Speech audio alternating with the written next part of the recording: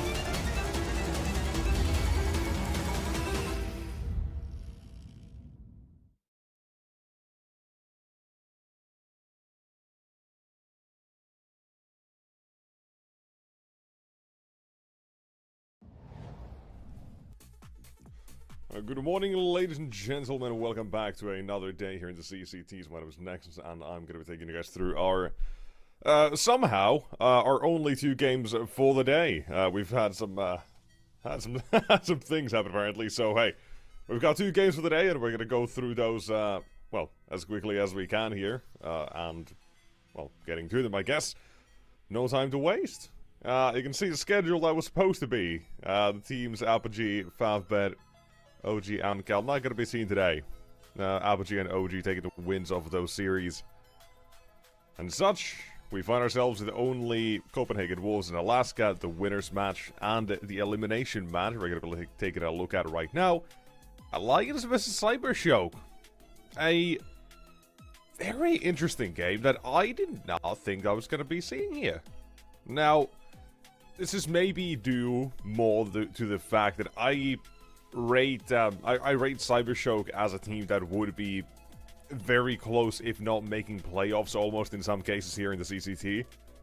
Like, kind of on that brink of almost making it there consistently.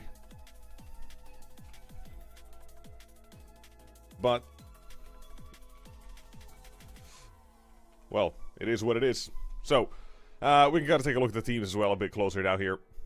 After we take a look at the groups. So both teams, right, you know, a loss against OG, you know, not much there for Lions. Then OG get another win as well. Haven't had to play a single game, by the way, that's kind of funny. But made their way through, just like that. And then, right, with Cybershock having a loss against Amical, I think that's kind of fair, because they do have an insane player. And a pretty damn strong team as well. So, I see why they're still here, but it's not the expectation. Nonetheless, that means we are going to see one of these teams get out. And for the side of Alliance, the Swedish side has been kept alive for a while. We've got Era, Upe, Avid, Twist, and Pleasant. Now, it's been a whole minute since I have last seen him. But I've obviously seen the players a fair bit. Now, Upe I have not seen as much of. I think he's the one that I haven't seen. I've seen the least of, if I had to have to guess here, but beyond that, right, I think the team has some pretty good pieces around it. Some interesting changes though. Era brought in as a new player for the team, and he's already been grinding 20 days, 35 maps he's already played. So, you know, they've probably not had a whole lot of time for practice set aside besides the officials. Maybe not as much as they would like, but it is kind of what it is in the current landscape of Counter-Strike and such. So, I'm hoping to see something good out here nonetheless. And I feel like we are going to get it. But that could also come from the other side as well, because Cybershock as a team, they're pretty damn good. Now, I rate the changes they made during during these last couple of weeks, months, with Blixie and Glowing joining this team, because I think they've been both pretty damn good, and they've already elevated this team from what it was to something even better. So, I really just think that this is a team waiting for their big blow, and they are going to make it or make something great happen soon. So, I really want to see that happen. But we'll have to see if they can kind of live up to those sorts of expectations, because currently, well, threat of elimination may not get a chance to hear and adjust the recent results as well. Last couple of weeks, they've not won a single game. Currently on what I believe to be a 7 losing streak. And a lot of those 0-2s haven't really had a chance. So, you know, there's maybe some shakiness in the current roster here for Cybershock. So, we'll have to see how that looks. But then again, you never know. You never know. Maybe they decided to finally make things work with these new changes in the roster. But let's also take a look at that veto, because that will matter a fair bit. We need to know the maps we're playing and where we kind of lean. Now, if I were to guess, Inferno probably gets banned, so does Train. Those would be my couple of guesses, because Alliance, they do play most maps. Cybershock, for them, Inferno has not been great. 5 games played and not a single win. It makes sense they want to ban it out. Now, here's the question. Are they willing to gamble a bit on Train? Because Alliance, they've already played it a couple of times. They just haven't won it yet. So, they do have a chance to flex their map pool a little bit here. And there you go. They go for a different sort of ban instead of a Mirage. That's the one of the two that Cybershock have been really, really strong on. The other one would be Anubis, that I feel like we probably get to see them go into instead. But that could also be a bit deceiving, considering the losing streak they're currently on. But they're still going with that Anubis. They're still fine with it. So, continuation. Onto a little bit of Dust 2. That makes sense. That makes a whole lot of sense. 1 out of 10 wins for Cybershock. It's just a punish pick through and through. There's not much going on there for Alliance in terms of what should we be picking into then. No, that just makes sense. Maybe a little bit of a nuke could have slipped in, but might actually become a decider as well. There's a couple of options here, right? You have Ancient or Nuke, both kind of maps where Alliance do have the edge just numbers-wise alone. But Ancient has been such a popular map in those third maps, so I would not be surprised. But instead, I am slightly surprised, because it is going to be that Nuke. With Alliance give it the choice, Ancient goes out, and we are left with that third map of Nuke. And, yeah, I really think this is just a case where we're gonna have to see if Cybershock can come back, and if they can bounce back from this sort of slump they're now in, because the first couple of games I think they played with Glowing and Blixie, they did look pretty good. But besides that, they really have not... They haven't had much at all. Right, numbers-wise, the two are doing fairly fine. But as a team, they're kind of struggling at the moment. So I really am kind of struggling to see where the current issues do lie. Because I think individually, Cybershock, they have the pieces they need for this. Right, Blixie and Noltineki, they can be somewhat more supportive, or those who give space, let's put it that way instead, compared to Glowing, Phenomenon, and Lovicus almost as well. So I feel like the pieces are there, but it's not clicking at the moment, causing some issues, obviously, on the Steam then. And then, as for Alliance, I can't say as much, unfortunately. They're going to have to kind of give us that sort of eye test almost headed into the series, and starting off on their opponent's map pick, you know, maybe doesn't help all that much, but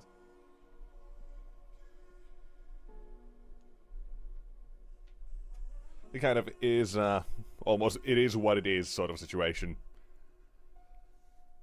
They'll have to figure that out. So I'm hoping for the best. Expectation, I'd say, is somewhat fairly high, right? Obviously, like I say, I haven't seen Alliance in a good while, but I know the players. I like what I've seen from them in the past as well. I think we're gonna see something decent. Now, as for the game itself, I am getting word we should be good to go in a very short moment, so if you're still waiting for it, that's why. This has some issues, player had to restart their game and all is fine and dandy to continue from there on out. But now here's the here's a proposition as well I like to make. Not really a proposition as much as a observation. Alliance have a real decent chance to get a 2-0 here. Because they're fairly adept when it comes to Anubis as well. Right, maybe they haven't played someone or a team as happy to play it as Cybershock in a good minute. Who've had those sort of proven records on this map, but it doesn't really change much. Just because that Alliance, they have been winning it regularly. When it comes to this year alone, they hadn't really played it since the end of January, but 5 games they've played, 4 they've won. That should tell you they have been looking fairly decent, and that's pretty much just in the last week alone. Pretty much so. They've been thrown to the deep end, and yet again they are going to be playing Anubis, so I would imagine they at least feel confident and comfortable enough on that map through and through. They should have no real issues on it. So Cybershock, it really is the question, can they come out of their slump, yes or no?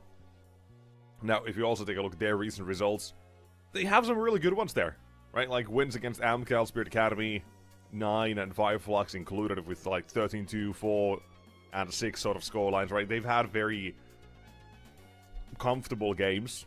Not entirely easy, but some of them, yes, absolutely. So, they've been winning when they have been playing. They have been absolutely winning.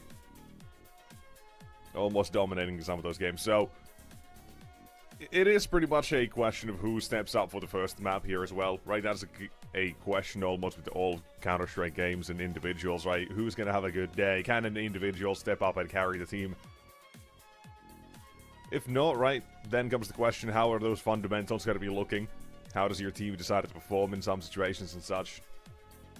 There's a lot of what-ifs and buts and contingents in Counter-Strike that really just, well, make the difference, as it were. So we'll have to figure those out as we do get along and head into that first map again. It should be fairly shortly. I believe all the players at least are on the server, if I'm not completely mistaken. So we should be just waiting for someone or something, and we are good to go.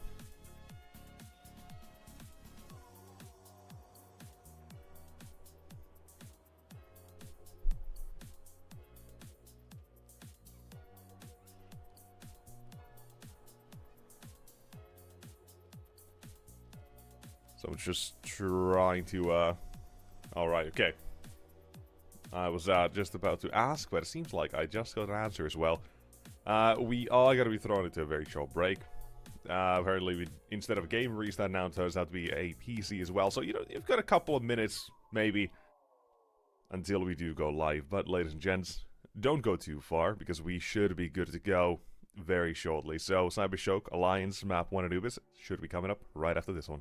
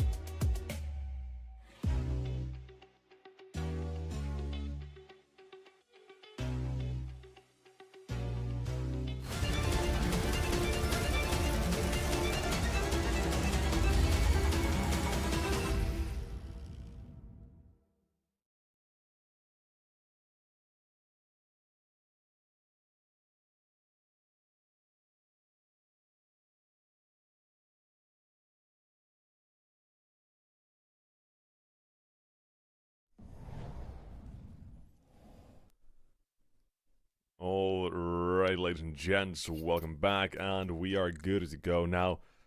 Starting our first map of the series here. And, well, on Cybershock's map pick, Alliance, they're starting on the T side of Anubis, makes all the sense in the world. We're not going to see any surprises from the very get-go here, but the first round could still prove to be a bit of a intriguing one, so let's see what we do get, because as we're counting down, apparently there's something still missing, some coach issues, but all should be fine, I think, given a moment. So we're not going to be going far, I don't think, but just, you know, give a bit more suspense to this first round, I think, is a way to say this.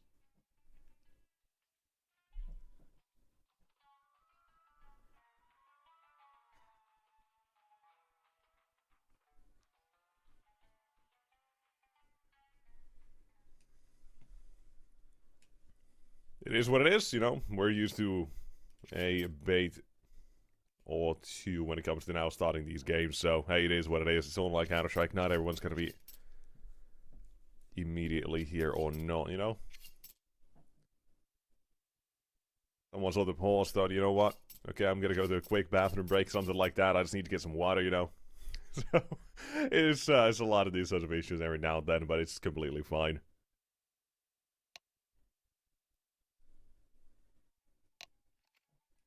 But I do imagine those chat sounds we hear now mean that we should be good to go as well.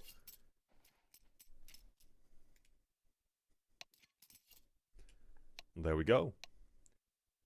Getting the show on the road, finally. Let's go. Let's try this one more time. So, ladies and gents, thank you for waiting. Thank you for sticking with us. And we are now getting started with the first of the day. Taking a moment. Or two or three, but nonetheless we're here, so let's go.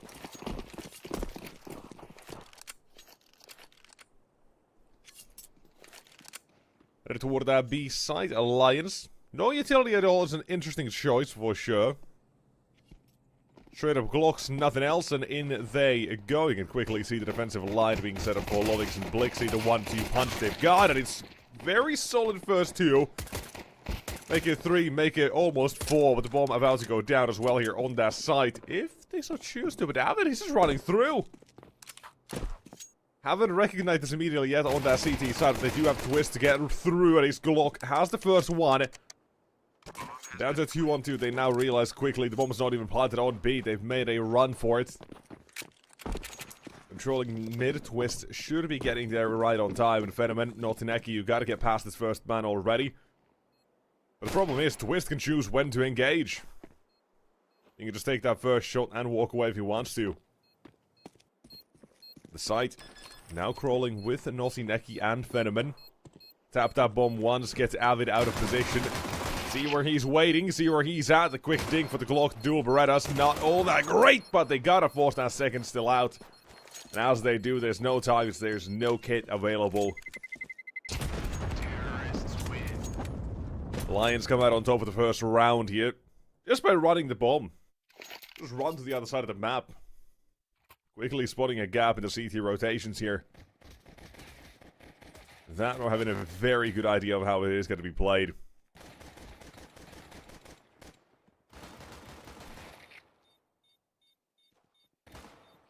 And first round. Couple of seconds really would have made that difference there for the bomb, but it is what it is, and Cybershock, for round number 2, they decided to go for a bit of a force buy, which is quite the interesting choice, I'll say. Because I don't rate CT force buys.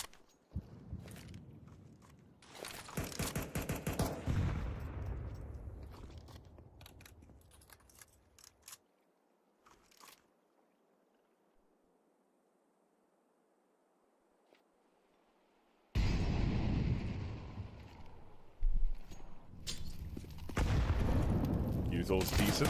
However, first one is Twist to get it. Blixie, quick trade for the MP9.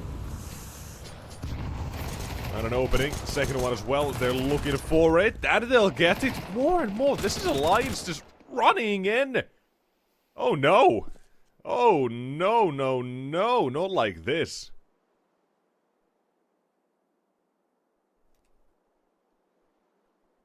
This was not supposed to be like this.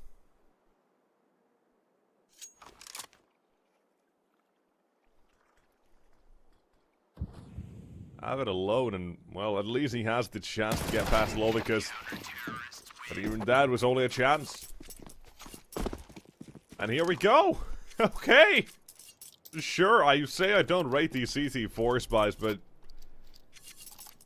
well, last couple of ones I've seen have suddenly or somehow still worked out and surprised pretty much anyone.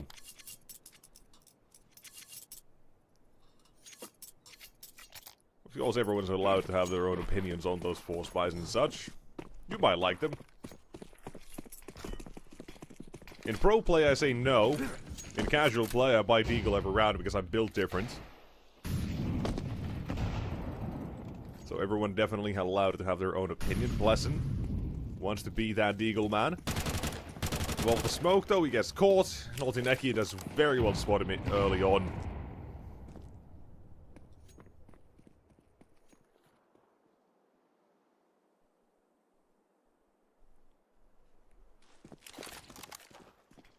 Was main. There's Util. Defensive perimeter set up here for the CT side. And it should be pretty much the round done. Seeing a bit of a commitment from Alliance. And Cyber Shock plays on rotation. All is good here. Will be handled. Air as well has that bomb. And Avid, at the same time, he's been spotted mid, tagged up. And at this round, ooh, not done without a kill at least.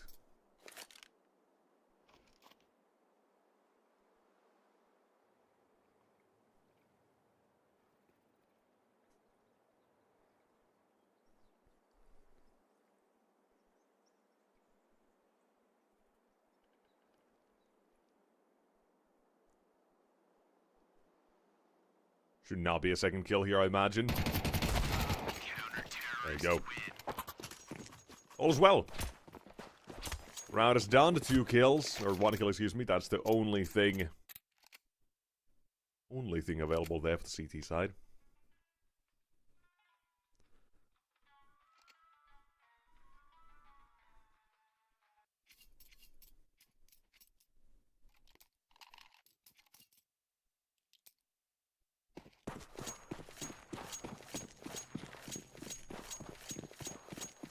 Felico. This is going to be done quickly. Like, see here, steps. Molotov thrown down, and there's a HE as well, but at least Alliance is not going to run through. But they are just going to wait. Slowly peek into their deaths. CTs happily welcome them with open arms. A site done around and well defended. And there you go. 3-1. Not only from the back of that 4 spy, we've immediately got Cyber Shock 3 on that CT side, and, well, every round here on the CT side counts more than, well, most, really. So it is what it is. Immediately to a very, very good start, and that can only get better with this one. Alliance, I did say as well, they have been looking pretty good on this map. But Zova and Cyber Shocks are both in recent form. Have been putting their best foot forward when it comes to this map alone. Expecting something good, and Cyber Show currently, their CT side immediately did start to deliver, but here's that chance for Alliance to switch things up a little bit. 1 and 2, the B side quickly falls, and Cyber Show decided to call it a save. Although I would suspect they still want to try this. May not be as easy of a save as we think. Bomb nowhere near to be planted. They've got now a kill in. Ube Guard, Pleasant though, holds a power position. Swinging off his teammates, and as soon as that CT side as well, you see Noltineki jumping up, gets caught. There's 1 free kill, but no second, but that still feels like it should be the end. And seeing Fetterman low HP, glowing as well, both backing off, neither one pushing too far.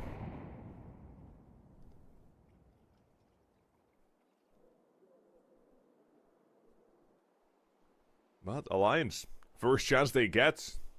Round on the board. Well, first gun around chance, let's put it that way.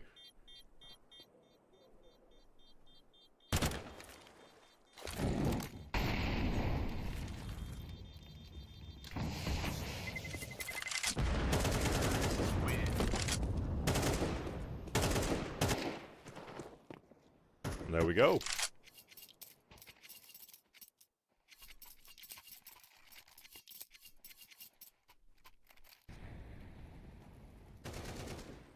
A very simple round of get contact and walk in.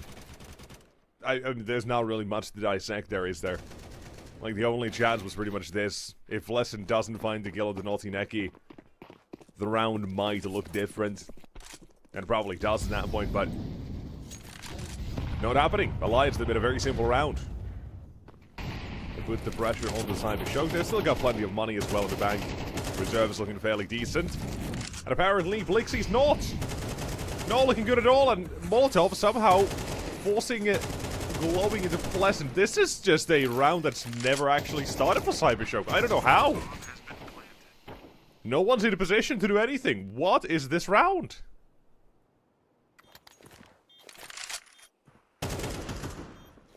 I didn't even register that was Pleasant at first. I thought it was a CT player. They just let him walk through cave. Unobstructed. Fair enough, I guess. But... my god, that is, yeah, sure, yeah. Another round. Just that easy.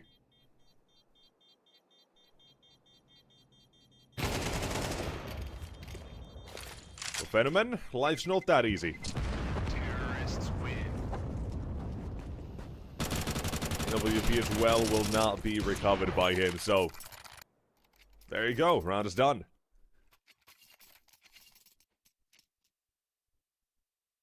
Three to 3, CT side, and now their reserve economy starts to look a bit worse for wear.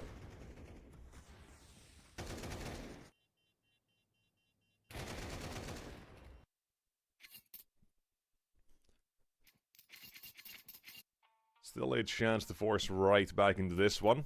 I feel like the questions could be... what's it to change? Well, that is the question here. Because you can't afford to let that last round or the one previously happen again, because now twice in a row have Alliance decided to walk onto B and they've got the rounds.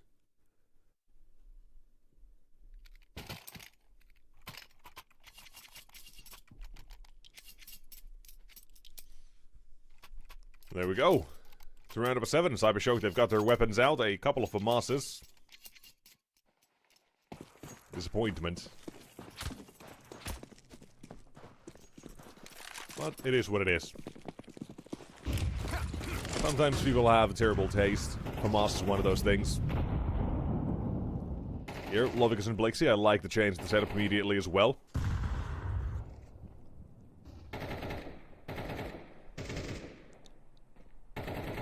Again, they're not...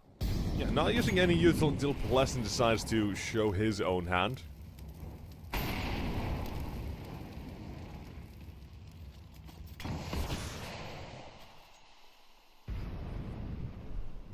Throw the whole bag at him, apparently, from Lovicus's belt.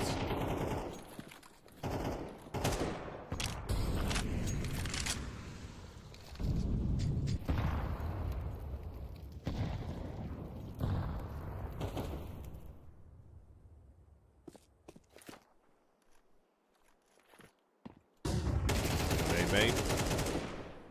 First one, no follow-up, and even Upe seems a bit surprised about it.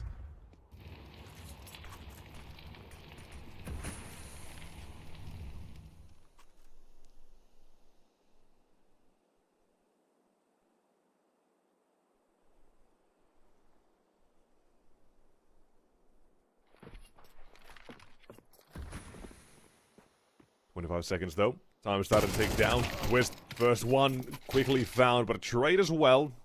Doesn't really give Alliance all that much space at the moment. All the use of the noise towards B still heard, but Pleasant nails a shot. And does get tagged up with 21 HP remaining. There's not enough hope here for Cybershock. Even when now Alliance decided to switch things up a little bit when it comes to slowing down the round. Still works out pretty damn well.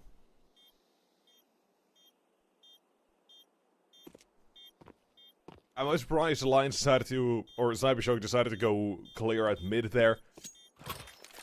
A little bit, yeah. I can see the vision if they're trying to drop towards canals afterwards for that rotation fast behind them, either way, A or B.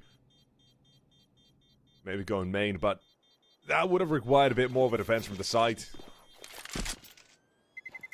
And perhaps not losing one of those mid plays as well.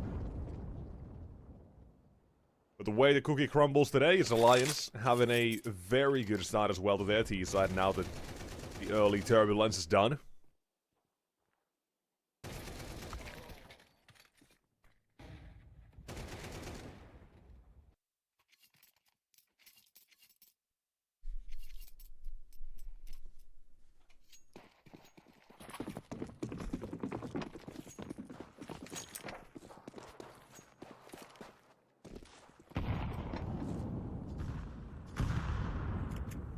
Cheeky little boost to the AK.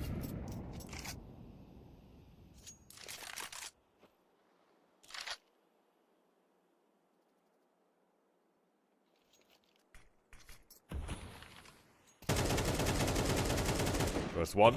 We played the off angle for glowing, but unfortunately, timing is not on his side. M4 on the ground, more util. A push for the T and CTs alike into mid. Through all that util, they're going to try to put these players down to the corner. Blixie 1 and 2. Mad advantage to Cyber Shock for now.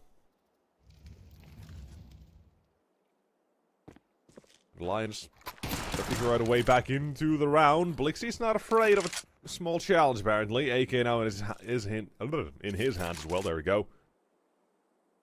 Early morning, gotta get those words out. Warm up the vocal cords and all that. Upe warming up his AK-47. Finding Phenomen now toward that B side. The Lions, they popped it through and saying hello.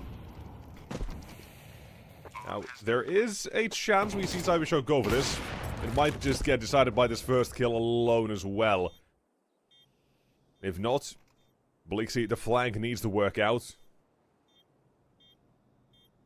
Naughty Neki smoked off. That at least does keep eyes away from main for a second, perhaps. There's that util. Molly to jail, clear that corner out, but Blixie's walking through. They should be expecting something along these lines, but seems Cybershock as well, they call it quits. They've not found an easy one. Haven't found a freebie on their way in, so away they go. Terrorists win. Yes, another one. It's just that early fumble now for Alliance, and I wonder what the game would have looked like had they not lost that second round. Because they fumbled that one poorly.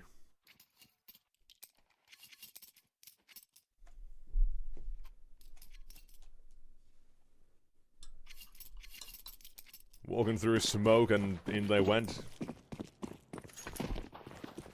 Spam through as well. That was not a pretty round, but they've now recovered.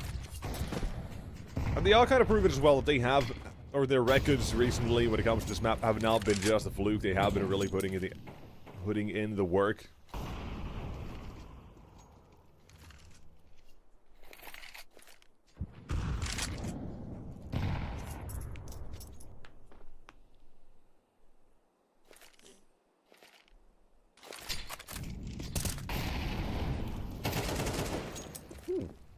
Beautiful 5 and Ultineki. Defended the A side. Utility goes in. Blessing takes a bit of damage. All about to be revealed as well. Phenomen nails the shot. All he needs is shoulder. And some of his intuition. With the Lions now being thwarted off that A side, they wanted to change up the pace here. A couple of rounds of these slower plays. Walk towards B. And when you change things up here, finally, Cybershock's got to be ready for it.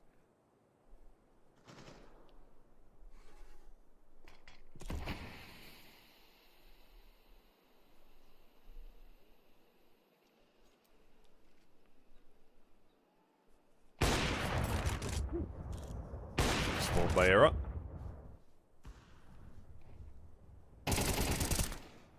But there you go. All this time Alliance took here, their early A exec, gave Lovikus the chance to walk out B. And Upe, now thinking about anyone else being towards B, seeing a very aggressive stance. Thought he could have just planted the bomb. Ends up losing it. The round is gone. And Era should at least be able to save this one.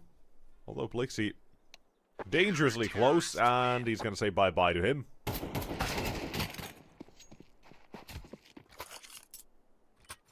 Era to take a nap at the end of the round, and still he's got 10k.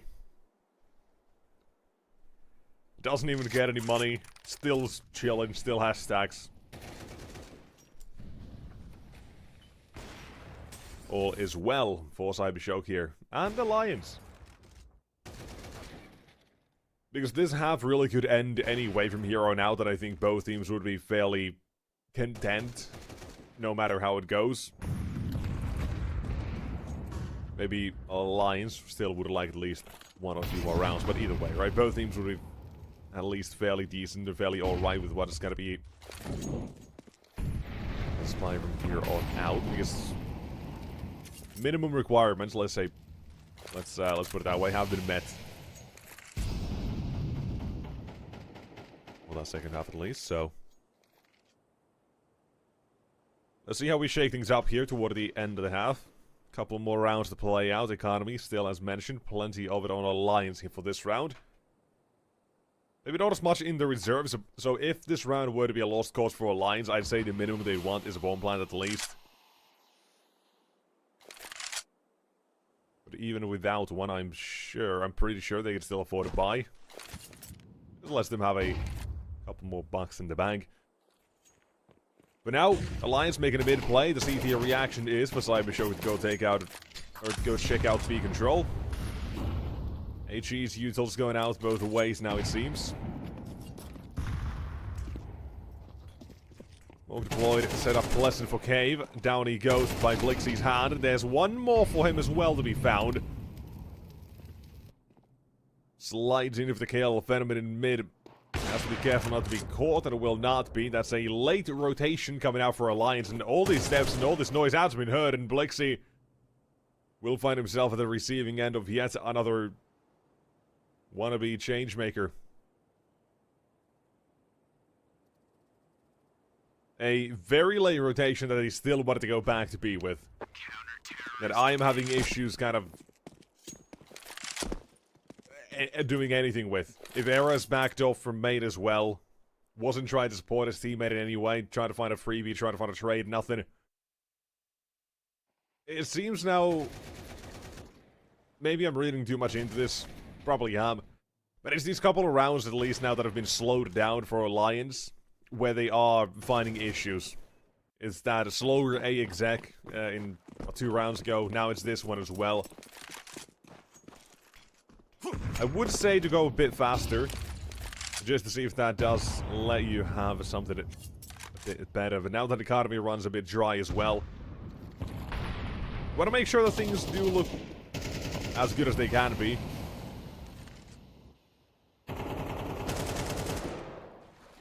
Awarded that last one.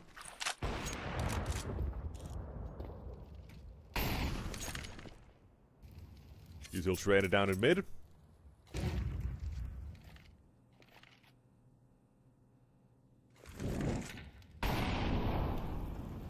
Again, a bit of a slower round. I just said maybe not a biggest fan of this. Blessed. Attention received. We'll be dealing with the first one. And wanting another. Upe tasked with holding a main this time, but a quick trade from Naughty Neki.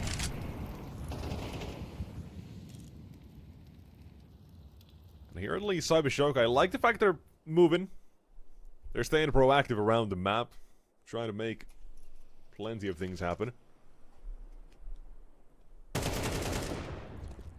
Ooh. Venomman, caught on sight. Blixie, last round's hero. This round, anything but a 0, only 1. However, may not be what he's looking for. Especially not what Naughty Neki is looking for here, it seems.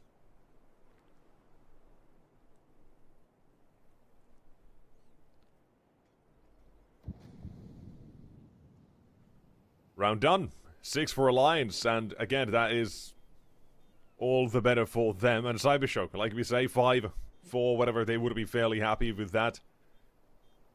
minimum requirements now met, and I'd say passed as well. And still a chance to get a 6-6 half.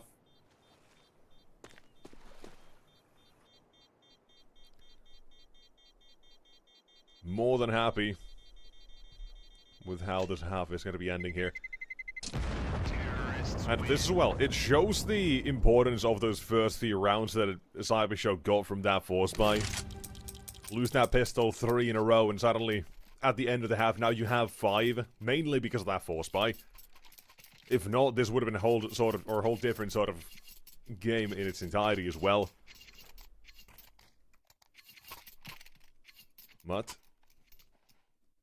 here we are, headed toward a round of 12.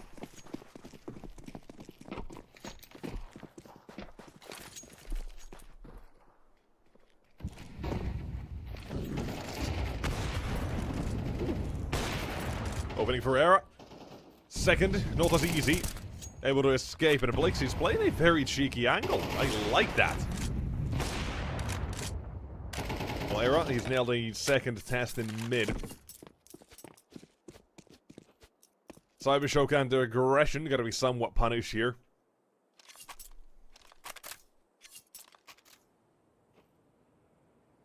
But just because one side of the coin does not work out doesn't mean they're too afraid of the other one either.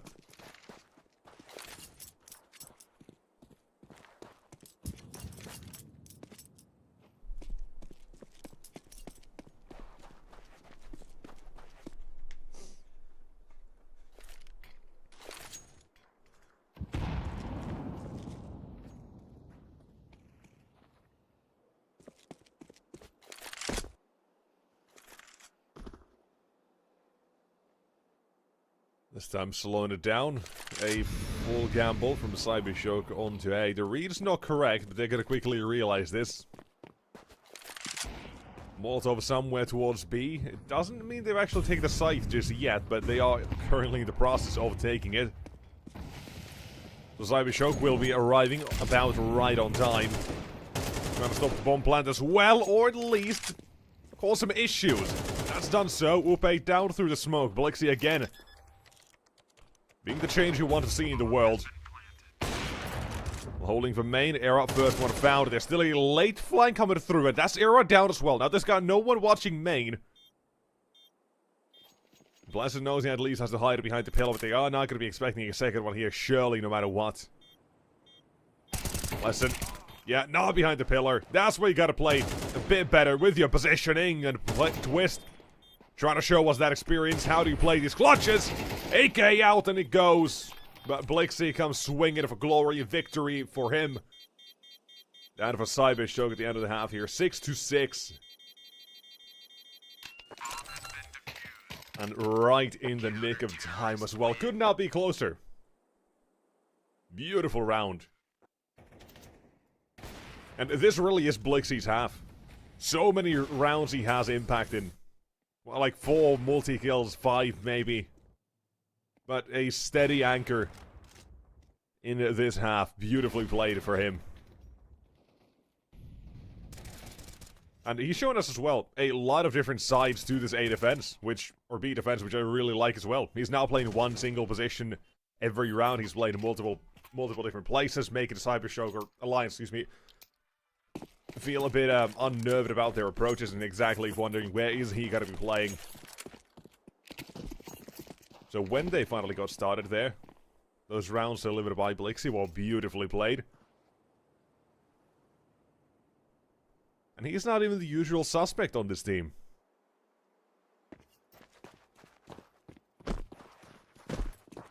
So let's see if Cybershock can have the others activate for the second half or not. Plenty of noise made in mid. That does bait Pleasant to go for a push. Once that information finds one. Bomb as well should have been seen there. Avid now dual Beretta's ready. Fires off the first one at the warning shots onto the second. But inviting them in, there's more and more players still up close yet. Upe down and only baits them in. To Avid and Arrow they go, and that is the pistol round surely at this point is done. But I'm unsure he has that grace of having the bomb, but that's about it.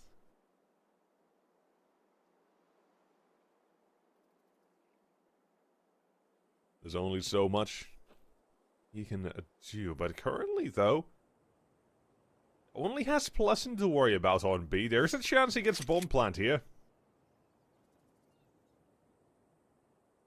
A realistic chance, let's put it that way, because there's always a chance. But chance gone. Needed to nail that instantaneously. Now rotations are here in Fenneman. Should recognize the sort of trouble he's in. But Era in from the back.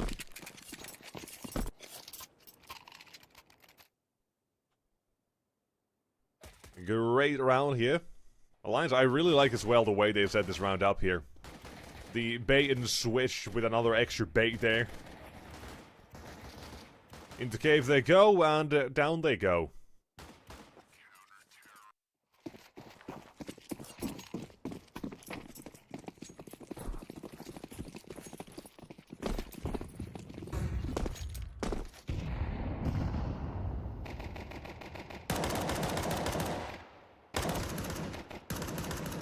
Now this is where I respect that I respect that they now go for the eco here at least. Even it's a bit closer. No necessity to force buy and such. But when you have six on that T side, you're now at the risk of losing the entire game immediately. I feel like this would have been a better chance to force by just on paper alone than that first half, but I guess whatever floats your boat, man. It is what it is. That's the round quickly done as well, Alliance. Don't lose a single man at Twist Farms MP9 cash as well. And we move on. Guns coming out for Cyber Show. Now, that as well, just to go on the back of that last thing I mentioned, right? The force buys and such, TCT side of there. I would have liked to see if they forced both there instead of that CT side. That really is a question of just what sort of philosophy do you want to play in Counter-Strike. Because there's so many different things and approaches. So many small changes. There is no one right answer. Although Blixie is looking pretty close to one, I'll say. He's got two. Looking for the third as well. The head nearly spotted and taken down. Avid. Lucky to be alive because Blixie had the first shot there. Damn, that is very damn impressive. Alliance, their aggression towards B thwarted. Glowing with another one. Menupe left alone. Also after trying to offset his position. Pleasant still somewhere in the mission of rotating. Menupe finds the head of one, turned around, is glowing. Should let him know, yeah, this is not going to be a B hit anymore. And we're looking at Cyber Shock, the advanced position they have. Naughty Neki all the way in Temple. Lovic is in CT. This round should be done just by the position alone here. Sure, both of them are isolated, yes. Bomb has been planted. And that does create an opportunity if Alliance really, really wanted to try and retake, but no. Hanging on to their weapons instead.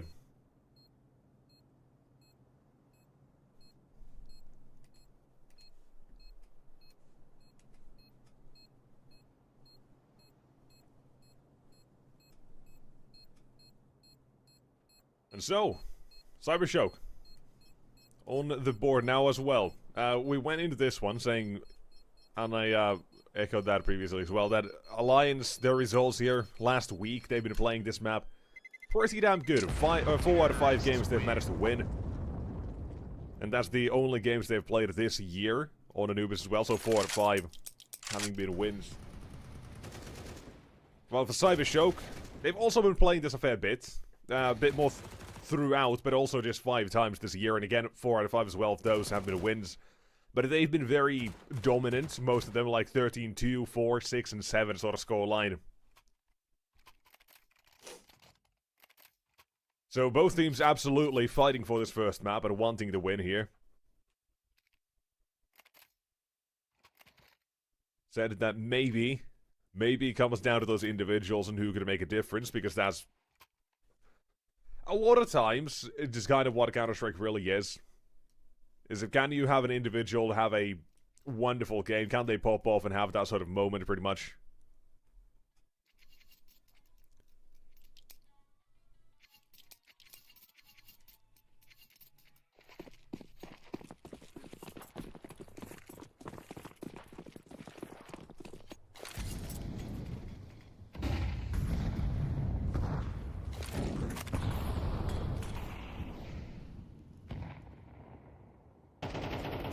Nonetheless, for round 16, both teams putting plenty on the line here. A wonderful HE as well. Someone ordered a precision airstrike.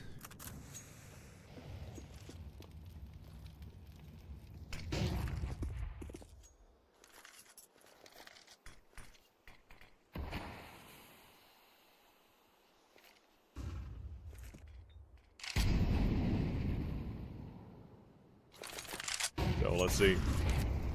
What do we find out to get out of this one? First minute's wasted off the clock here. Pretty much as any usual. Not a waste, but close enough. Setting up the round and seeing what the other team want to respond with. And a very aggressive smoke almost from Upe. Might want to bait them in with that smoke as well to see if they want to walk through the edge of it. I think could be the idea.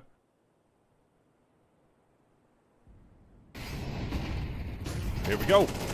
Entry to be gained, secured access now towards A. It's not going to buy a rotation, however. It's just the util and Twist standing his ground. More noise on B. I do reckon Pleasant might have been spotted. Doesn't matter. He's got a kill of his own, and Navid looks to stand next, and he's got 3. Beautifully maneuvers around the site. Not allowing a single person more than a singular duel. 1 versus 1's only for him. And for Alliance, I really gotta commend their efforts here in making sure that they don't over-rotate off the site immediately. They actually keep their players on the B side as well. Twist, 1 kill, only the utility and no one else to back up immediately. No trade forced by Cybershock led them know very, very quickly it was going to be that fake. So great read from them. And the kill that kind of cements that as well at that point. And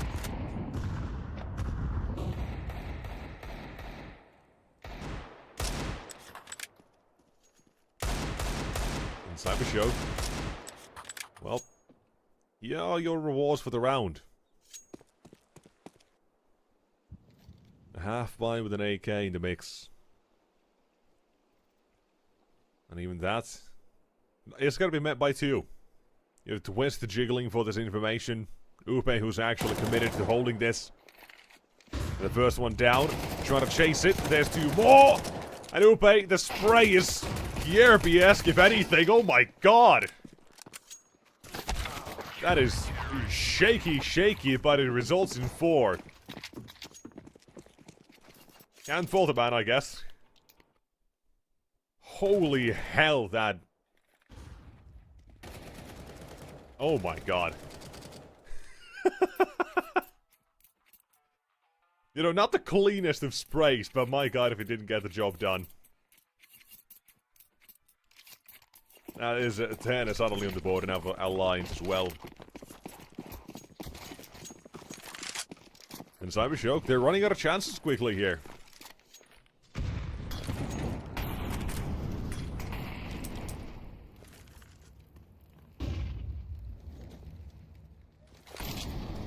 This almost feels like a do or die sort of round.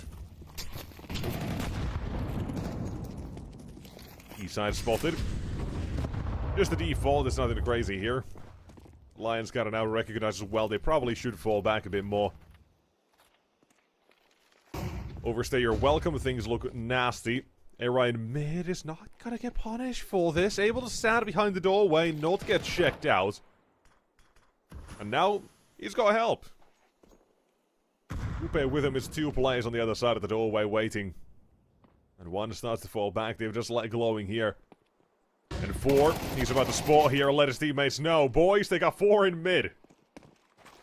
Here's that quick adjustment as well. A free B side to take. Pleasant does arrive, but mollied off. Cybershock, an instantaneous read. Rotation, they knew exactly what to do. The moment we planted goes down. A retake that is on.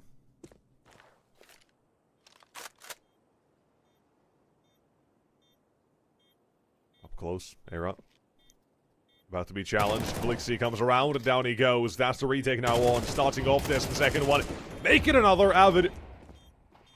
Very much an enjoyer of the site. Defender of it, and yet again, 3k delivered on the CT side for him with 11 secured for Alliance.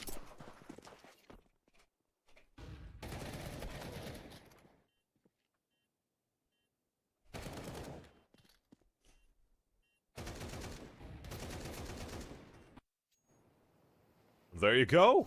Alliance. I'd say that's very damn close now to taking this first map.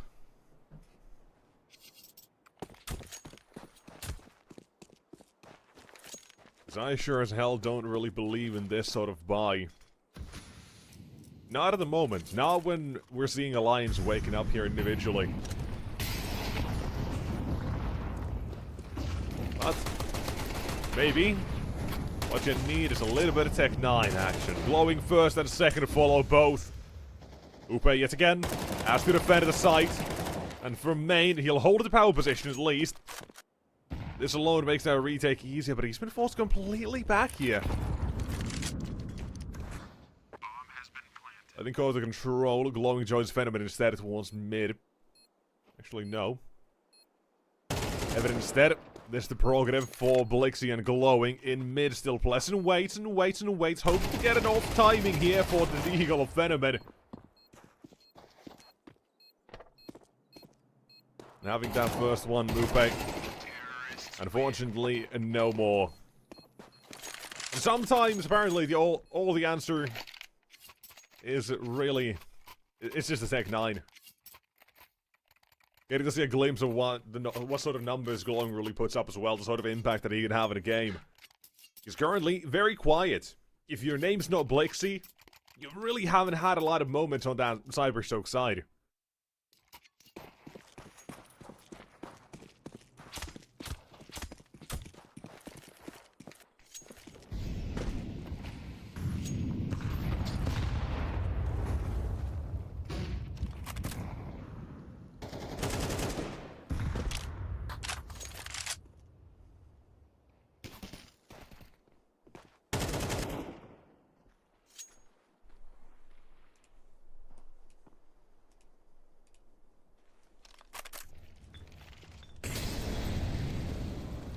Taking control. Mid seems to be the place.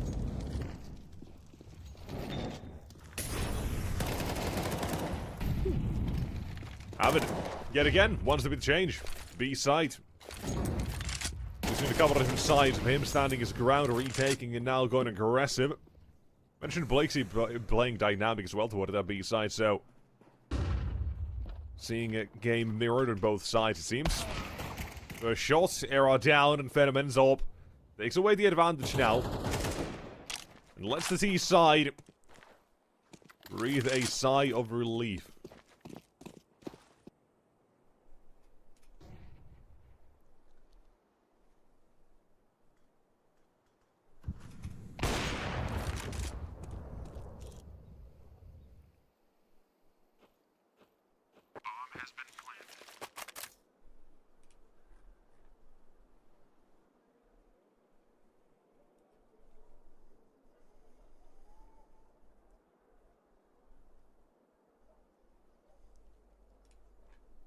There you have Cybershock.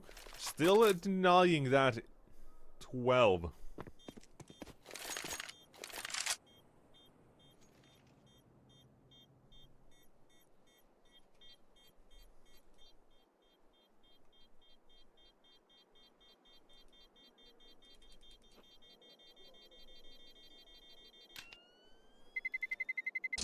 Terrorists win.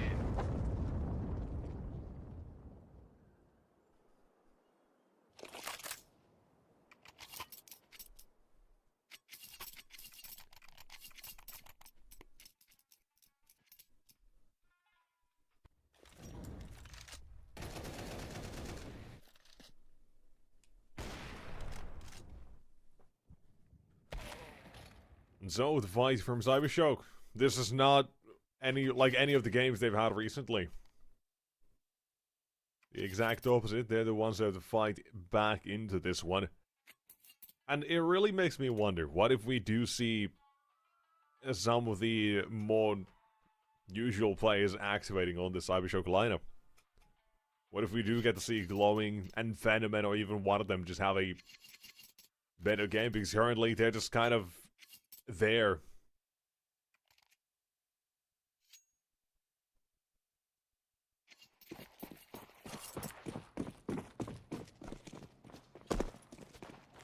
But still, a couple of rounds to play. Out of this one, it's not look all too strong for the side of Alliance, but we'll see what they can get up to here. Alvid is the B player, now heading out to mid to start things off. Checked it out, sees nothing. HE going out as well. Doesn't really do anything. Second one goes out, and they decided now let's group up on the site instead. They've got a decent setup for this. Not the absolute worst, and if they do get this early warning sign, Upe and the Desert Eagle will qualify for that, I'd reckon. And to defend, Alvid only good for one. But one more still remains. The Deagle is good. It's deadly. It's double for Pleasant. Suddenly you leave it on to one. Phenomen. What do you got here? A clutch required, and the CTs, they're moving together.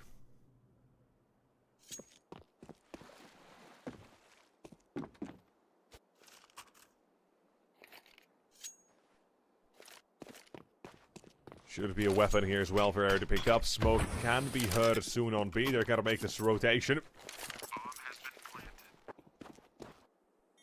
Again, move in tandem. You have an AWP to go up against. Trade this quickly. Oh, Phenomen. First one.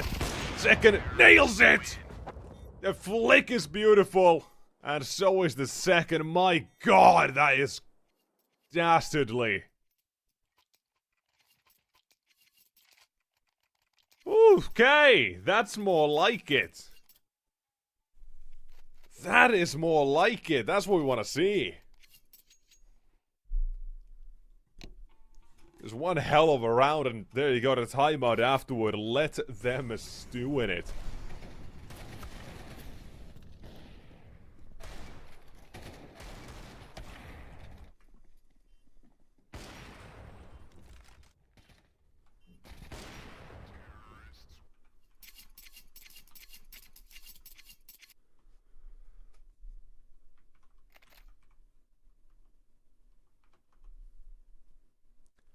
There we go.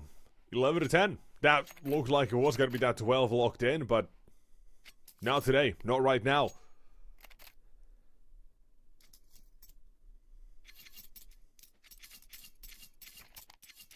And here we go. Game is on. OT could still be possible, but it could also be the Cybershock closing it out here, because the Academy on Alliance, again, is very damn weak. Cybershock, they get to 11, or at least they get to a bomber side with an advantage. We might just see Alliance save.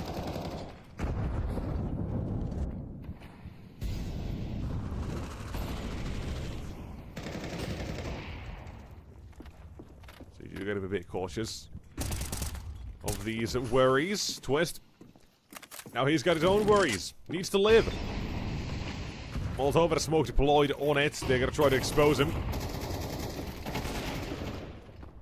Instead, it's 1 and 2. It's Blixie as well again from mid. You still have well, you got Era to watch out for.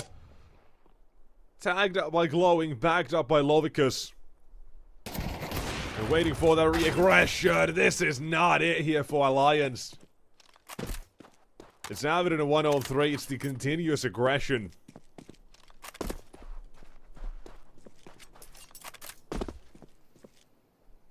This is surely 11. You at least have Avid in a quick position to do something about this. They might go aggressive search for him. But even so, no. Naughty Nekius, no thank you. Falls back and just plays passively. Well, Avid, he's run off all the way back to B.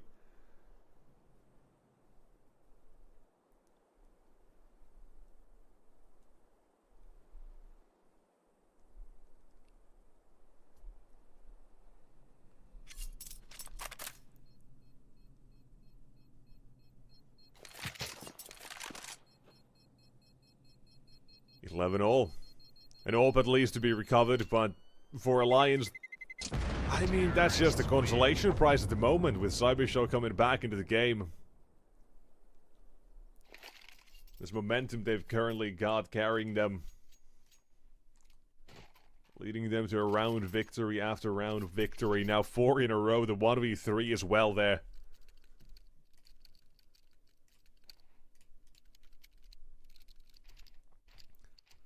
And one last time out for Alliance now deployed.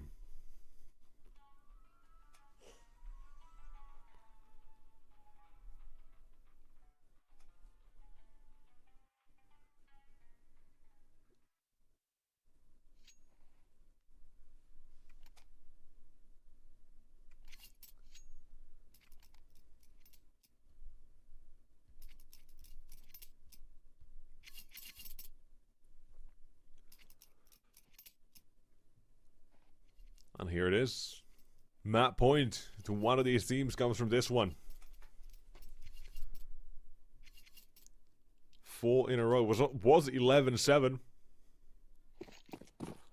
And then lost the plot on Alliance here.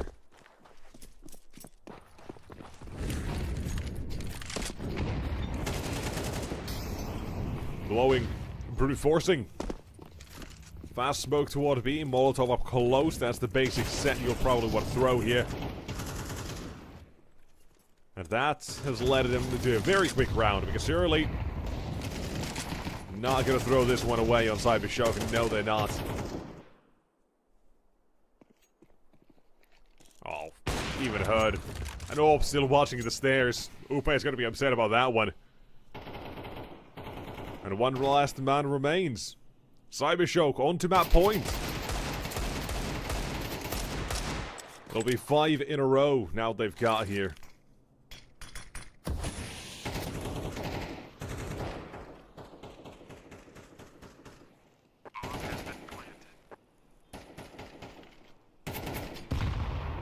They want to get rid of him. Don't let him have a deagle.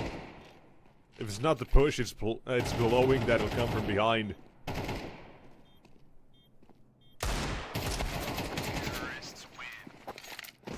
Map point secured.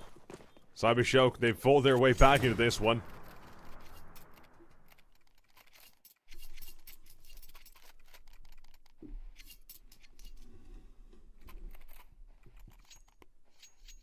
And a different sort of game. They're not used to in their recent or in their recent games this year to having to fight for these games as much as this one. And now threat of overtime. The first chance they're going to have to close this out. Let's see, can we get it done here? On the side of Cybershock, they pretty much need this. Just to 1 out of 10 have they won. So, if this one does not go your way, I wish you luck.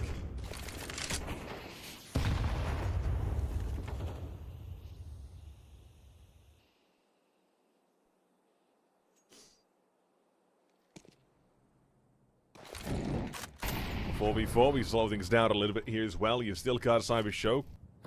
A plan set up toward the B side. The Naughty Necky full set of util. Could look to get something done toward that B side.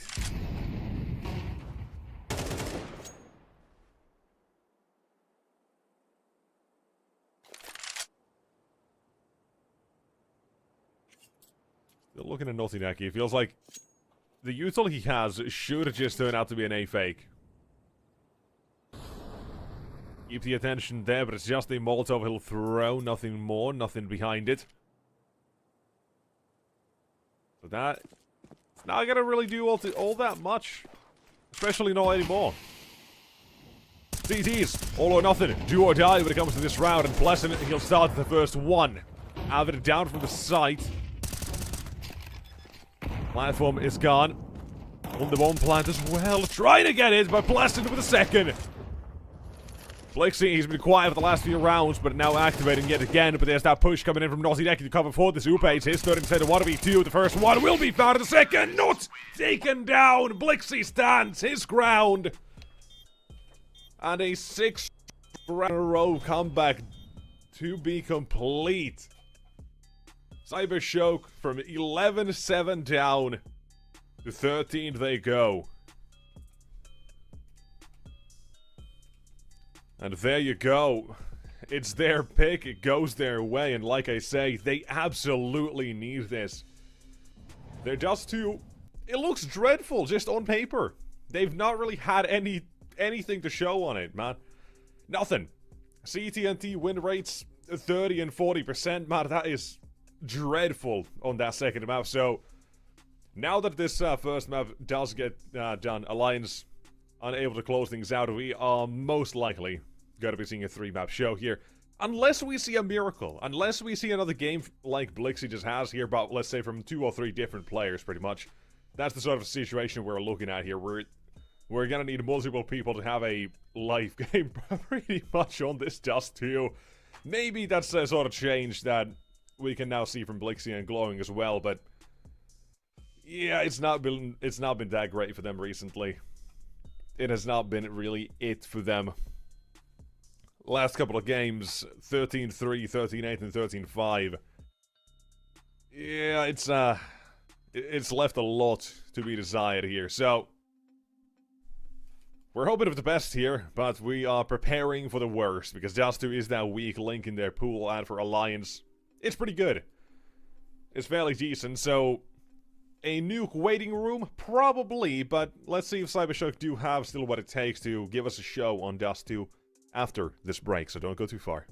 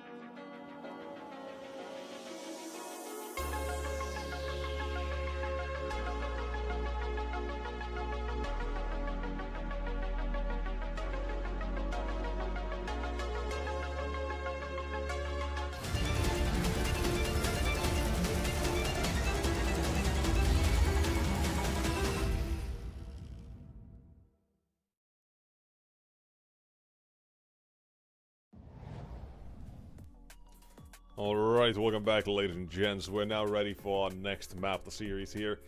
And I think prayers are in order for Cybershock, because Dust 2, it's not their map, let's put it that way. It's just not.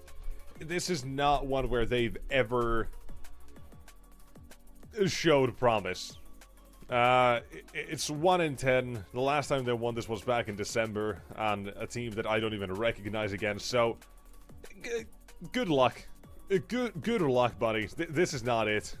This is prayers sent to their home, pretty much. And that's all there is to it. We're just waiting for a nuke. Unless there is a miracle. Unless a miracle happens, and in which case, sure. Now, here is, as well, statistical odds, which would dictate that at some point, you know, the more you lose, the more likely you are to win. You know, the odds just improve.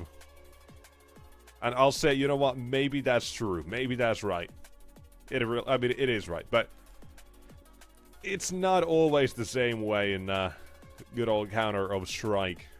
So, yeah, it's, you know, maybe a little bit of a lack of hope here for Cybershock. But then again, you just have to, right? If Cybershock were to prove that they are, let's put it, out of their slump, almost, there is no other way but to go through this and start winning. That is the only way for them to, kind of prove that they're kind of back. These last 2 weeks, 7 losing streak only. That's not been good. So if there is a way to show that they're officially, you know, finally in the game, let's put it, it would have to be pretty much here and now. With a win on Dust 2, or even a competent showing, let's put it that way, I'd be willing to believe that they're getting something done here again. But nonetheless, we hope over towards this first round. Cybershock. Well, I hope you're prepared, because I don't know how many people actually are gonna be ready for this. And I don't know if you're gonna be too ready for this. Even if they know. Even if they should be expecting this. So let's see. With the first round, headed toward the B-bomb side here for the side of Alliance. They've still got 2 towards long, so they're just testing the waters here, it seems. Smoke deployed, hoping to see if they'll get contact from long or elsewhere. And what else they might be getting up to. But this round now adds a little bit of complexity and a couple more layers for Cybershock to deal with, but at the end of the day, it's about hitting your shots and glowing at Blixie. They'll do that exact thing.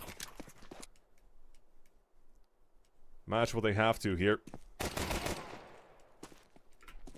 Counter-terrorists win. And there you go.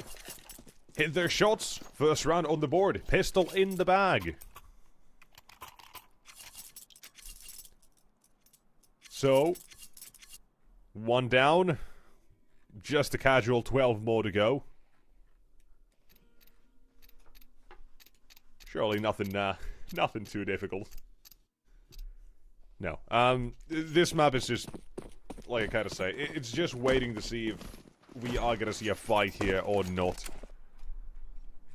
And that's pretty much all that it comes down to.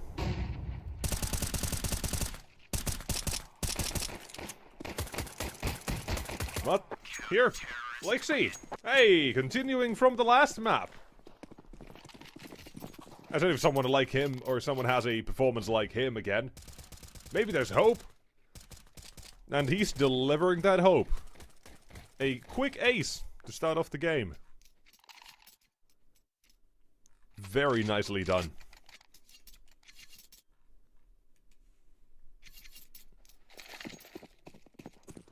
Now we say there's hope.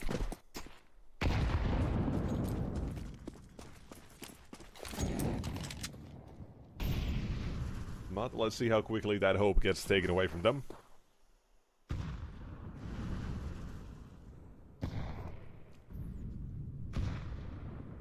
Because all in all, this is still a map where Alliance should smoke them. And Lovicus does get smoked. Ah, that was a... Yeah, that was a poor one. Poor pun. But, let's see. Is the defense going to be full or not? Fighting for this. Spamming through smokes, letting Alliance climb and scale up a bit more before... Officially setting up their retake here. The defense now comes through, but... Well, it comes and goes. Venom left alone here at the moment, and... Battling in and out of the smokes, he decides to back off completely. Naughty Decky as well with an MP9 only. Try and save this. Blessing getting caught here. Hold on. That's... I'd say awkward. Tries to run away, but... Oh well. Little complaints, I imagine, on Alliance for losing Pleasant. Just because he'll win the round here at least. Immediately getting things started. Terrorists win.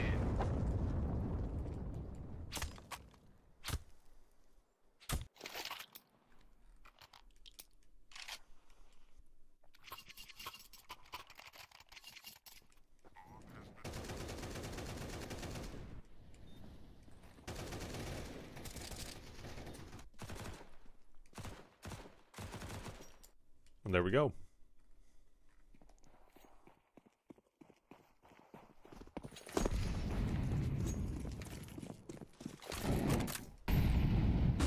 Round down, we move on. CT side have done the buy and out towards long. They decide to take their challenges. Blixie, nothing done, nothing gained, and all is well for Twist. 1 and 2 is what he'll find from this one. The round started off, Alliance, long control taken. It's on the Scheibe to make some sort of change here. Get a good response going on, pretty much. And I'd say this counts. Lovicus and Naughty Necky. They've got all of B pretty much just by with this push confirmed.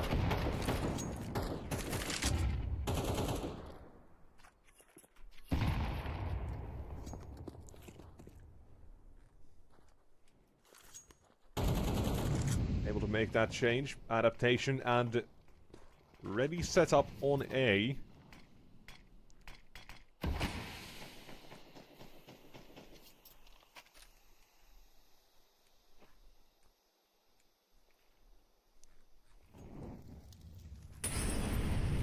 Now, what else? First one from the back, and there you go. Naughty Necky, he's found his impact, and with more. The sight suddenly to have it, it falls. To take this over and up against Lovicus only, but he's not gonna find him. Cybershock, they do recover this one.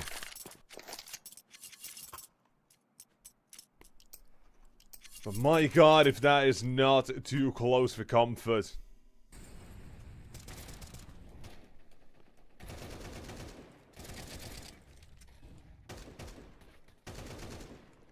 Certainly feels like it, but... Moving on.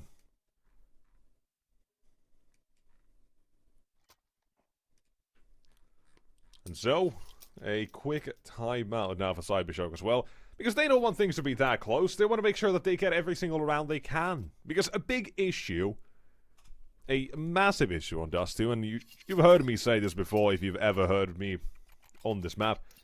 The economy is shit on the CT side. It just makes the game boring. As soon as you run out of money, you're just gonna look like Prime, VP, and Jame all over again, just saving every round. That's not fun. That's not fun, Counter-Strike. So, as soon as that CT economy is wiped out, you got nothing. You're fresh out of luck. If you lose a bomb site, if you lose 2 players, you're done for. It's that sort of situation. And it will pretty much continue to be for a long, long time on this map. Until something drastic and major changes. But I never see that to be a thing. I will never expect that to be something. So, it's just something that everyone has to live with. And try to play around. But people also have their opinions that it is a CT-sided map, so... Everyone's allowed to think whatever they want and all that. But here, for now, continuing and through along the trades both ways. Era leaves Alliance in the winning side for now.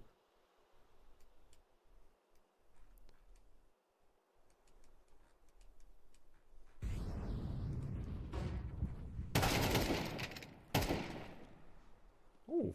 And Avid, yet another one found. Suddenly, his own Defenderman had one hell of a 1v3 in the previous map. The only reason they ever ended up winning it.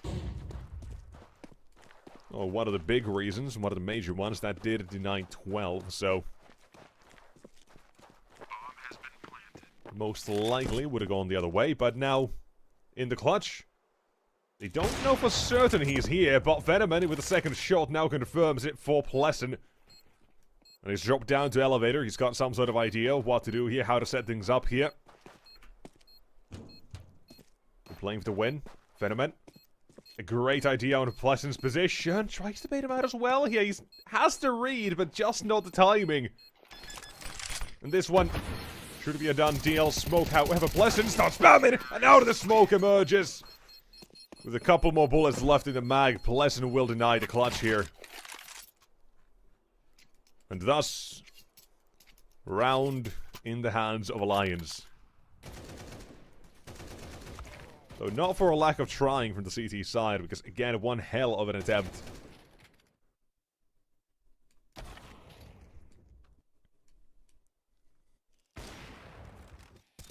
Venomman really is just someone you need to look out for. And that's pretty much what we asked as well from map number 1. It was someone else to step up besides Blixie. That's kind of what we have been seeing here, so... Any more? Anything else to give? For now, the answer seems to be yes. Into mid, up against the force buy. You gotta walk up short, you gotta walk up against that CT settings. They've got plenty of players ready for short, ready for mid. This could turn ugly very quickly. You have to be cautious of it.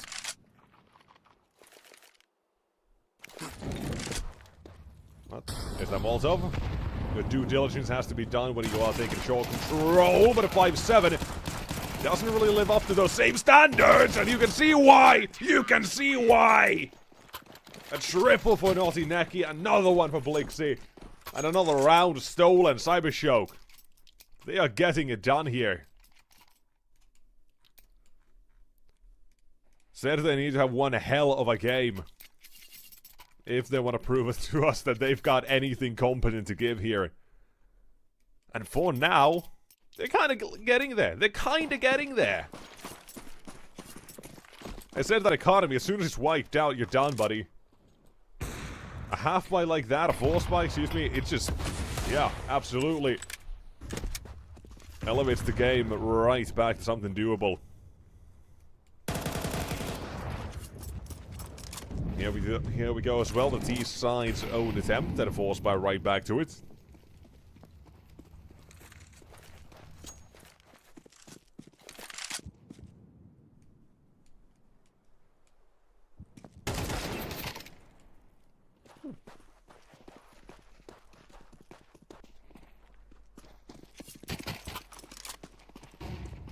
Back to a 3-on-3. Bomb site taken. Alliance in a great position at the moment. Can't stop the bomb plant despite their attempts. 12 HP remains. It's very damn close that Upa is down immediately, but they'll fight him nonetheless. And Avid yet again another chance of 1v3. His second opportunity. He even runs out of ammunition. The Deagle pulled out. He's going for glory and greatness. But I'm sorry to say, this one not hit the mark. Attempt is good. You can at least respect the hustle. Again, because that round is not meant to be from the beginning, but they still make it close. They make it a show. Give us something to talk about here, and we continue. With 5-2 on the scoreline. But now, again, That's another problem to continue with the CT side economy here, because only 2 players survive. They're not really able to set anything up for this one. So they're not really out of the Woodburg just yet.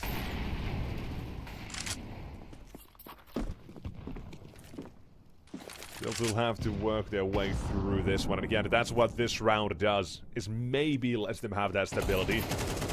But Avid with an AK, and a B-side to be at least pressured. They're not going to follow up on this, and Lovikus needs to stay alive no matter what, pretty much here. He goes down, the B-side's free access, free real estate.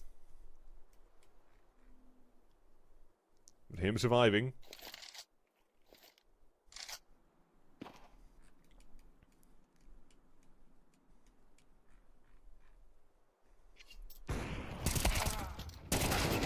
Let's now CT side hang on to it, and here as well, Blixie, a couple of him, another mid push as well. I really like this aggressive, or not really aggressive, but quick moves here for Cybershock when it comes to this mid pressure. Because it really feels like they've been trying to put in the hours and trying to get something done here. And that's very nice to see, because it's clean, it's working for them now as well. So, am I surprised Alliance is yet to find more than 2 rounds? Yes. Is this a pleasant surprise nonetheless? Yes. Seeing Cybershock be competitive on this first half. Teeing it up is only a small possibility. Yet here we are.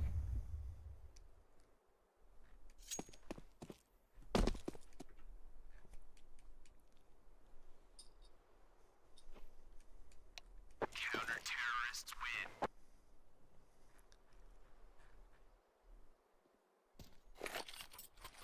And the round, there you go. All good. In the end, Pleasant gets his hands on that M4, retains it.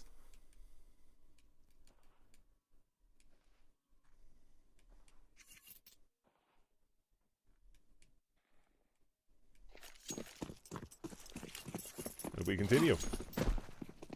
Another chance again for Alliance to make a difference here, make a change. And I feel like they're now slowly running out of those chances, weirdly enough. This feels like they need to get something done, and pretty soon. And if not, well, I start to get a bit worried.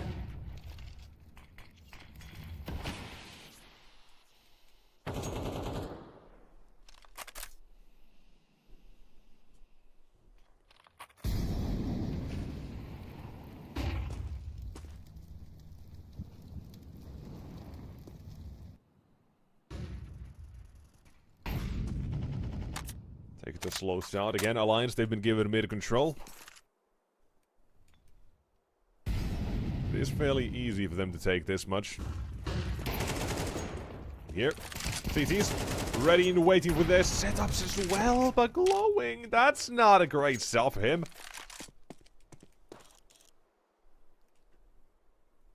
Bit of an oopsie right there, but it is what it is. Not every shot hits.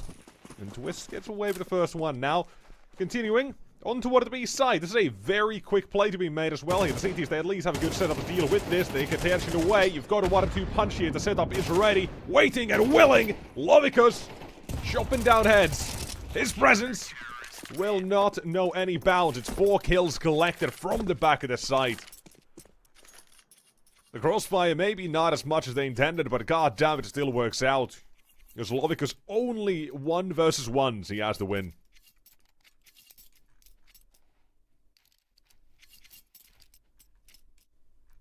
Wonderfully done here.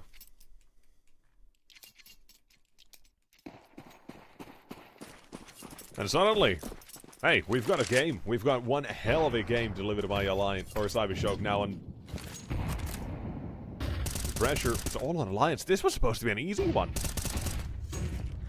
We're saying if there's no chance Cybershock unless a miracle happens.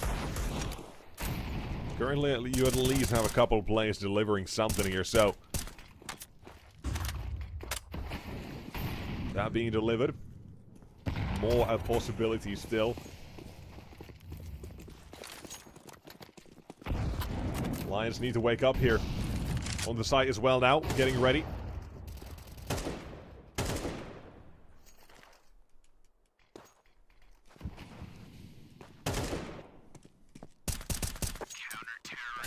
And not much. 8-2. Is this the game? Again, that should be happening. Probably not, but if Cybershock want to say they're out of the slump, here it is. The statement.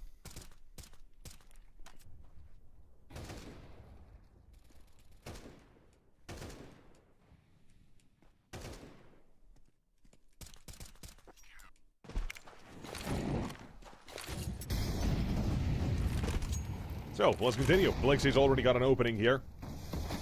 The start of the round goes fairly well, and again, he's hanging on to long control here. Last round, a couple of times when the lines have fully gone out, he's not really been the most effective, but he's still controlling this area more than well enough.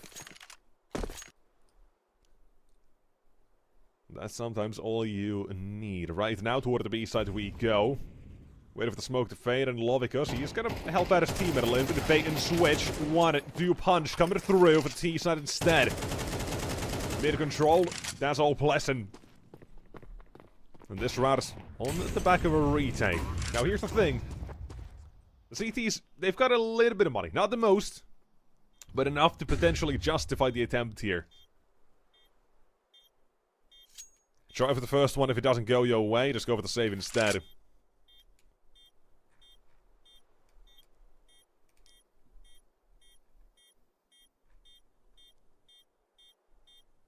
That's the sort of situation they're currently in, but they could... Wait. Licky's not gonna try to ninja, is he? He is. He is. First one, yes, but no. No one to Era. Going to deny, say no thank you. Attempt is great. I do love it. Just to kind of, just to get things going here. To add more insult to injury, but... Attempt is all it ends up being.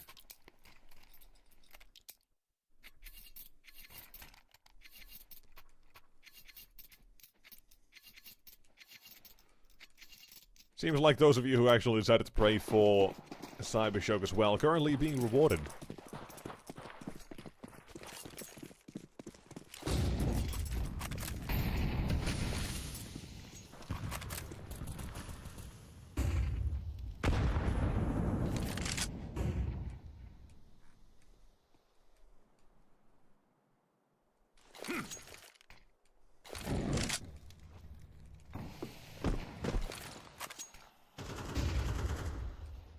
So, what do we do?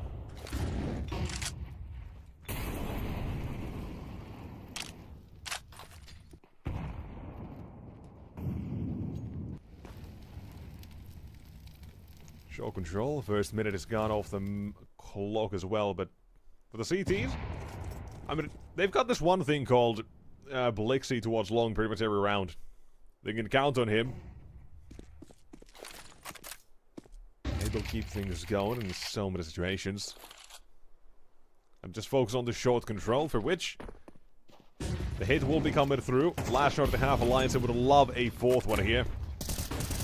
May not always go their way, may not always happen. This time it seems like that is completely denied. There's Lovicus instead. He'll farm a couple, his teammate joins up for two more, and this one up in flames.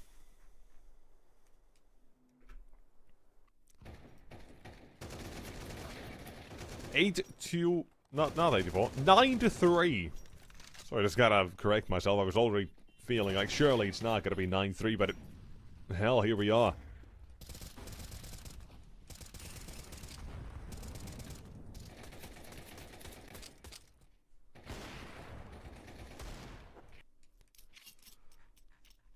And so, that's the game. It ain't always pretty, but it is what it is. And right now, it's trouble for Alliance. They've gone aggressive with the pistol. When it comes to must-win rounds in Counter-Strike, this pretty much feels like one of them.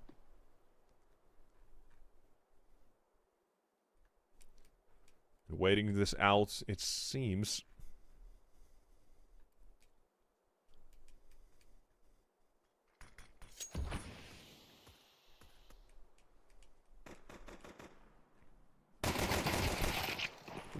Finally, decided to take the action. And on to B they go. They've got a couple of players still top mid. It's just to see if they can catch these rotations as well, and that they do, as well as the B defender. All going more than well here for the C side, and finally out at least pops one back, but so much more damage dealt against him, but there goes yet another one, and now backup is gone. Added pressure from both sides. Do you want to duel the site or mid? Those are the questions. The answer is choosing site. Was that the correct one? Probably, but not finding anything out of it.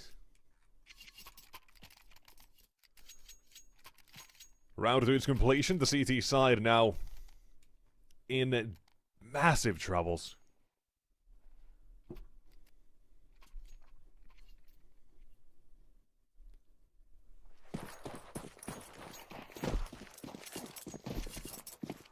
And here we are. The end is nigh. This force buy, again, it only confirms that if it goes south, and yeah, well, that not a whole lot. There just isn't much here. I really wish there was more to say. The situation kind of just is self-explanatory.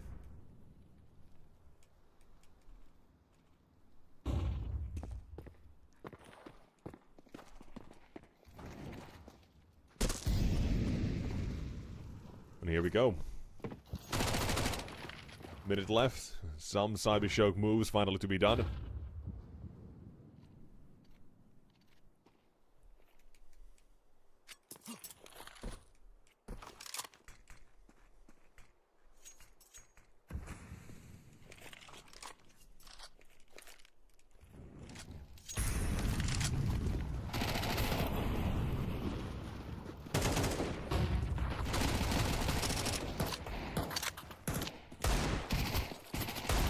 And on to the site.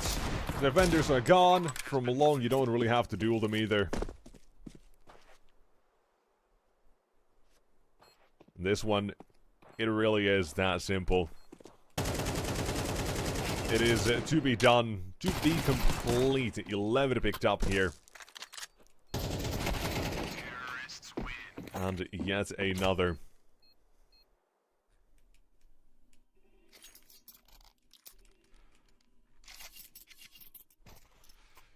Yeah, this ain't pretty. This is not pretty. And so,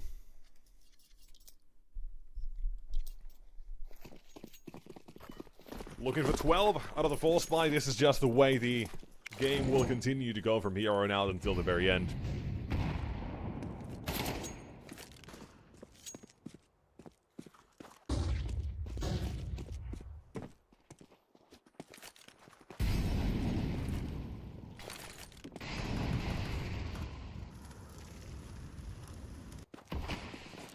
Bit of a sad ending almost, but Cybershock, they still have to go up against Twist with a scout in his hands. He's known for a scout or an AWP or two in his lifetime here, but only one this time. Molotov and H is, well, the combination, man, that's just deadly. Round coming to a quick end here. You've got Era, who's stepped up with the first one, but there's too many players already here. And Cybershock, they want to close this out. Map match series point, the whole thing is here, and, well, they gotta try to lock in another game up against, I believe, Amcal in the decider match. That would be coming up tomorrow, so. Damn.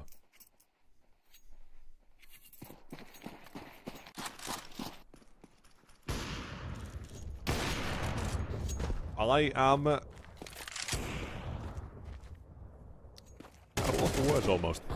This one. Yeah. Alright. Saying goodbye to Alliance, it seems. Only 2 games for today, and it seems like with the first one we're gonna have from the comeback on map 1. 11-7 down, by the way, just to remind you. So now, map number 2 ending in a 13-3, and this is against all odds. Everything was stacked against them. Map 1 was still a good show from Alliance. It was just about closing things out where they had some troubles. At least nice quick scope there for Twist, but from map 1 to this, the fall off is kind of crazy when it comes to the form. And the expectations, man, I feel like they were really tempered. They're saying Cybershock have a miracle. Maybe we get a competitive game out of them. Apparently, they had more than one miracle because this was a dominant game out of them, and I don't know how. I really don't know how, but here we are. At the end of the first series of the day, and it is, well, barely gonna take any time on Dust 2 here. One hell of a game for Cybershock, and I feel like this is more of what I expected from them as a team, just not on this map, which is what surprises me the most. Because I do see them as kind of a team that can make those playoffs. I said at the start of the series, they're a team that can make those playoffs. Maybe not consistently just yet, but they're on the brink of going there. On paper, they should be. But when it comes to the results, recently not so much. So they're trying to get out of that, trying to make sure that the whole team now feels integrated, everything should be flowing smoothly. Growing pains when you kind of add Glowing and Blixie to this team. But nonetheless, that's the series done. We say goodbye, we wave bye-bye to Alliance, and with that as well, one more game to be delivered by Cybershock and Amcal, I believe the day after, or tomorrow, so that will be coming up eventually. Well, for now, we do actually have one more game for today, but that's going to be a bit of a break still that we have to go to. And here as well, you can see the bracket. OG didn't even have to play a game, and yet here they are. They had already made it through in their winner's match against Amcal and forfeited, and here we go. One more chance as well for the Amcal side instead. So, what does that leave us with? Copenhagen Wolves and Alaska. A winner's match for Group D. That'll be coming up in about an hour's time at 1 PM. You can see right here on your screens. If you're not watching that, at least I'll tell you, in an hour we'll be coming back with that one. And it'll be an intriguing one, because I haven't seen the brand new Copenhagen Wolves with Chiquinho and Andu just yet, and Bialani. I've maybe kind of spoiled that a little bit, but we'll talk more about that eventually. So for now, we are off to a bit of a break. We'll come back, keep an eye on the timer on the stream if you want, but nonetheless, we'll see you, or not, if you decide to come back, or don't, after this break. So ladies and gents, thank you so much for watching the first series. We'll be back with the second one and the final one in a little bit.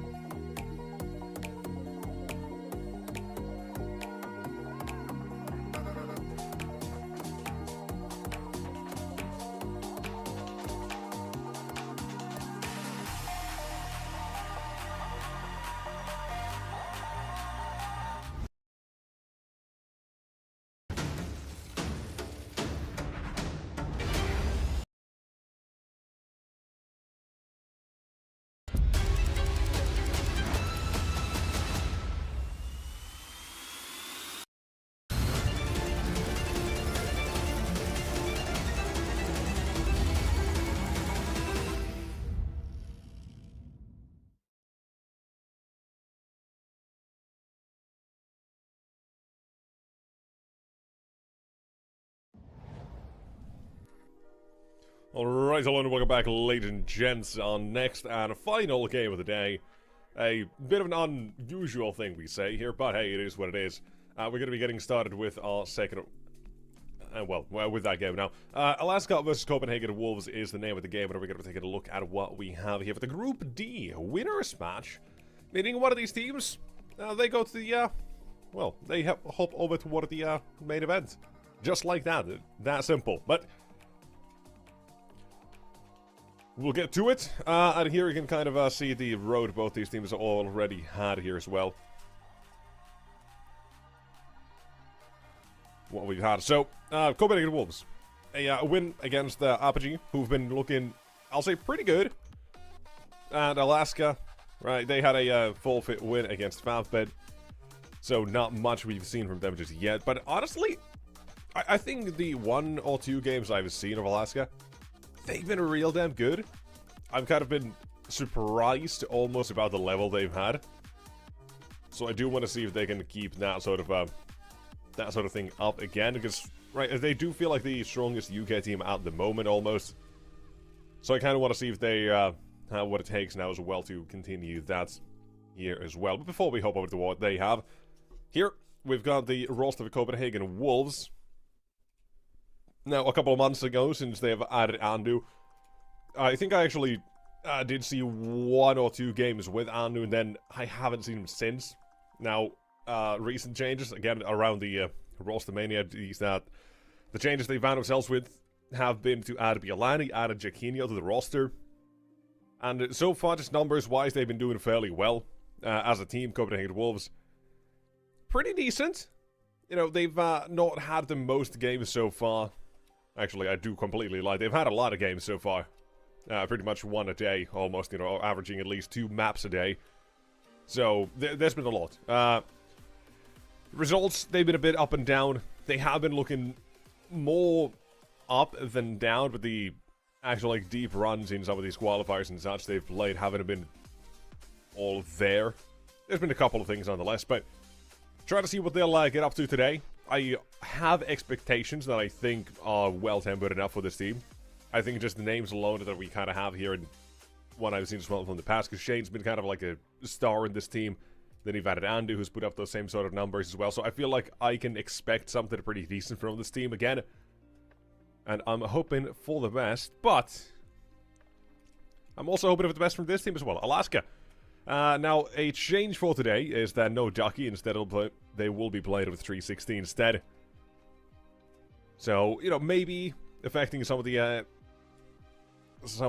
game here as well. But, you know, there's this thing, like, a lot of the UK scene has kind of played with each other already, so there's some familiarity, I'm sure, here nonetheless. So I'm not sure how massive of a gap it is going to be, but nonetheless, something that they'll surely be thinking about either way.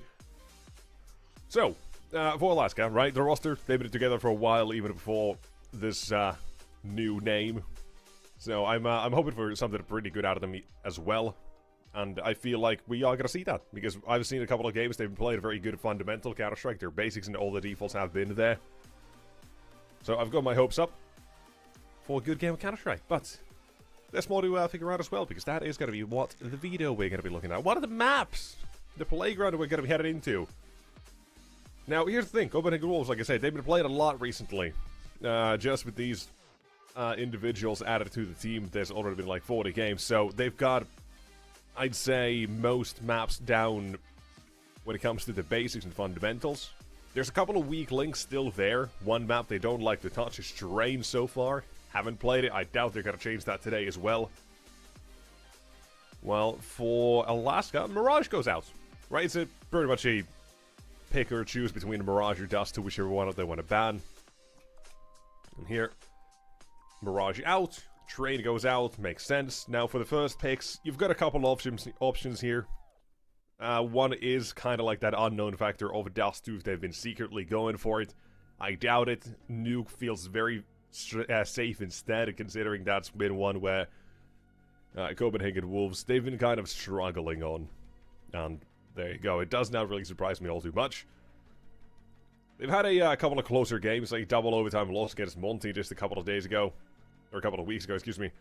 So there's like that at least, but they haven't played it since. We don't know what they've been doing ever since. But nonetheless, you've got Anubis up next, and for Copenhagen Wolves, that's been a map they've kind of liked to play for a long, long time, as well as a Ancient, I feel like, is going to be that decider. Now, I haven't seen him as well, or as much recently, so I don't know if maybe they've changed a lot of things on Ancient. I would imagine so. Given individual changes in the team, probably always constitute that. But, getting ready for that. So, Nuke up first. Copenhagen Wolves, like I say, they haven't played it since the 27th of January. That's about a week and a half ago or something along those lines. And the results overall, they've been up and down. They've had a couple of wins, a couple of closer losses. So you can't exactly place them, I don't think, all too easily into that sort of anywhere, really. Right? Because we don't know what they've been doing in those last couple of weeks, how they've been putting into practice on Nuke, maybe. Maybe. But nonetheless, Alaska. They've got that first map pick, and so far, pretty good on Nuke. Anubis, I'd say passable. Marks and Ancient as well. That's just got to be a decider where one have played it more than the other, and the other one has slightly better results as the paper. But nonetheless, it'll be an intriguing one for sure. And Nuke, to me, is going to be kind of like the eye test now for both teams almost, because I haven't seen with Bialani and Jaquinho in this roster Copenhagen Wolves. And Alaska, I've seen a couple of games. I want to see if they can kind of keep up that form as well from what I've seen of them in the past now. So, hoping for the best, but we'll see how things do look as we hope over toward that first map. But that'll be coming up after a very short break. We're still waiting for a couple of players, so instead of yapping here, we'll throw to that break and we'll be right back with map 1.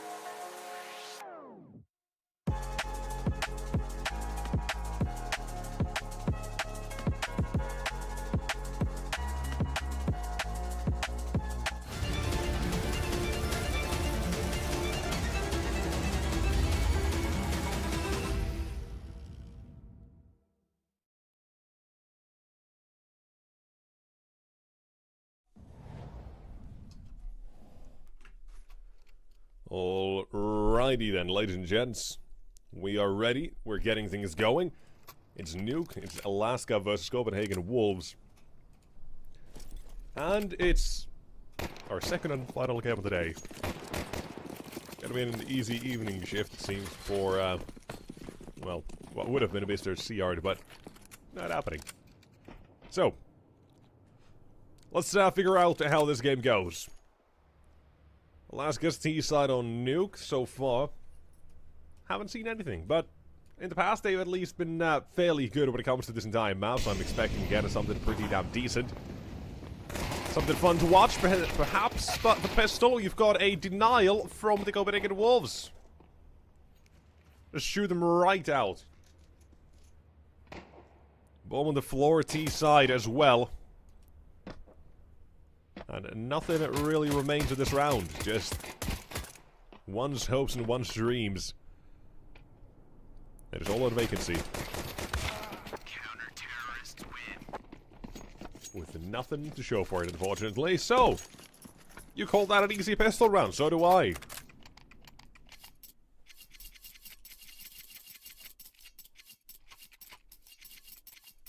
And there we go.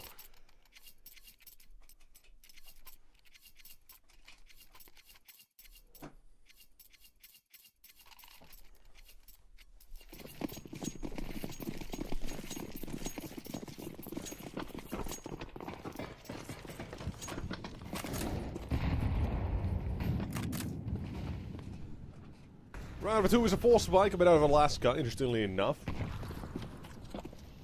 Well, they've got an idea in mind. They've got smokes down, the players running through. His ape web is going to spot a couple of them running right to him. And Shade will take the other two. With one last man extinct about to go, as his name suggests. And forgotten in the history books, but maybe not. I mean, this is suddenly turning out to be a not-so-free round. One of the M4s thrown away, second collected by Tapeware. And with Shane, they both walk together. A simple enough bait and switch will lead this round.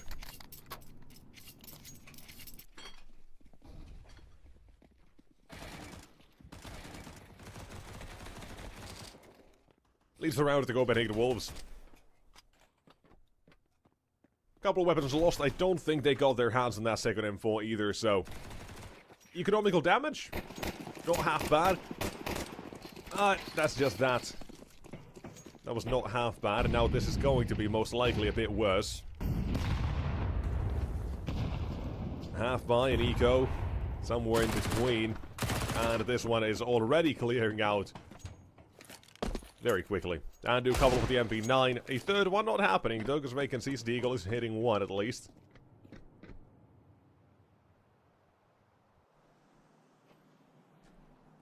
Maybe that's again some economical damage. All you can really do here is get, I'll say, 2 kills, realistically speaking.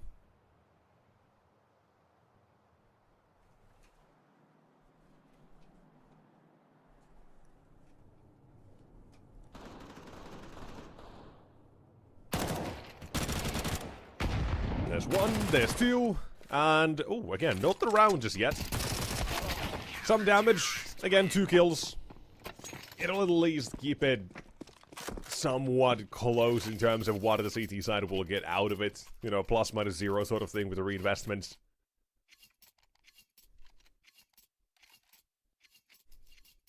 But, here we go. 3-0. That's the scoreline. Here the guns coming out for Alaska now, and the boys are ready. Try to get themselves started, and what do we get out of it? A lot of set pieces do feel, very likely, I would imagine.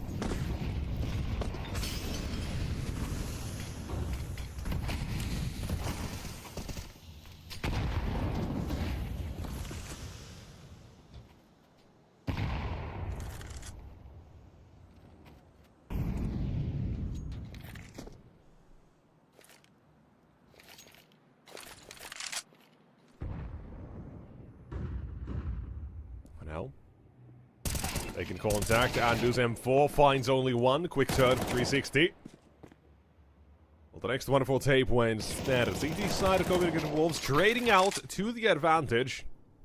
from Shane. A second one heads as well their way. Yet another one to fall suddenly. Alaska ain't looking all that cold anymore. Global warming's hit them in the form of the wolves. Strolled on in, take the round, and it's just trading it out here.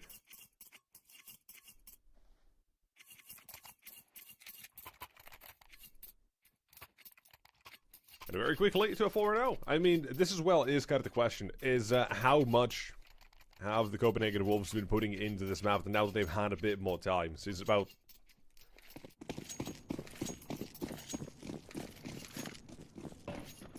yeah, about 11 days since their last game on this map, so...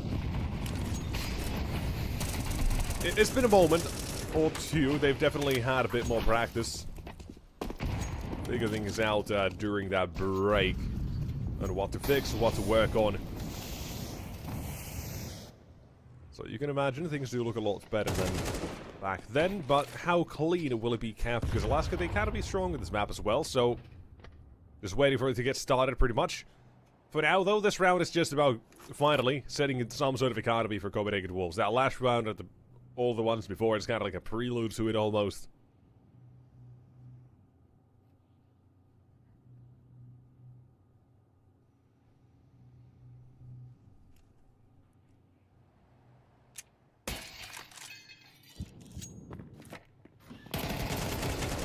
Well, now, Bialani. One found, and the seaside suddenly. Shooting right back with 1 and 2. Bombs being planted by the hands of artists.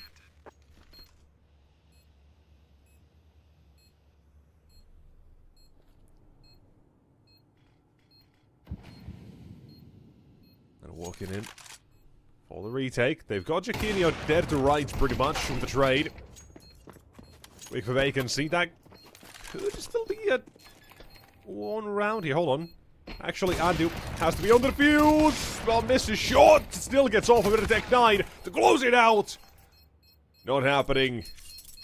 1v3. Nearly there, but one last mana kit makes all the difference here as well for Andu.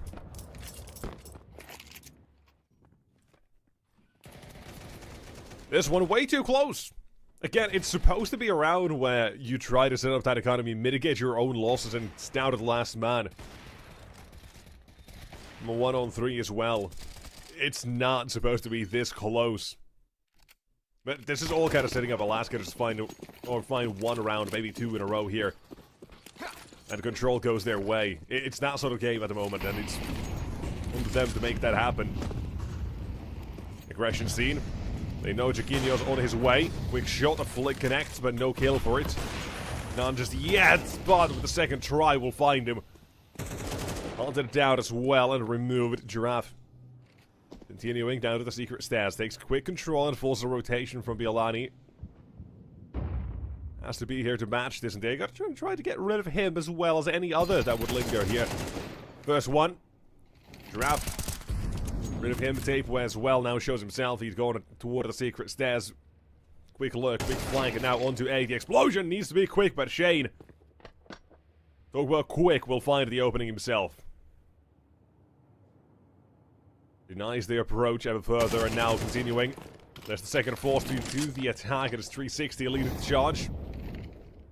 Molotov missing. Second one, they try to patch it up, but that just buys time. Hit him with a left-right good night, Copenhagen Wolves. Again, it's not going to be a free one. It's not going to be an easy round.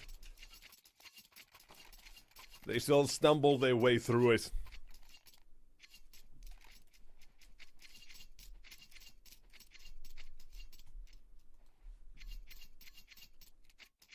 Six and 0 to start. Wonderfully done here so far for Copenhagen Wolves, really.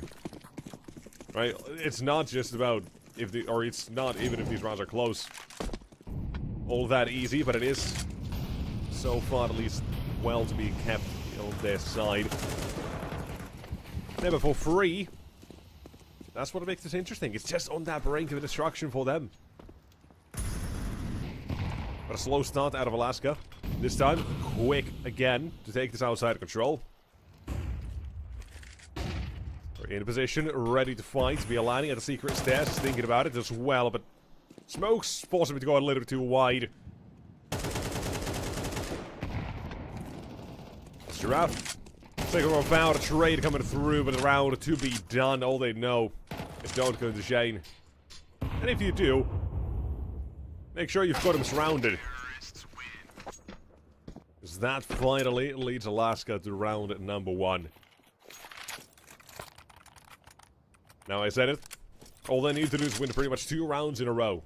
And Copenhagen Wolves, the economy is gone. And this is this second round. They need to take this, and it should lead them toward that third, and suddenly you've got a game to play with. You've got momentum.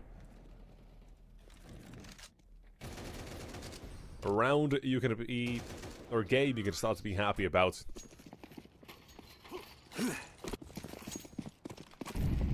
It's not about how you start, it's about how you finish.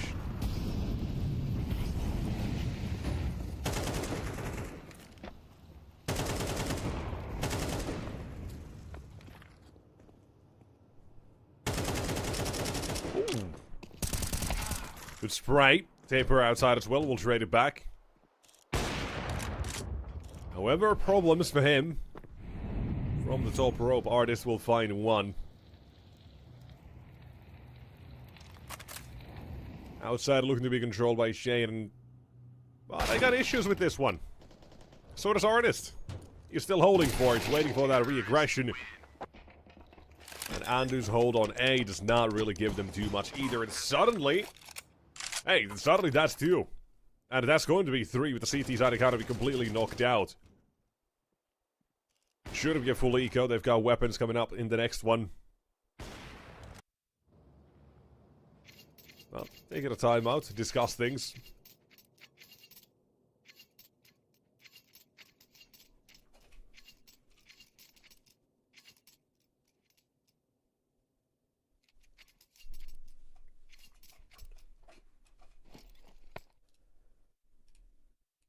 How do they want to approach this round is the question. Right, Nuke is a map where you can kind of get away with some cheeky plays, even with pistols here. So I really am hoping that it's not going to be stack outside of heaven and watch outside, because that's just a boring round, really. It pretty much gets you 1, then you're spotted, and in most cases should be done right after as well. So I want to see something more creative. Seems like we're getting something a bit more creative. It's not going to be just outside. Thank you, Copenhagen Wolves.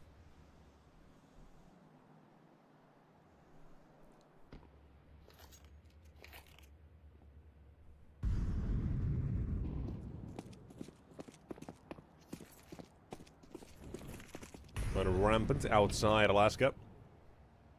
Again they go. This is where they keep making their stands. Where they keep taking this control and trying to force now side of the Wolves to play into their hands pretty much. Because they keep going for this outside control. Now they're probably conditioned them as well. You can start to open up that strat book a little bit. Get away with a couple of different things.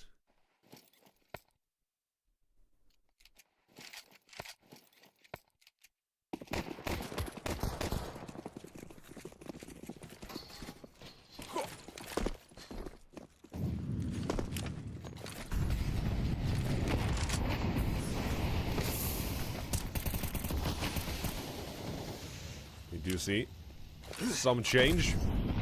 Blow up the smokes. Figure out what's crossing. Who's crossing and who's going down. Giraffe is the answer. They can see. Oh my god, they seen him though. They seen him. And now trying to bring it back and trying to bring it. But Jaquinho, the second man, to spring the trap of the CTs instead. However, it's not worked out, unfortunately. So, you move on.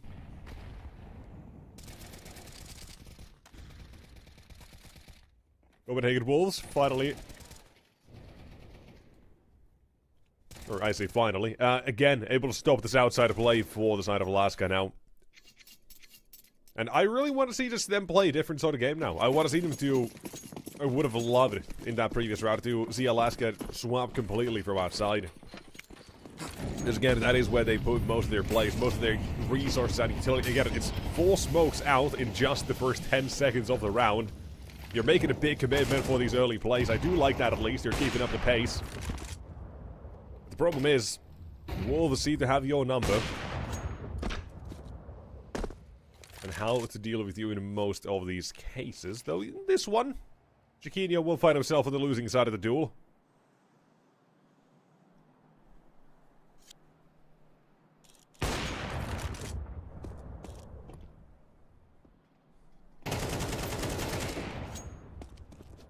And for now, continuing their success, looking like an 8th one to be picked up. Should have heard the bomb being juggled as well, so Tapeware. That's one. That was not the bomb. And Artist, it don't want to be 4. Yeah. Goes kind of Picasso, goes kind of crazy, not going to win that one. No bomb plant even. So, 8-3. This was an unknown quantity, in my eyes at least. You've had a couple of weeks without playing this map. And pretty much during that time as well. You've had a lot of officials, sure. But now the team with Chiquinho and Bilani kind of settling in as well. They're finally getting a bit more confident. I do imagine they've put in a decent amount of practice, or it's at least as much as they can, realistically speaking, with as many games as they've played as well. They've got ideas now on how to play this map and how to do fairly well on it. So this really is on to Alaska. For them to show why they want to duel against them. What can they do? They've got a good track record on this map. But a slow start right now is costing them a fair bit here. And this first half as well could still be a 9-4 or 9-3. Pretty much on to Bilani to at least maintain the advantage. So, spotted. Advantage not maintained, not for long. However, Tapeware still showing himself, and out the doors he'll open them. Right in the face of 360. Rotation's being caught. One more remains. It is going to be all traded out. Patient game for Alaska. And back from the disadvantage to win this round. 8-4. Manageable. Doable. Is that preferred? No, it's not.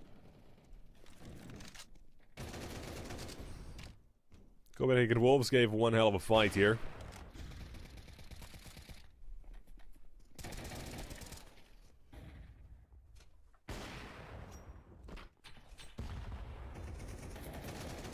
And maybe as well at this point, the conversation could at least be opened up as well to a bit of that standing situation. Currently 360 for Ducky. Right, maybe things would look a bit different. Be a bit more comfortable, but it's not like 360's lagging behind those kills, so you never know. But for now, it's 1, it's 2. The CT side, they want to get that 5th. They want to get these rounds at the board, and the pistol is the best way to do so. Get that momentum going, and I love the bait and switch here as well. Andu pretty much should have been stuck between a couple of players, but they focused on the site instead. The bomb's gone down. So at least some minimum requirement for the round has been met for Copenhagen Wolves. And that is going to be 5 to board. Also, Artist to defuse. Get some money, get a bit of a bang for the AWP coming up shortly, I would imagine.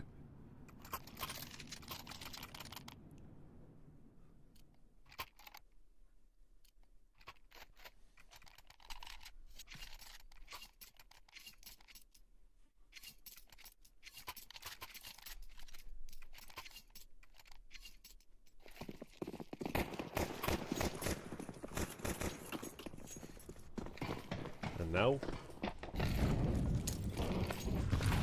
continuing with the second half. I am interested and surprised about the force buy here. You've got a lead. You're pretty much throwing it away in case this round does not go. It's almost guaranteed 7. Give it Alaska. Don't fumble the bag here. Just now, you never know. It's sort of that surprise that can happen. But it's one out of ramp. It's quickly traded. There's that second for the CTs. And down ramp, down to B they go. Vacancy's already waiting here as well. He's got smoked down. But you can play around it. Vacancy's already spotted him headed toward a double door through radio. And Jaquinho. What found up next? You've got a decent position from Jaquinho at the back 10. However, only tags him up. And up to Benz toward the A side. Go for the good wolf team. Actually, better to find a way here.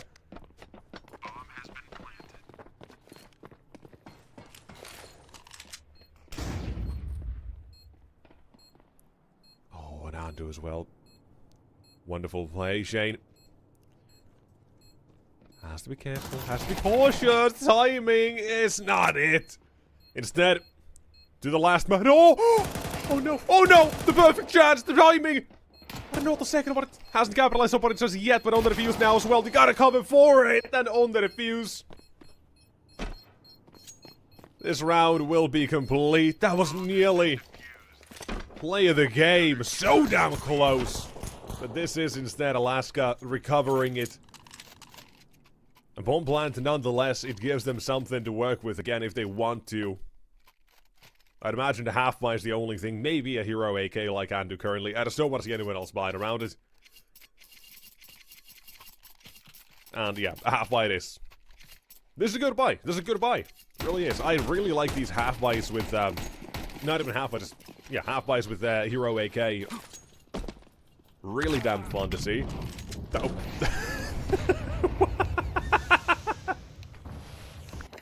Job.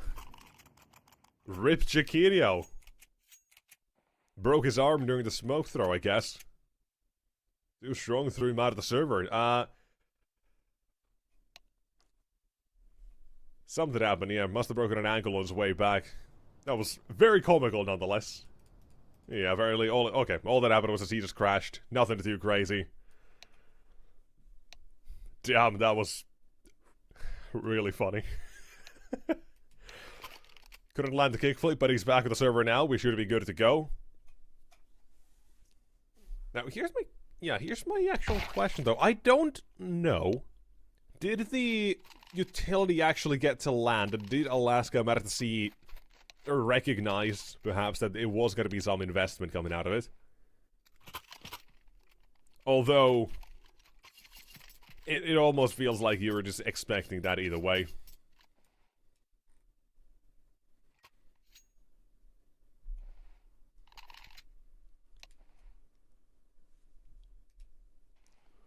Let's see. Maybe he can actually hit that smoke.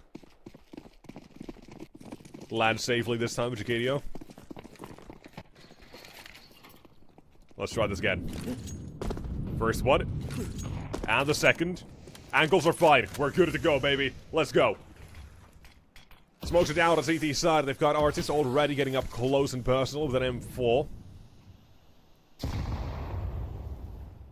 Doom the Dark Ages comes out very shortly, and I think Artis has that demo.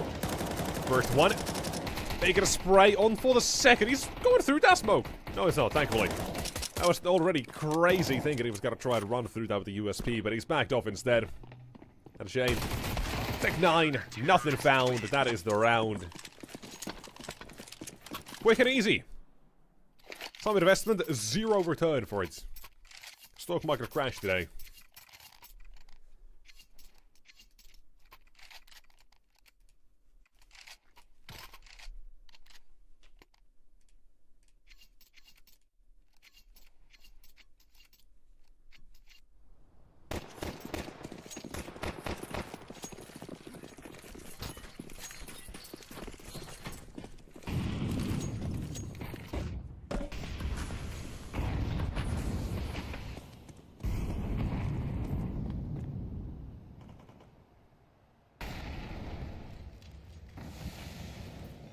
What do we get here? Plays towards A. Molotov deployed as a counter util. Let's try to stop that T-side from walking too far in, but as that fades onto vacancy. Wants to continue to push. Trying to play this together with Extinct as well in hopes that they might overextend on the Wolves.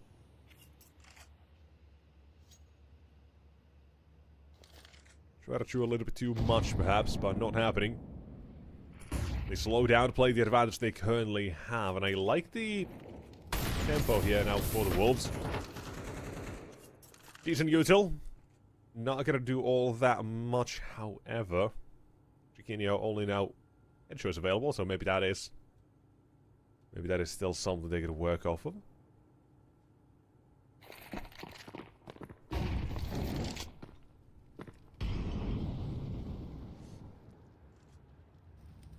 Now let's see, Alaska. Finally start to push. 30 seconds left. You're not seeing enough movement on a ramp. You can't make that play, and Giraffe at least will find his timing here. And it might be real damn good at that as well, but the site needs to hold for a couple of more seconds. There's one, there's two coming out for Chiquinho out of the AK-47. Up top, vacancies not been seen. Biolani, 4-3 moment. Vacancies allowed to get away with the first one and the second one as well. Now down to 2 remaining 10 seconds. Gotta get on that bomb. Gotta get off that bomb plant as well. Now 10 seconds remain. You gotta chase him down. You gotta plant that bomb. Decide what you want to do, Biolani. In trouble. Fake it once. Vacancy. Spots him not on it. And it's 1v4. Just like that. Complete and done and obliterated. Stealing the round away. An MP9 and a dream. 8-8 from that. Absolute daylight robbery. And they saw him as well. He was spotted at the top of the side, or top of his hut, but not recognized to be there. Gets away. Right here for Biolani on the screen for a second, and then he strikes with an MP9. What a round.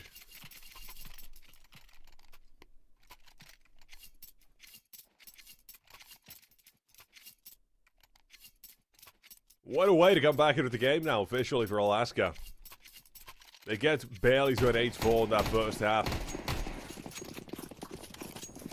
And now, second half, it has started off without any real problems. Because that round looks easy. Pressure from all sides for the Wolves to deal with previously. Now, figure out what's next.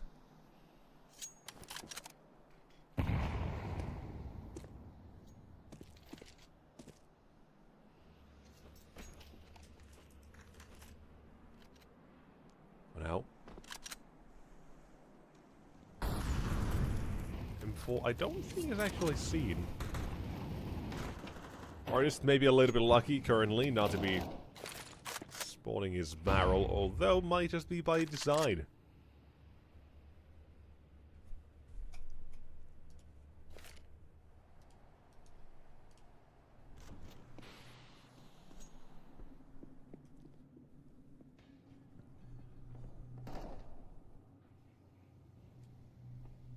Taking your time, 40 seconds. Biolani spotted, dead.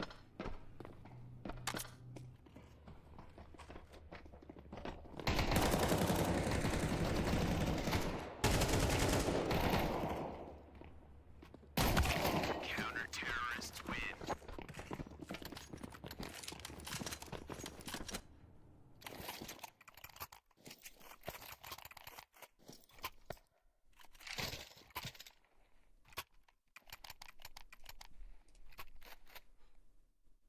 And would you look at that? Alaska. They're back. Taking the game by storm, not a single man is lagging behind. Everyone 12, 11, or 13. Team effort. Advantage on their side to the Copenhagen Wolves. They looked good at that first half. Alaska maybe a little bit lacking inspiration as well. It was plenty of that outside play, to be sure. That was well dealt with. Now we just need to see this D side as well. I said maybe these last couple of weeks almost they've been putting in some practice and effort into this map. Now they gotta show it. It started off so damn well. We were sold a good game from Copenhagen Wolves. Now weakness. A 1v4 lost. Obviously affecting how things are looking at the moment. But it is what it is. Gotta recover, gotta show that mental fortitude. Artist will find himself the back of one. Is hiding Back of garage, he'll be now crossing, taken down by Andu, a quick headshot. Tap, the AK goes, and one man with a long nap. That is a second spotted. Getting ready for some sort of split through main as well. Extinct has to be cautious about this. Don't have the shadow advantage, and as such, Andu just instead delivers a quick blow for the M4. There's one, and there's two for 360 instead. Try to make it a third as well. Chiquinho is up a part of the action here and taking the site. Bomb to be planted in safety. And it is well covered up. It's already moved up, but has been spotted. Bielani goes just wide enough to see him. Vacancies trying to be sneaky. They will be left in the dust. With 9 now on the board for Copenhagen Wolves, we welcome them as well to the second half, finally. And about the damn time.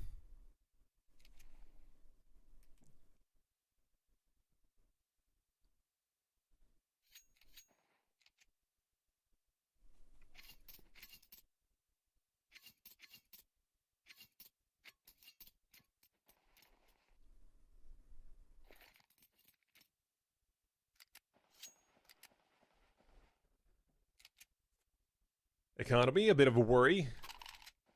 Bit of an issue, but we are seeing a half-buy out of Alaska.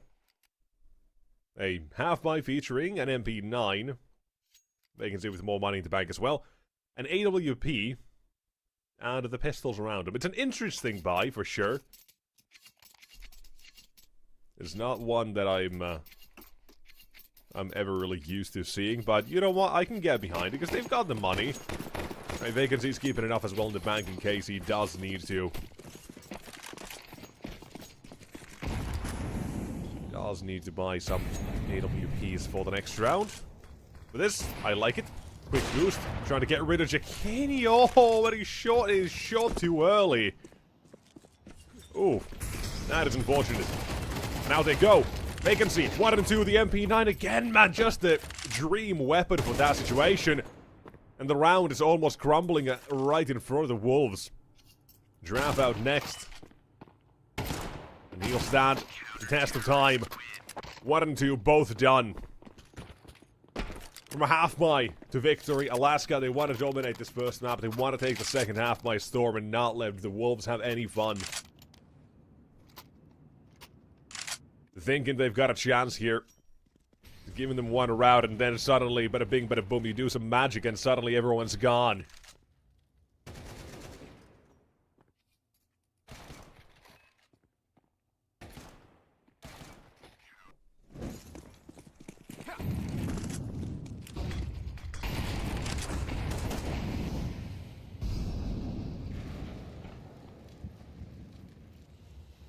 Round 20. Economy runs low for the Wolves. Keep that in mind as we head forward. I'm sure they as well will be. It's a play toward the A site, but you've already slipped past Vacancy. You thought so. Not really. No one else follows up on this either, which is crazy. You had a demand from Mini walking in. No one else threw hot. That is... That's not it. No, I don't think it is, no. One flash, you send out the MAC-10. You hope for the best, and... But that was just simply put not enough to turn away the attention of Giraffe.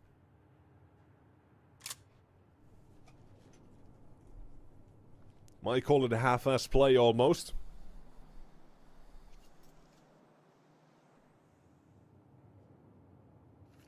Oh, shoulder scene. Jacquinho get close.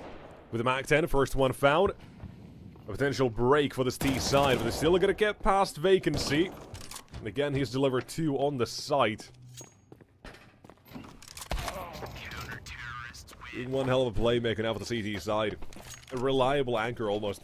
Let's put it that way instead.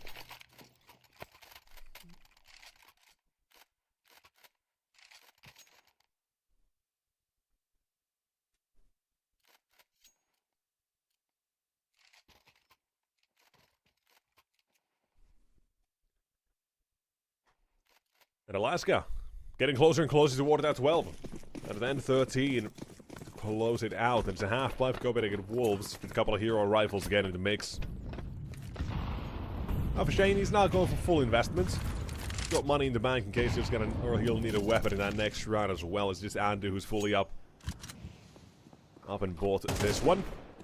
An opening he's searching for as well. A missed shot with Artist.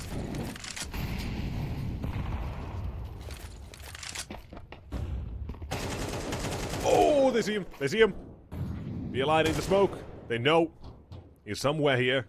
From above the 360, looks to spot him. And has done one of those things. He spotted him, but not taking him down. Instead of giving it to the east side almost away into the round. All through the lower sight. Don't go through smokes. Don't go through smokes! At least they'll trade it out. Down to a 2-1 through the half mile here for the T side. It's now moments away from actually succeeding. The bomb going down is the minimum. Now they can play this round out again. But quickly, having moved in already, they can see spots him. Andu down and one more to go in that edge of the smoke as well. They can try the defuse. And if nothing else, Tapeware will be revealing his position. On the defuse again, to close those smokes, open them again. Not smokes, doors, whatever they are. Vacancy gets this door open in his face. That slams it right back with a bullet to the dome. Damn, door open in your face, that's, I'd say, a appropriate reaction. One through the skull. Tapeware not allowed to clutch and to get it. That's at least the minimum in terms of getting yourself fully prepared for this round. But 12-9.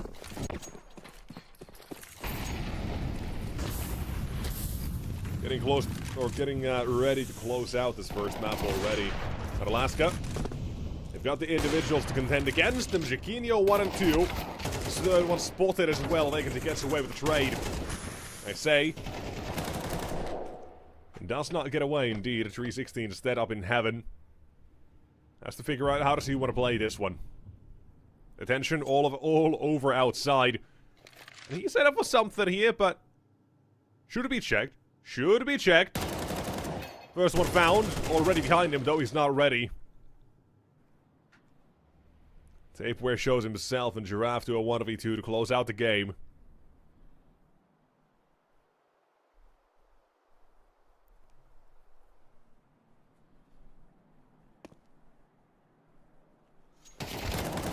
Should be seen from heaven as well. There you go, Shane. We'll check for it.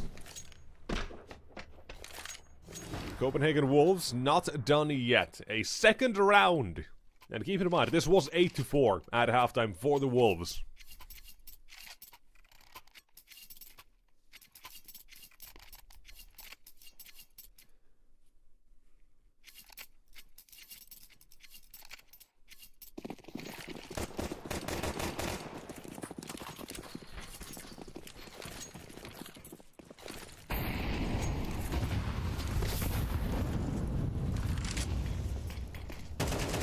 Outside again.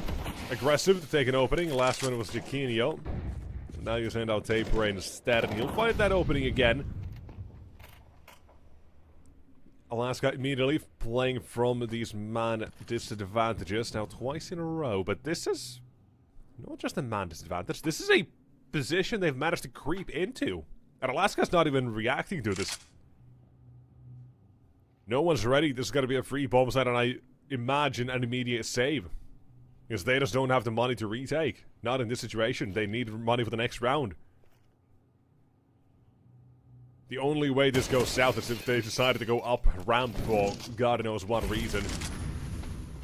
Which is not going to happen. It's 12-11. One kill down to B. And away they go.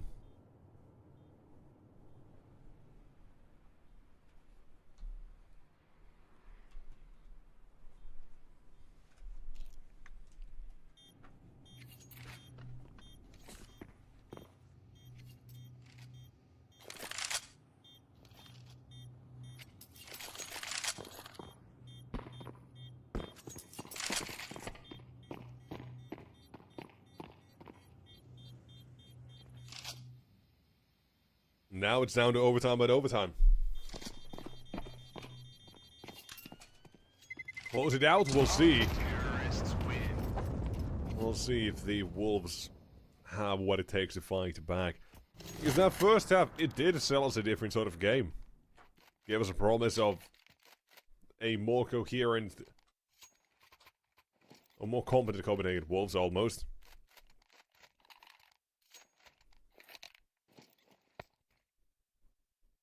But again, as I kind of alluded, it really was one where they didn't have too much to change. It was outside, outside, outside. So maybe that was still a very much very much a half where you can put the blame almost on Alaska. Not having changed things up enough. They had a chance or two for something like that, but in the end, here we are.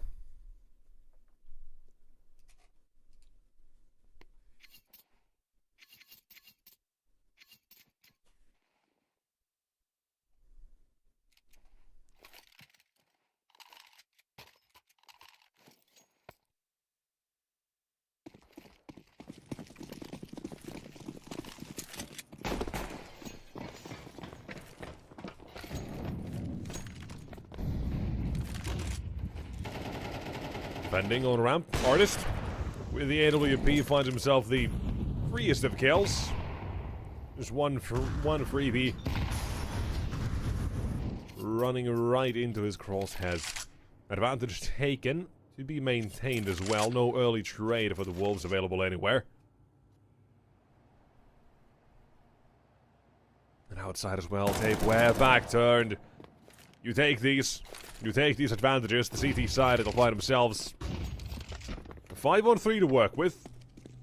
Control towards the B side in the form of 2. Artist who's got to make sure they don't go up heaven either. You're looking at a miracle for the Wolves needed here. 360 doesn't have a molotov. There's a world where maybe, if the doors get smoked, he'll throw a molly at them. If not, a little bit of trouble perhaps, but that could also work. Moment to be planted. Doors opened. And it's not on the CT side. Oh my god, he's going through! He's going through! One, not the second. And he's adding chaos to the mix, and suddenly, the round to be done. Shane's hands, the only ones who can do this. To pull it back. 1v2 up on the angle, and Extinct holds for it instead. It will be a done deal here on map. It will be Alaska to take it. It's their map pick, and eventually, in the end, a 13-11 is what it leads to be as well. And individuals to make the difference. Or one in a lot of cases, being vacancy toward that CT side and on A. So many rounds he'll just find 2. Has a 1v4, a wonderful game from him. But also a very well played round in terms of in terms of the fundamentals there on the CT side and the T side alike for Alaska, I think. Like, T side, maybe not as much. I don't think there was enough variation. But you do kind of see the glimpses of what they could be. So I definitely do enjoy, again, what I saw from there. But there's still more to be kind of figured out, I'd say. Just add a bit more variation, a bit more spice. You had some rounds. You tried to keep that outside conditioned. But there's still a couple of maybe faster rounds. Something to just spice things up there that's needed. But nonetheless, it's still not going to cost them all too much. At 8-4 half, they come back, and at 13-11, they win that out. So, what am I to say? They take that first map. They take their map pick. And now they're headed toward that second order, which, if my memory does serve me correct, I want to say is Anubis. And I'll just double check that, and yes, it is. So, to the Wolves territory we go. Anubis and Ancient kind of both almost fit into that. With Ancient having been one that they kind of loved picking into, last year, about, 6 months ago or so as well. So, if this does go to the third map, I kind of probably see the Wolves winning it, but I don't know, honestly. It really is a bit of a coin flip. But to figure that out, we got to get through Anubis. We've got a surprise potentially there as well, so we'll see. Alaska 2-0, yes or no? Oh, the Wolves, do you want to fight back? We're going to decide that after the break, so don't go too far. We'll be right back.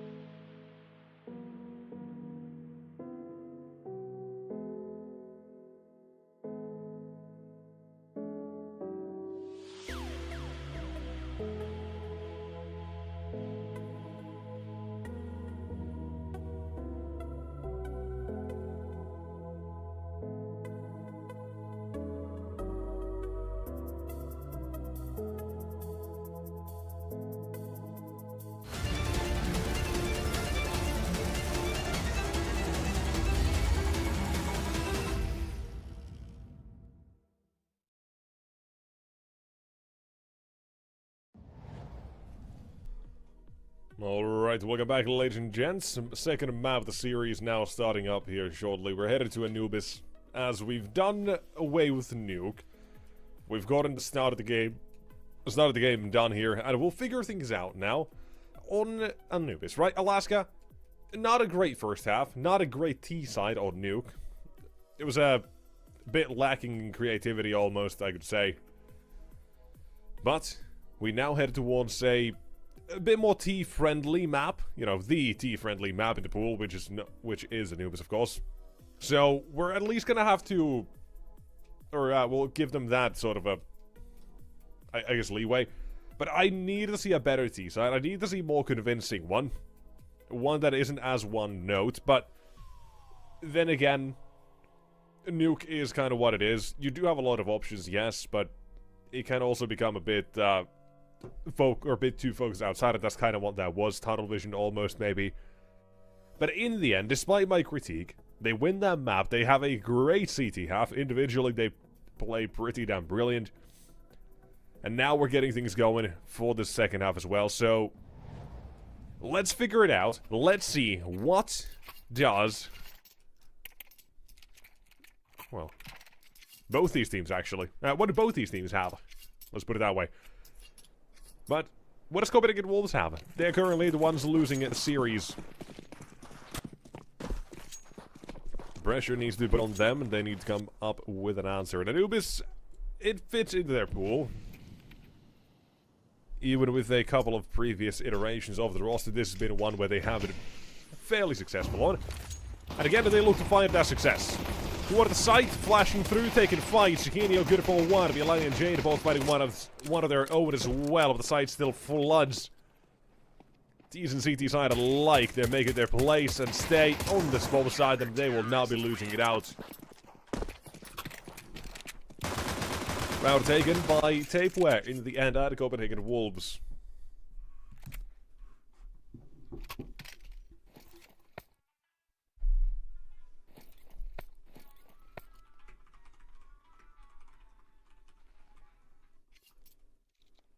And so, let's continue now. Round number 2, are we gonna see a full spy? I hope not, and we are not.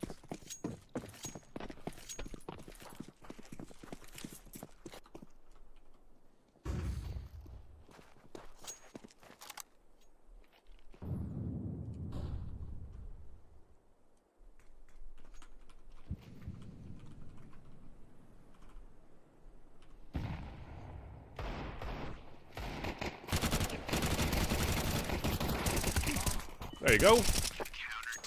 Easy. Clean. For Bialani. Machado Chiquinho, not so much.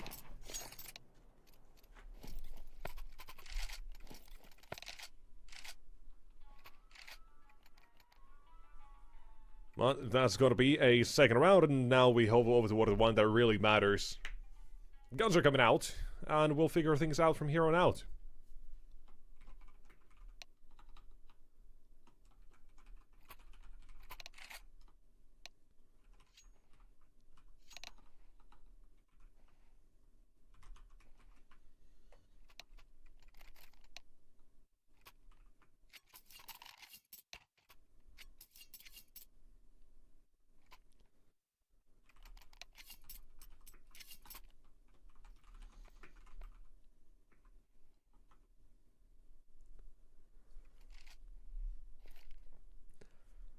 And now we'll see. First gun round, I'll ask guys say I expect and need a better T-side out of them pretty much. So we're seeing if that is the case or not.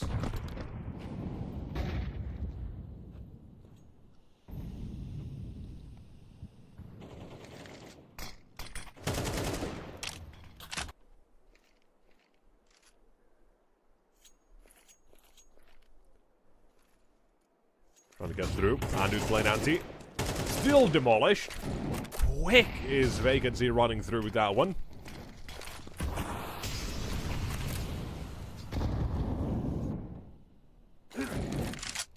Very impressive, almost.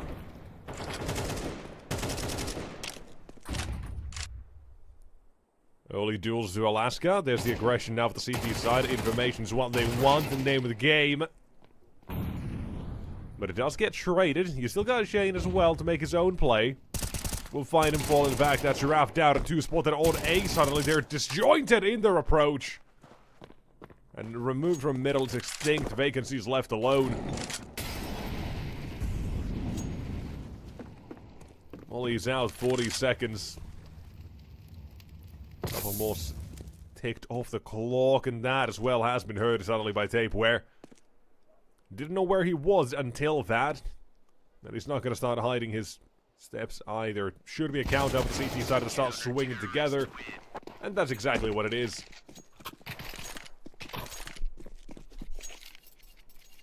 Copenhagen Wolves, a third round here now for them.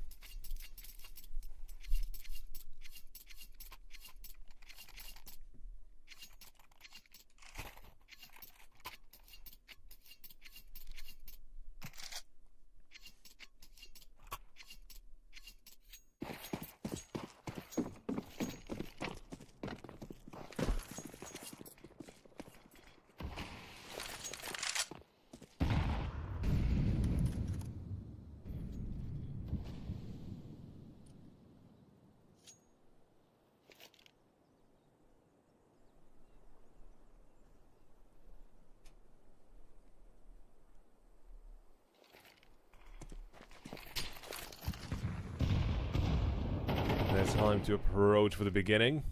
Utility decides to finally start flying out as well, and into the AWP, into Chiquinho, though vacancy.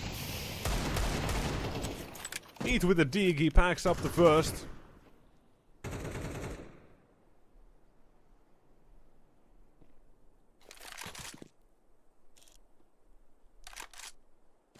Let's everyone figure out this round at a bit of a slower pace again. I do like the way Alaska plays this now. They're just full force went toward the B side early. So maybe if they have a chance, they'll go through together. Only one, and now was after. It was a little bit too late for that. So now instead they move as a group yet again. They'll trade out one because Andu doesn't really have any help there. And now in a 3-on-3, things feel a bit more comfortable. They decided to bomb rush it toward the B side. Or A side, close enough. A or B, one of the two in the game. And here's well another one delivered by this T side. The Deagle for vacancy. He's up for an ace almost. It's Giraffe to take away the last one. But my god, that is a nasty Desert Eagle. Stealing the entire round away. Vacancy not missing a beat with that one.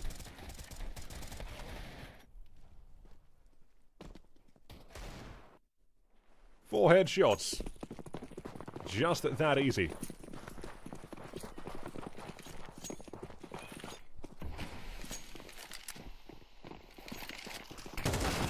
Hey, where? 5-7? Yeah, baby, that's what it's all about.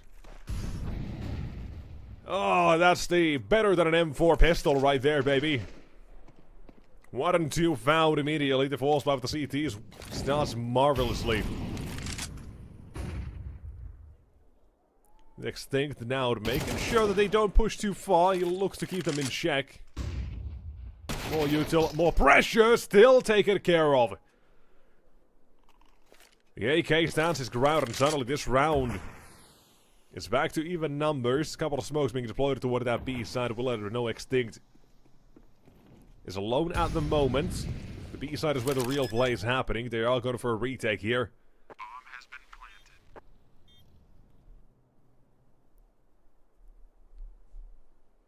Finally, 3 is the magic number it takes to get rid of him. Andu's going for the FAMAS, not even the AK. Damn.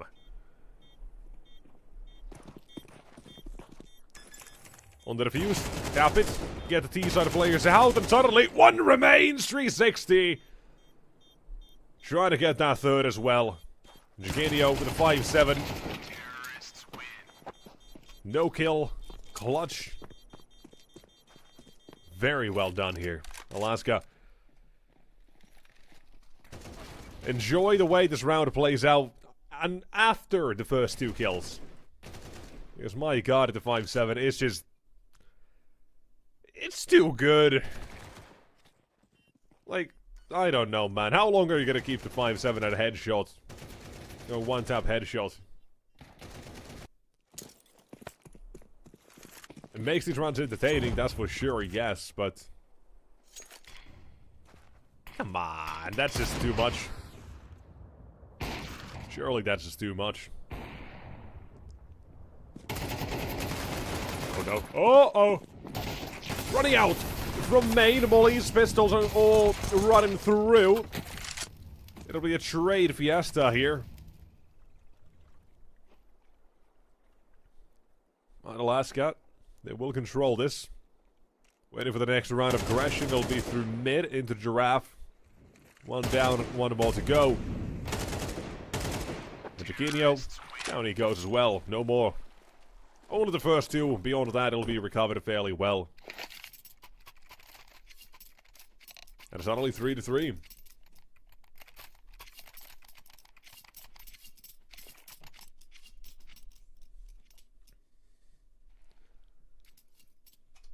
Seemingly, though, they get a quick pause here.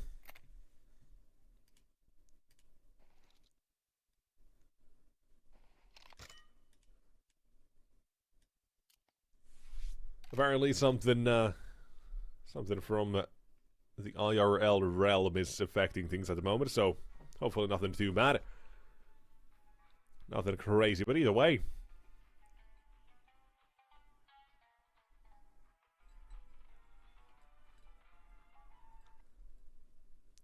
we'll wait until that one is figured out. And until then, right, well, let's talk about the chance, right? We had already one game on this map already today. Cybershock versus Alliance. 6-6 was the halftime, and from there was a 11-7 comeback completed by Cybershock. Had one hell of a game, 600 in a row to close things out. No OT needed for them. So all you really need is a decent T side on this map and you'll be good. Or a good enough CT side to carry you through. Right, because every single CT side, right, counts for 2 pretty much in this map. Most T-sided map in pool and all that. To those who don't, maybe know. So if you have a good CT side, if you have a lead and advantage you can work with, that'll make the world of difference. For this one though, the push completely stopped and stumped. Not allowed to go any further, 360s there instead.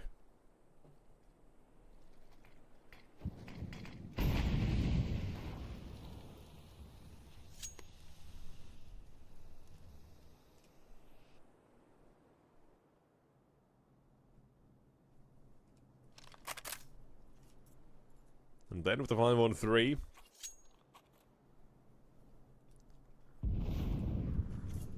You've got all the map to work with. You've got Copenhagen Wolves making the gamble towards B.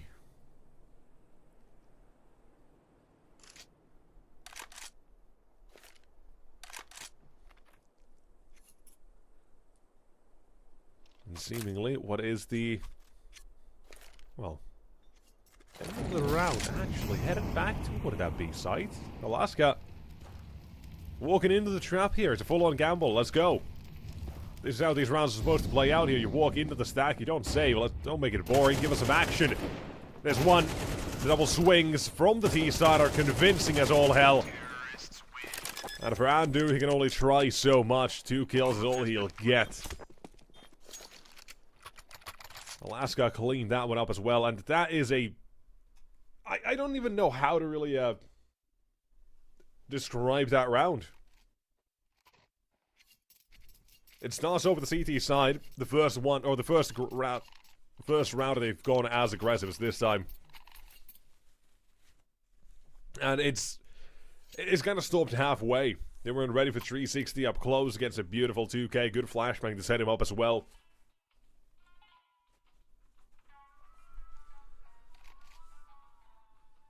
And the Wolves, unfortunately, this time not able to find that success early on here from the gun rounds. But it's not over just yet. There's plenty of more opportunities.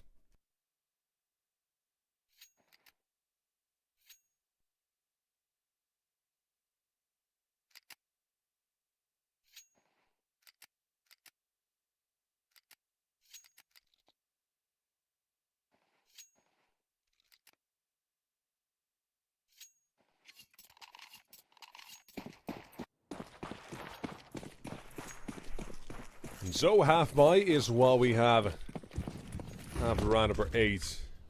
1 smoke, or 2 smokes, and an HE. Both smokes now deployed as well. So beyond that, it's pretty much hopes and dreams and all that.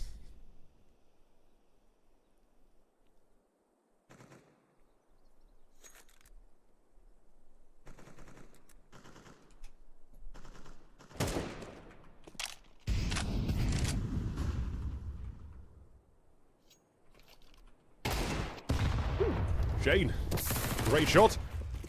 And will respond with the second one as well. The CTs, they find themselves fighting back here.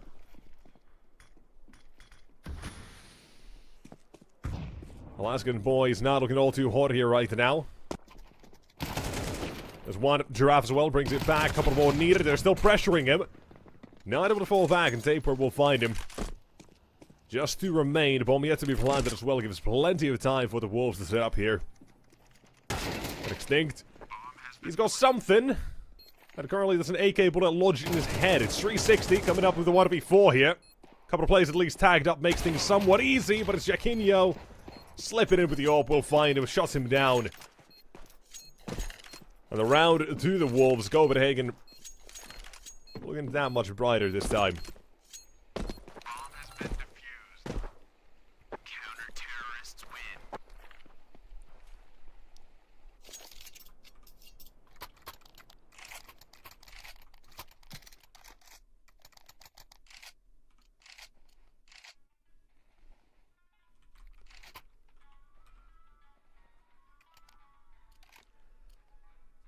continuation. Let's see. With the CT side now finding themselves back in this one.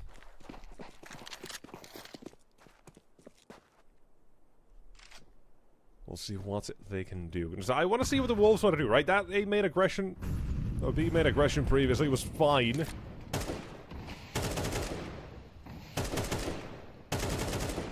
Doesn't mean it's a bad idea. Just didn't work out then, but let's see what the T side as well will have to do to change things up here. Because they are headed toward that B side. They've got a place set up. Vacancy already used to running through smokes, and it seems like that's going to be the play again. Fully blinded. Open up the smoke, but there's one. Quick trade for Extinct, yes, but a second player still awaits. Shader will find himself on the receiving end of one more. The split for now has been stopped. Not allowed to continue that easily, and 360 just running and jumping into it, apparently. With one man remaining. Swung by an M4, artist will live for a couple more seconds, but in this one, it's not going to get any better. Swinging, it's 4 players waiting for him. Nightmare field, pretty much. And the round with 10 now on the board. Or now round of 10, excuse me, starting up. There we go.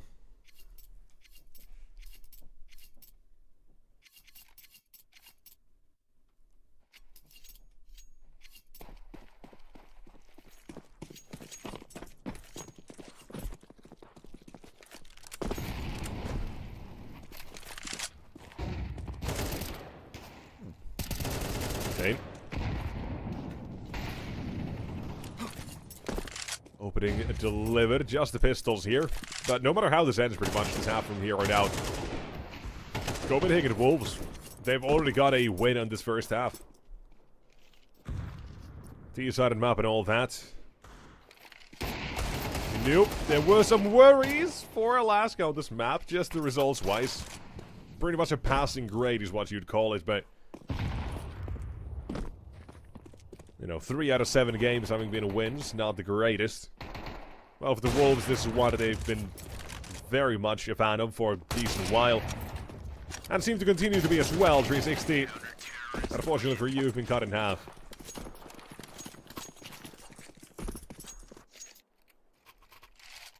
So all the way through. And so, we continue.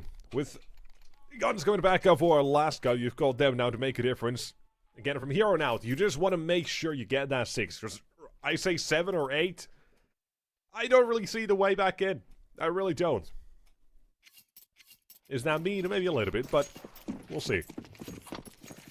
6-6 at least gives them an even ground to fight on. Unless Alaska's got one hell of a CT side, which maybe they've got something going on. Haven't seen it, wouldn't know. Well, for now, they've got issues. Gotta work through those, and yet another one is, if they lose this, they've got pretty much nothing for that last round.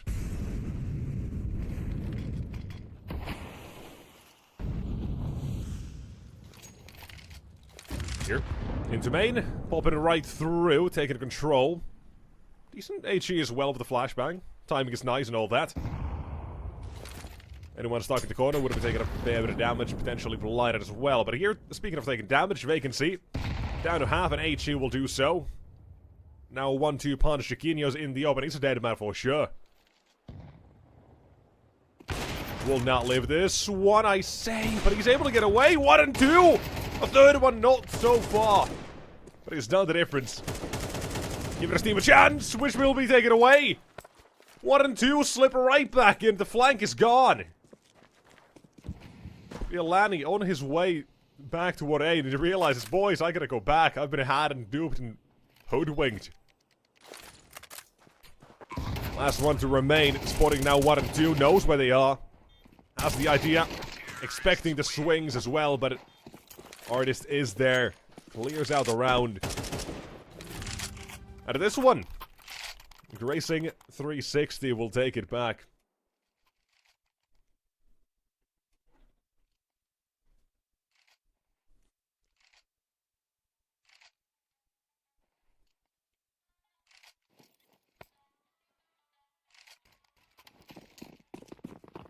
Last with the half coming up here as well. I say 6-6. I kind of see that as a minimum here almost. Obviously, not always the end all of that. But started off as well. Biolani goes aggressive. He's not the only one. This is the cheekiness I like. Aggressive in your face. And Andu as well. He's got to make a play of his own. 2 players. Backs turned. There's one. Not the second one. Doesn't spot him. Might have been a 4x3, but it's been tunnel vision nonetheless. It's left Artist in a 1v4. One last man to take down an HE. Chip away. That's all he'll do.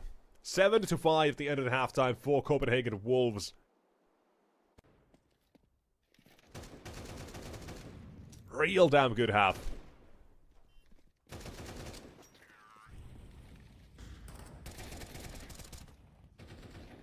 Obviously as well, to those uninitiated, T-sided map and all that, the most T-sided map to pull, so Wolves in a very good position at the moment to close things out here.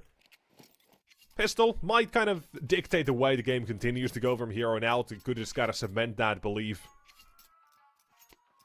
Or give hope for Alaska instead, we'll see. With so many moving parts and variables in Counter-Strike, it's never just a one answer is the right thing for everything. So you never know what to expect, but here, you got Giraffe, 1, 2, and 3. The dual Berettas are doing a wonderful job on the defense. But the bomb side has still been lost. The smokes are down. Stop them from stopping the bomb plant. And Andu, 1v4, baby, let's go. P250, it's the headshots, he gets nothing. Just gets rolled, apparently. The whole gang shows up. And this one's not looking to solve any crimes or mysteries. This is just here to completely rock your world. And not in a good way, unfortunately.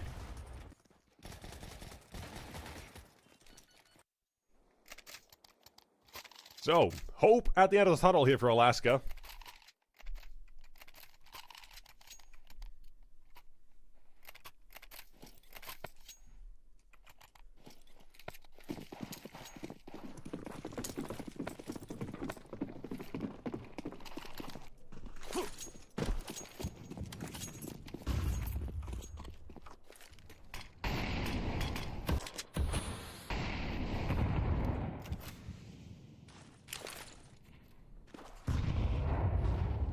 Making a play. Through the smoke, it has been seen.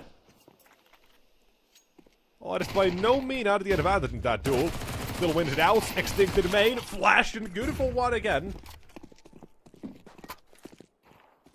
Argument could have been made. Should not have even had one there, but nonetheless. On the side, Andu looks to clear it out and the vacancy is gone. The force spy is working out wonderfully now. Bring this one back somehow, some way. Giraffe the first one. Flash expecting a second up close. He is correct in this. But they decided to fall back toward the side instead. Play a 2-4-1 setup. Try to isolate these duels as much as they can. But you can't always win against the jumping MP9s. That's an issue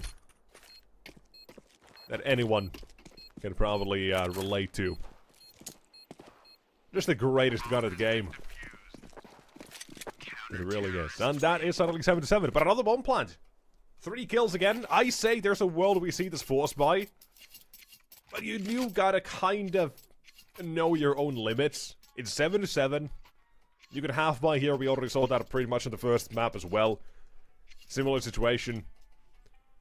And a very similar buy. 1 AK. Everyone else on pistols. A great middle ground. And on a map like Anubis as well, T-side, you've got util, you've got some firepower. This round, suspiciously more even than it ever should be, on paper. But this is like a hear me out sort of round.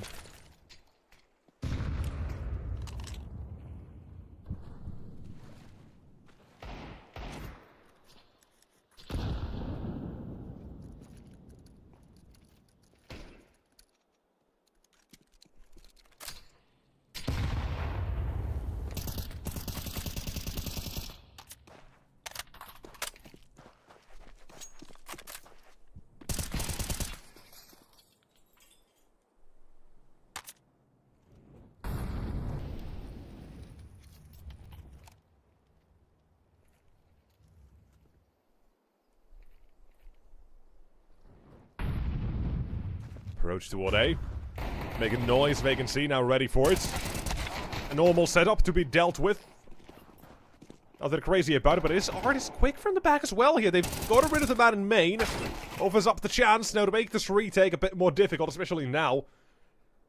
With the second one found and removed. There's suddenly pressure on Alaska. Get this round way more even than it should have been. Chance to slip in. The back spotted.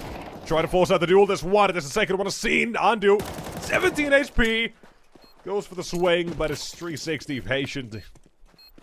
Waiting out and will find victory at the end of this one. Anything to pick up, any util.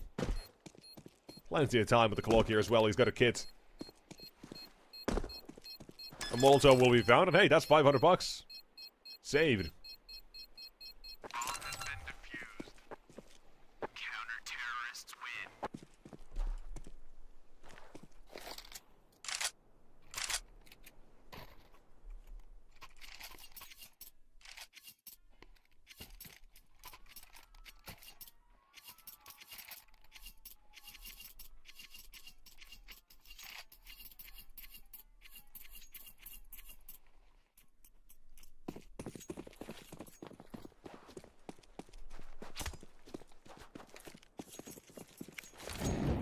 Alaska. Pretty much priming themselves for that 2-0 here. Getting close toward that sort of point, but again, T-sided map.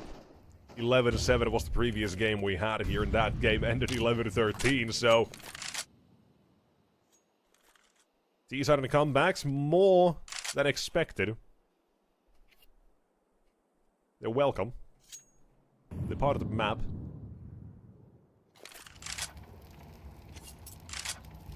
Part of the experience.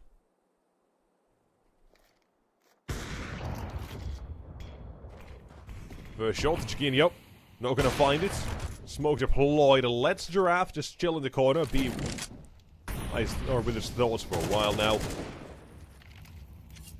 Not gonna try to chase him, but this is still gonna turn out to be a B play, and this is gonna be a very quick one as well. 4 plays from Canals, 360 and Giraffe. They've got one hell of a job to do. Flashbangs set themselves up as well. It's beautiful, perfect flashbang. But here's the play coming through. It's 1 and 2. The entries are found. They're secured as well. The rotations. Everything is gone in just moments. You blink and you miss, the round is done. They know where Extinct is. A dead man walking. We say this could have been the round where Alaska set themselves up with that slam dunk to set him close toward that 12, the right path, but not this time. Not this time. 1 or probably too many players through the canals and unexpected, so you've got a tied game instead. CT side, a bit of a force fight, trying to come back into this. Not letting the control go too easily.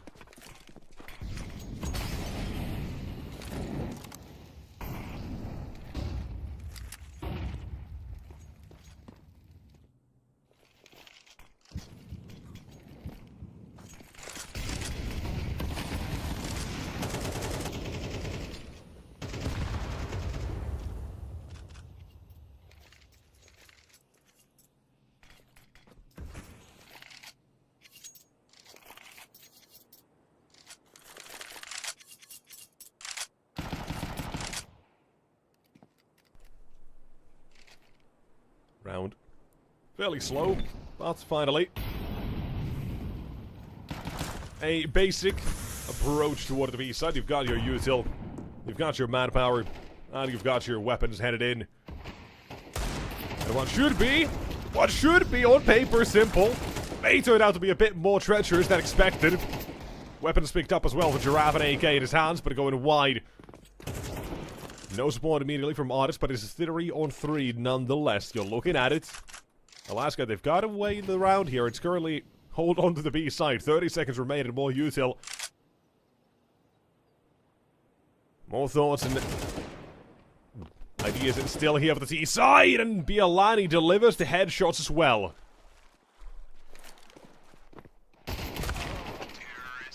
With Shane to close it, the force buy starts off well, but ends not as. It's instead taken just by force.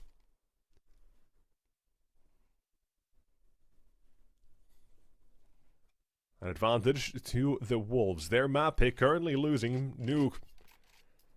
Didn't end up going all too good for them in the end. Second half, we didn't see enough. 3 rounds only from an 8-4 to 11-13 on the losing side, so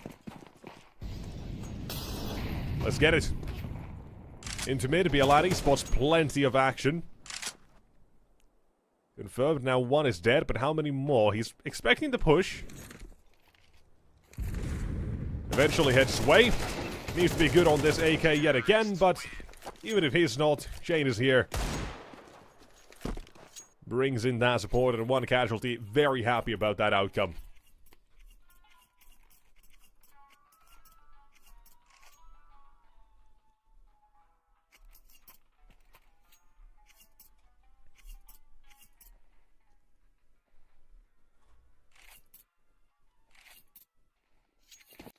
And so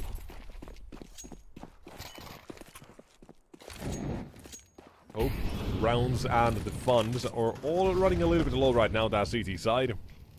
Gotta make your stand and probably quick here, but if not, Ancient's coming up. I said if this goes to map 3, I do feel the Wolves probably take this one, but we still have a couple more rounds to play out here, so let's see. Giraffe waits, and dude just priming his AK-47. He's ready for this. Up in the corner, away Giraffe goes, but still chased down, and there's 1, and there's 2! 360's good, but not good enough. This round, pretty much all on this flank, is all into Artis. If he can find the timing, you've got something to play with. Chiquinho has been seen now as well, throwing util. But approaching. Slow and steady is the way to go, but there's 1, and now it's on. 1 off the back, they know he's there. Second 1, away from Temple, and 1 quick flick from Andu is all it takes. 26 HP, a USB is being pulled out, and 1 shot remains to take it the other way. Of the Wolves, this is yet another one they'll chow down on. And Andu stepping up here, 20 kills, a 1v2. Plenty of rounds, he's the difference maker. The numbers he puts up, they're no lie.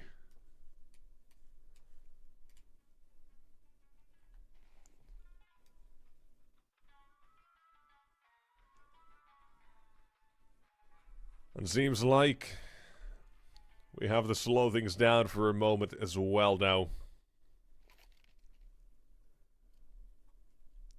Someone has to go away for just a moment or 2. Now, a break like this at least will give everyone the chance to calm down.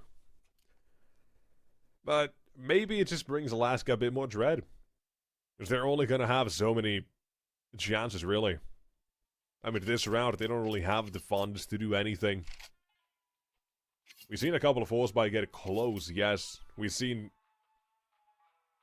I think Copenhagen Wolves already winning one of those, or maybe I think I am confusing the previous game with this one. But nonetheless. We've seen rounds with a couple of pistols only become dangerous. Half-buys, force-buys, you name it. Heroics have been shown throughout here, but 1 more round, maybe, to deny 12 from Copenhagen Wolves. We'll see.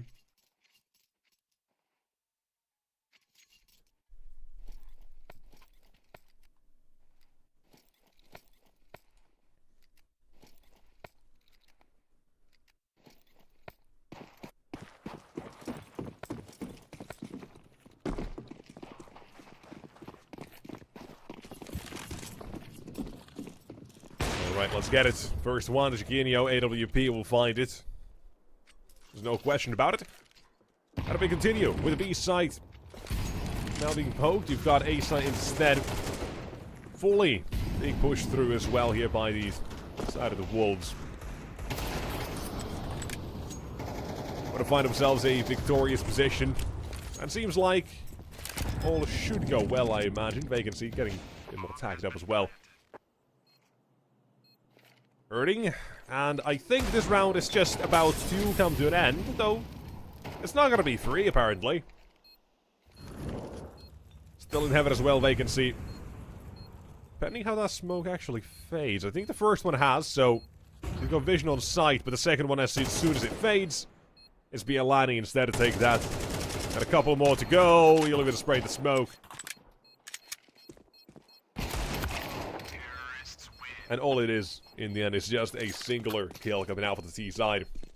Or CTs in this case, but let's continue. Now with map point on the line. Ancient is 1 round away. It's 5 kills.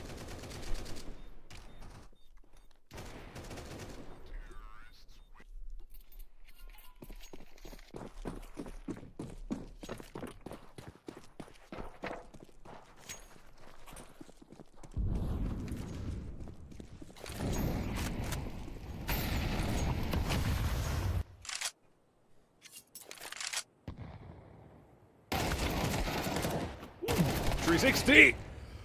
Again, good for 2. Now the first time his position has led him to a bit of a multi-kill. Next one, Giacchino to go. An advantage for the CT side to work with. Problem is, the bomb site's not there. It's an artist that's got very aggressive at the edge of the smoke.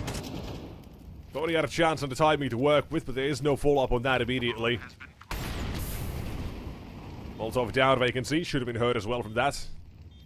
They cleared CT. They're going to be ready for Extinct. He's got him display already once before, but there's one. There's 2. Molotov gives him just a little bit of breathing room.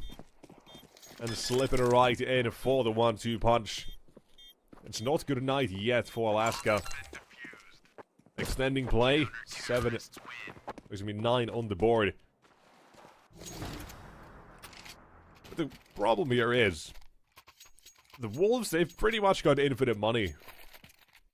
They're not going to run out of it, I don't think.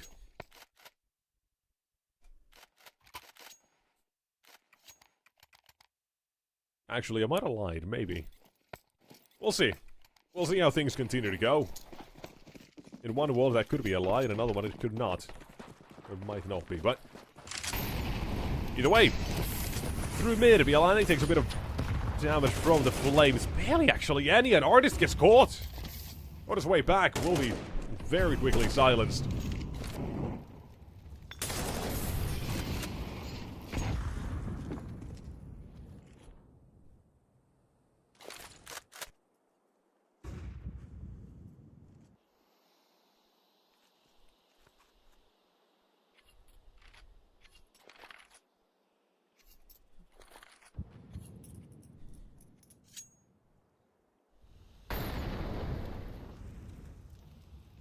Now, slowing down to use that util. Draw some time off the clock. While the Wolves regrouping. Still looking to send Andy potentially out towards B. Doesn't really have any util, nothing to set himself up, so it is a full pure and full contact play for him. As well as a main, so Extinct. Very little to no information, needs to figure something out here, while on B is a full-on bait and switch that does not go the CT's way here. One lost, man disadvantage still there. And rotation, sure, you can make those now, but you've lost the sight, 20 seconds, Extinct. Needs to make this something quick here for himself, and Yalani at least offers up the chance, being low HP. But the end is night, 2 kills away.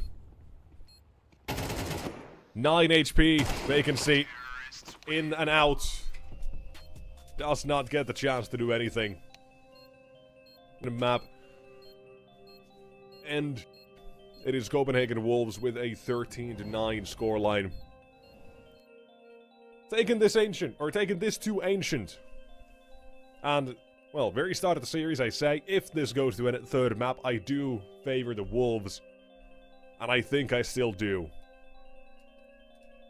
Now, does that mean that the Wolves have a 100% chance to win this? Of course not. No. It just means that I have this more knowledge about the Copenhagen Wolves than I do when it comes to Alaska. And from what I've seen in the past, this has been a map where the Wolves got to shine. Even with their previous teams or previous editions of this team, this has been the map where they've been very much just comfortable on. This one used to be their pick whenever they really had the chance to as well. Now they're kind of swapping to what is Anubis almost as well. But they just have a good veto here. All bar for Nuke, which, I mean, I'll say, almost goes their way. 8-4 was just that second half, which was a bit of a letdown to 1-4 as well from Vacancy at some point. So there was a world where this could have been a 2-0 instead of the Wolves. It's not this one. Instead, we are needing that third map. We do need to figure out how that goes. And for that, we are going to let both these teams kind of have a moment to breathe. But there's a couple of more things as well, right? Because you look at the results for the Wolves. 4 out of 5 games have been losses for them in recent times. But I still have that belief. I really do that they can give us a game, deliver us something pretty damn sick. So I'm hoping for the best here. But nonetheless, we'll have to figure it out. Maybe Alaska can pull it off, and it probably can, at least make it entertaining. So, prove me wrong. We'll see that after the break, how it goes, so don't go too far. We'll continue with Ancient very shortly.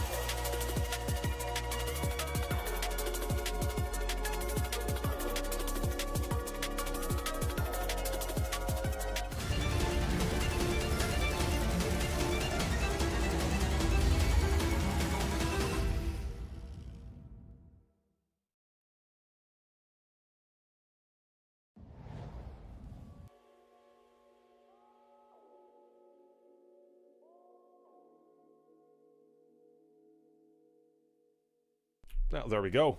We've got our final game of the day ready for you guys. Final map, final game, and all of that. And it is going to be decided all right here, right now, on a little bit of Ancient. There we go. Almost forgot the name of the map, but it is Ancient indeed. So, we'll figure out how this one is going to be now played out, because there's some opinions. And for me, that big opinion is that I've seen the wolves on this map plenty while they've been playing this during the last couple of months, 6 months, 7 months, however long it might be. I've seen plenty of them here, so I kind of know, to a degree, what to expect, almost. Even if some of the players have changed, or, you know, a majority of the players have changed. I think 3 out of 5 have changed since then. But I've got ideas on what to expect.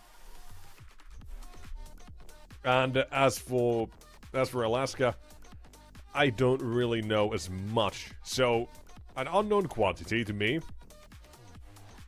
But it doesn't really stop anything from them from still having a good game here, or even winning this one by any means. So, I really just don't know where to put this one, in that sense. Individually, you had a very good map one when it came to Vacancy, right? You had some good stuff coming out. And now, headed toward the second one, headed toward the second. 360 had some rounds on the CT side, but that was about it. It didn't really have all of that, really, if you ask me. So, a hope for better showing, I think, is what it currently for me. And we might get to see it. So, individually as well, I think they need to wake up then to match what Alaska have, because they've got the likes of Shane, Andu, and Jaquinho had a great map too as well. So, a bit afraid, but let's see. Because the first one's already started here as well, and we've got action.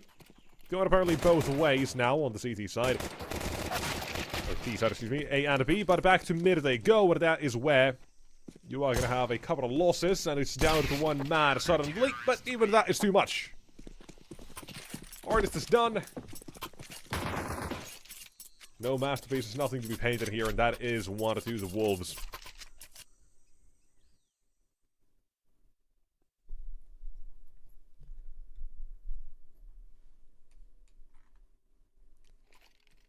As such,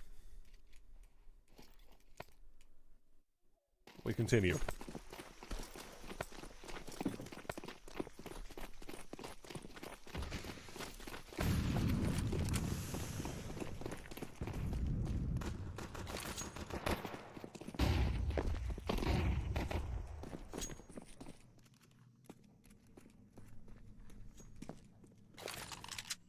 Nothing but an eco, nothing crazy. We're not getting too spicy, pretty much, in that sense.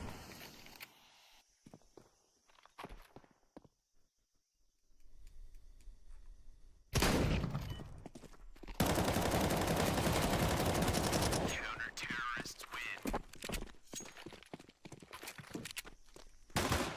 As such, eco goes as it should. Easy. Easy round for Tapeware.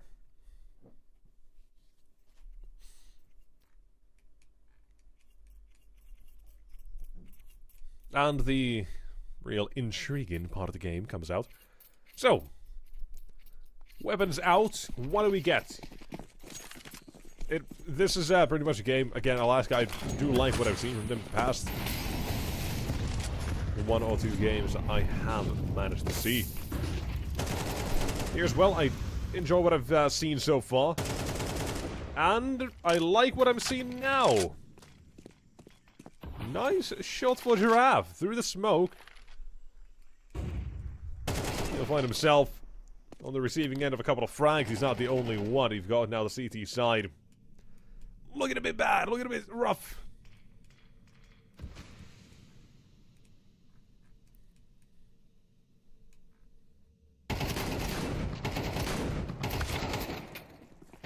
And here, to continue that as well, the entire round is stolen. It's taken away. It's just for the first two that they kind of work off of. Another one fed through cave, and there you have the end of the round. It is really that simple sometimes. And here, it's exactly that, so.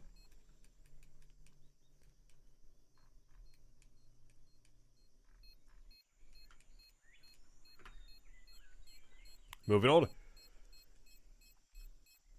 Vacancy.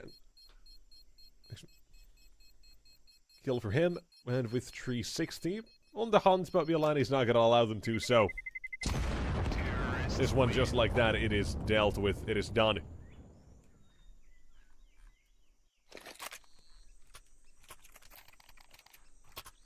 And we move.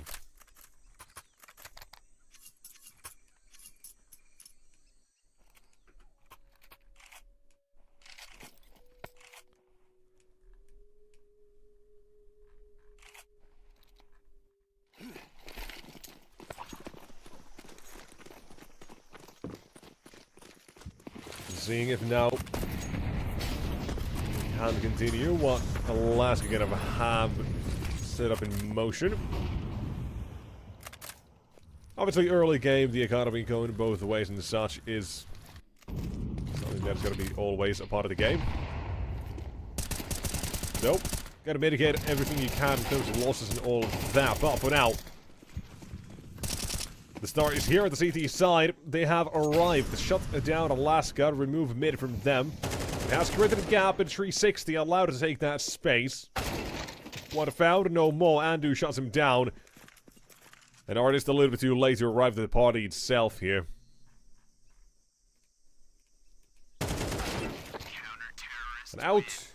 And down he goes. Approaching is Jaquinho instead, this time to find a 3K. Kind of just continuing his own good form, almost in a way.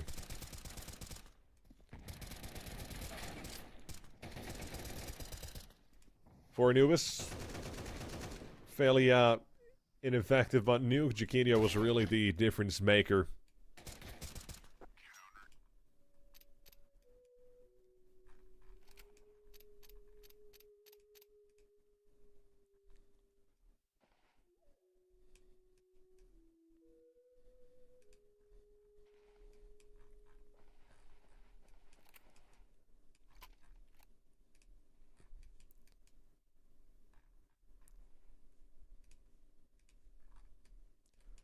And so, with the third round of the board at the CT side, they are looking real damn good. Now, obviously CT side of the map, it's kind of expected. It's just the opposite of Anubis, so... in a way, this kind of is what it is, but here we go.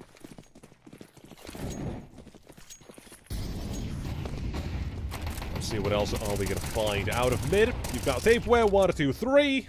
And he's, yet again, farmed up a multi-frag. Just a few rounds played, and what, that's 2 big ones that he's managed to push out. And deny all by himself, pretty much. Milani, 1 more to go. And the round is... done.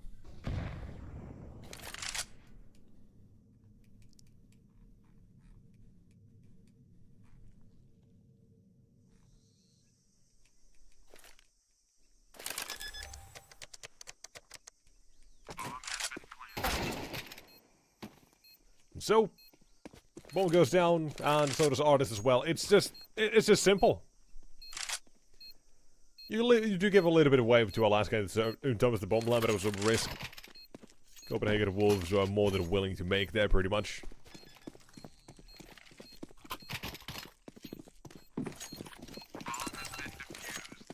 And so, there you go.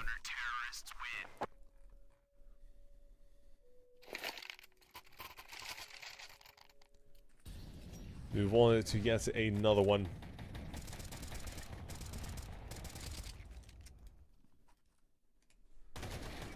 To see what both these teams want to now get done.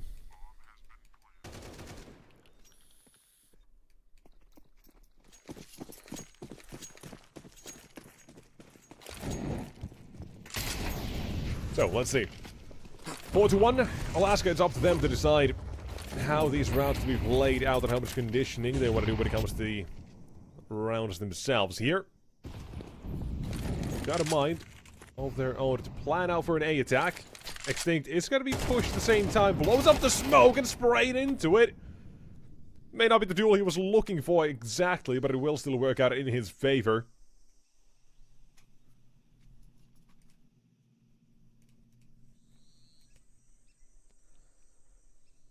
And we continue. With mid to be held here with the CT side.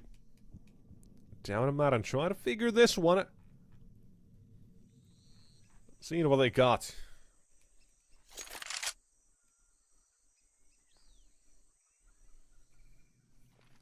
Finally, slowly, give up a chance. Tapeware will nail it. Back to the CT side's advantage. A side now under pressure. There's Giraffe still to hit a quick one. A very damn quick one at that.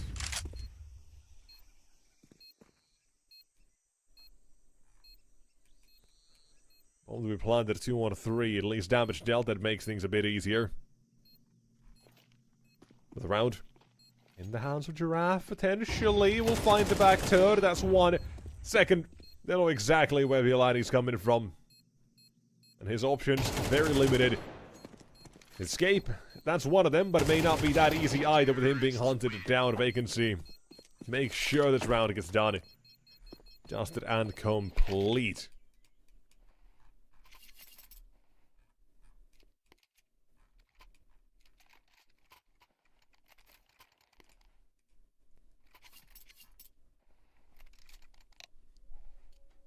Second one, a timeout.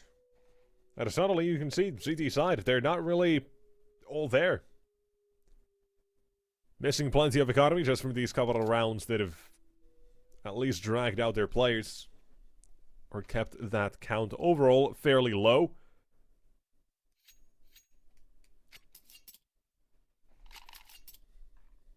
And to continue, we'll see where this one does take. Because now is the chance pretty much for Alaska to take the lead here, reset that economy. Get some momentum going on, and T side, you absolutely want that.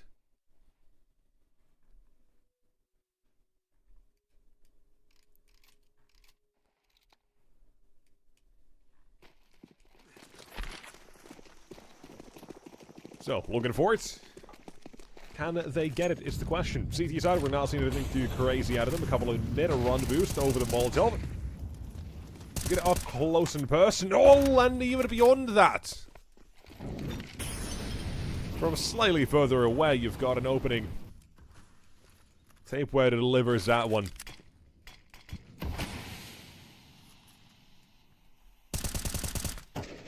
Looking for the continuation. More to be had here still.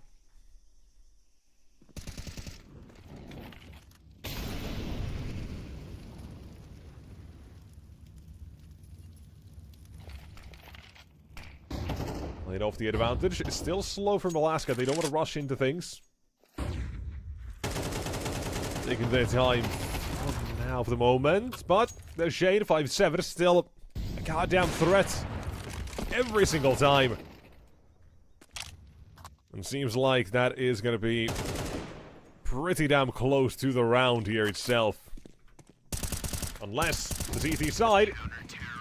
Yep, they're going to take this one. With Tapeware to deliver the last couple. He's having one hell of a game. Over to what, 3 or 4 multi-frags so far? An absolute blast he's having when it comes to mid here. That is his 4th multi-kill. Not bad by any means. I think about 170, 180 ADR if I'm not completely off with my mouth here. So, doing pretty good. But now, got Bialani, one found already. An opening to be, well, continued upon, built upon. And the forces of Alaska quickly flash freezing as they're going in.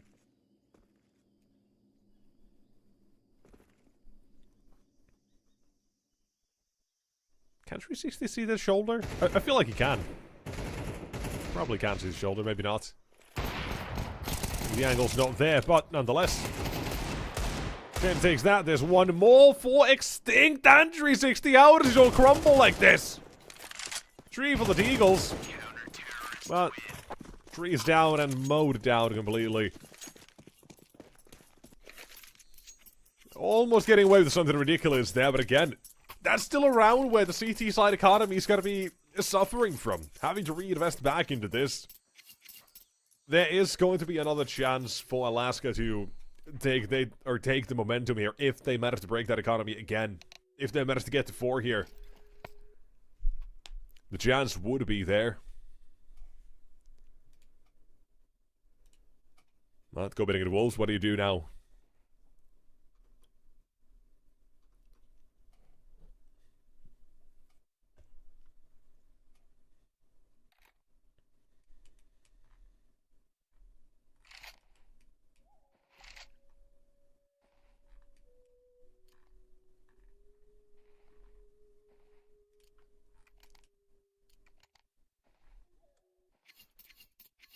Timeouts.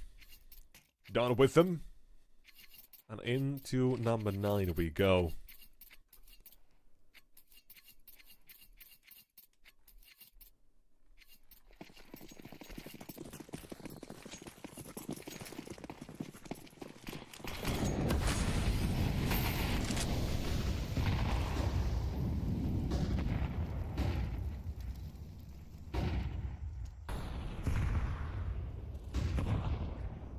So, Wasby, a creep from Extinct. Perhaps a boost? No. For a second I thought they were going to boost the vacancy, but not the play, not the one that they're looking for. There's one being found in trade, make it 1-2 now. City side advantage goes back their way.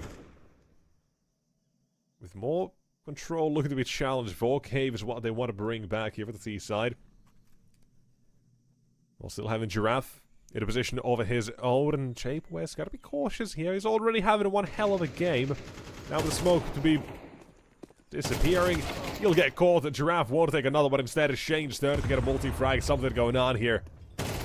Change the outcome of these rounds potentially, but 360 holds on instead. CT belongs to him. Try to make this one a round they're going to be happy about it in the end.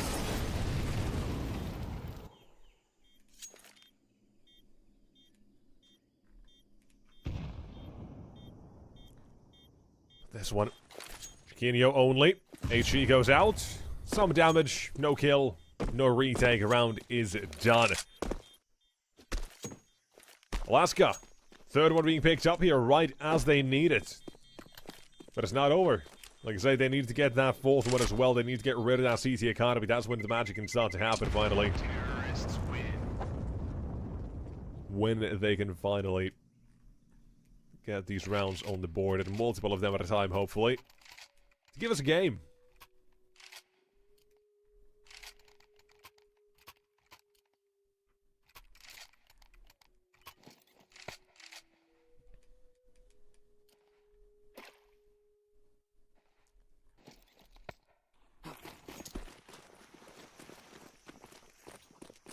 And so, we'll see. CT side, the force buy has fully come out. Again, the run boost. I like it. It's not worked out this time. But it's a nice setup to do it. Fairly easy, but I think we're still again got away with 1. 10 runs in, 117 kills.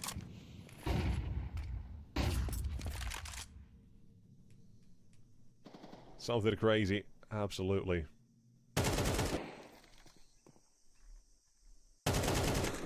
Here, out to 8. 1, 2, 3, and 4. Suddenly, they're all falling in just seconds after each other. Just dominoes on the kill feed for Alaska as they take the round.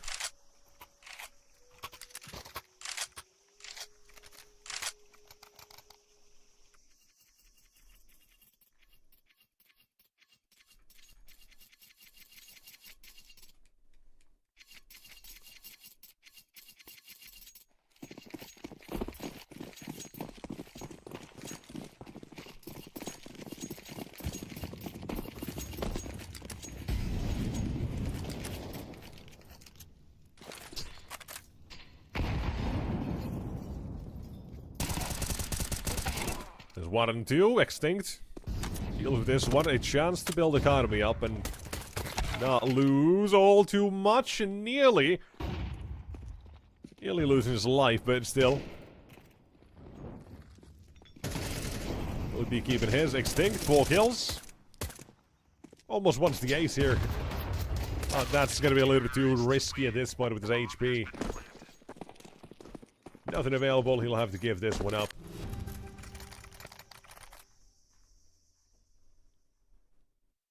Round in the hands for Alaska. Now they've got what they wanted here out of the first half. They've already got 5. A chance for 6.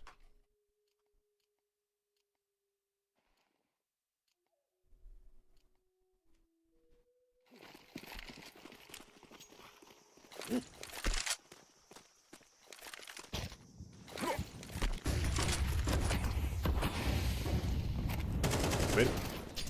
Out of mid and through. Vacancy! Beautiful first spray.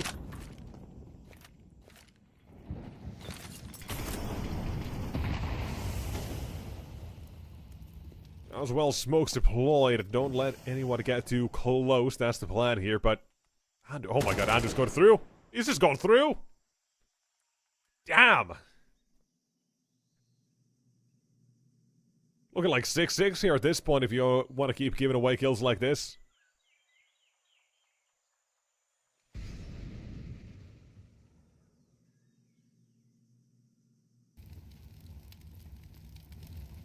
Minute left on the clock. And we're still seeing a very patient Alaska here. Not running into anything just yet. They're waiting and seeing what the CT side want to do.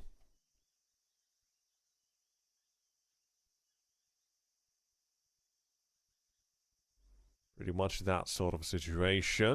This mid-rounds, you might see a lot of aggression here.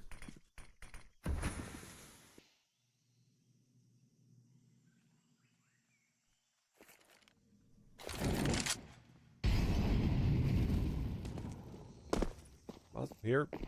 On to A. And that as well. I imagine is the round. I just don't see the retake happening here. Hello. Now I do. Giraffe out of position. And for the retake, Jaquinho needs to nail his shot. But the first one, right as he thinks of walking out, 360's got his timing down. And this one will be surely done at this point. Time is a little low, but Shane does not have a kit, which is the issue. You can try to quickly force this. Jumps for 360, but this man... not sure with the Glock. This one instead is 360 waiting for you. A wise old lug not gonna swing.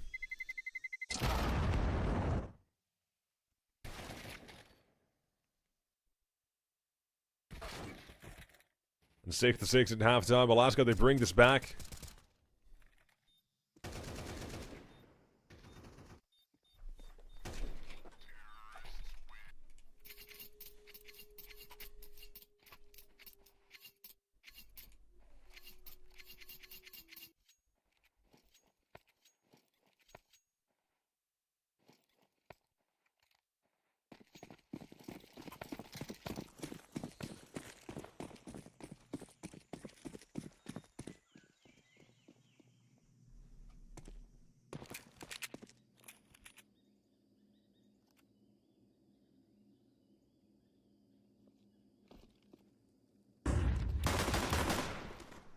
So, for the pistol.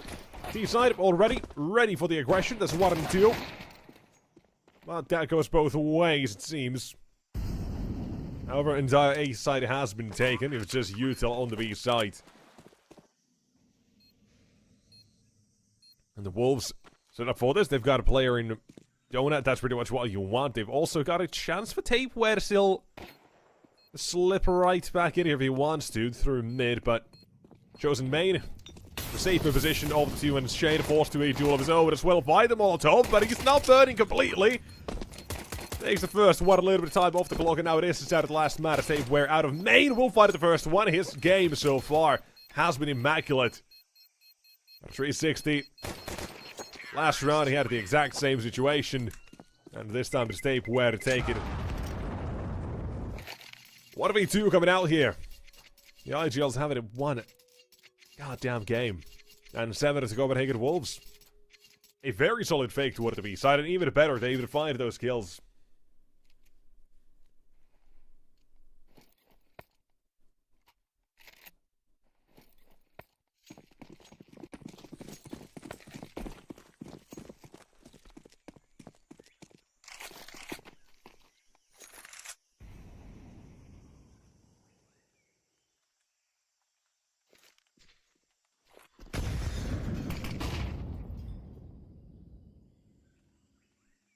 Cooler moves for Artist right now.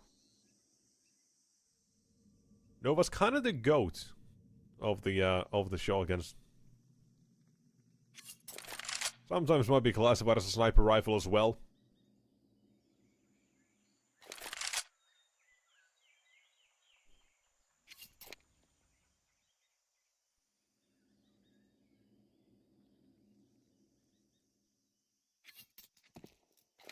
Able to go down. Andu is going to continue to push this.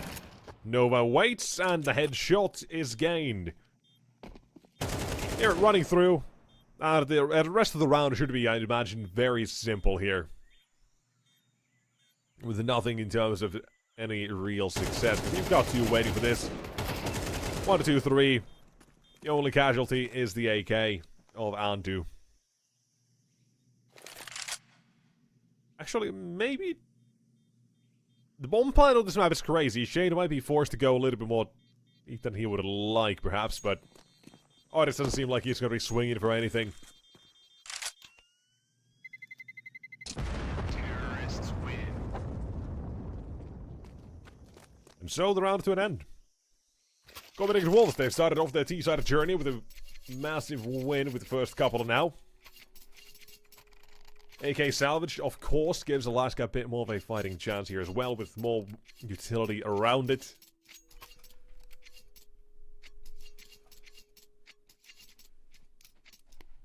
As weak as the third round buys usually are.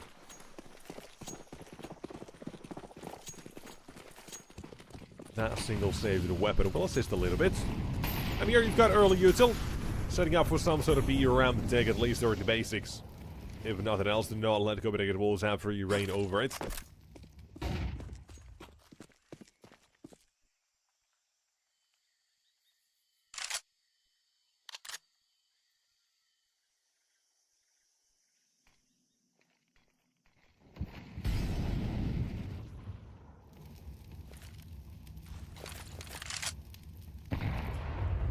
Util as well to go.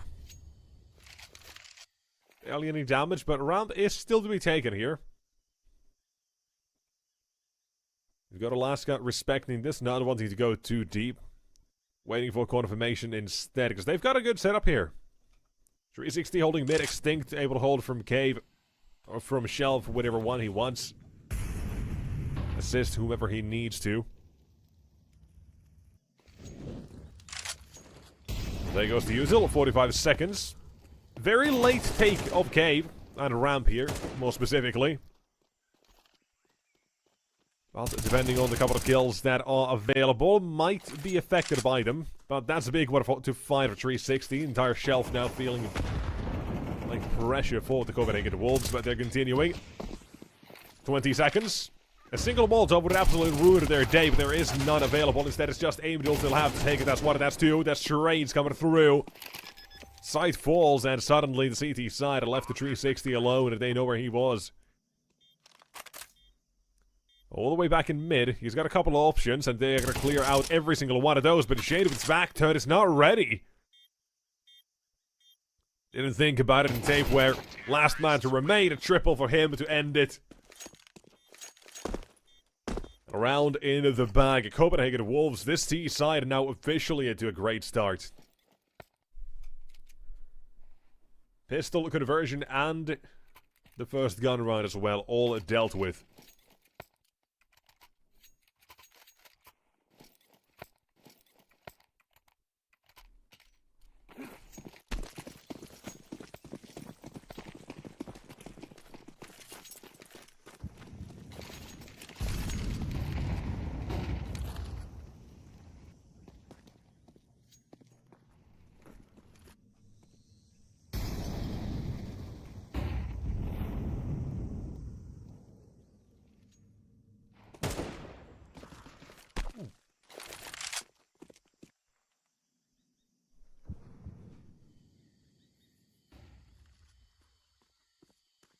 Just hear an AK bullet go, you feel something about it. You just feel crispy. Even if it's not a kill. The thought of it hitting something. But these ones, not as clean nor crispy. But still, kills to be had by the wolves.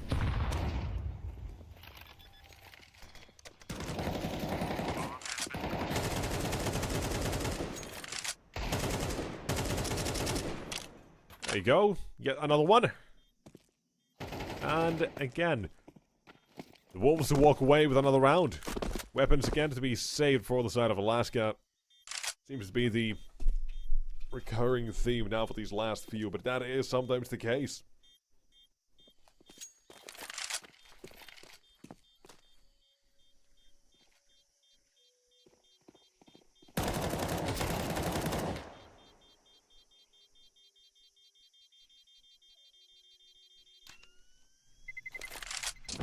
Terrorists win.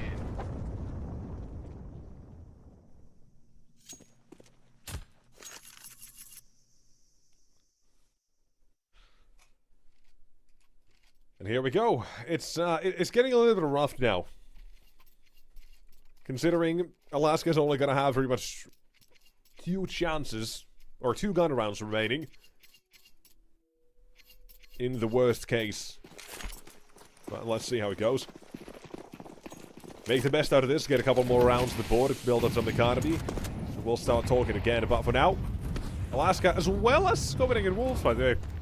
Both with the same run boost.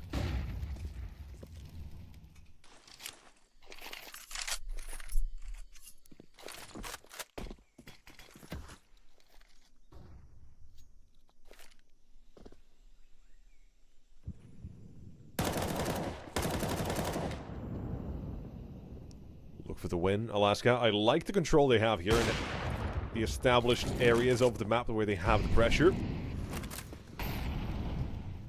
This one, I'm kind of on board with it.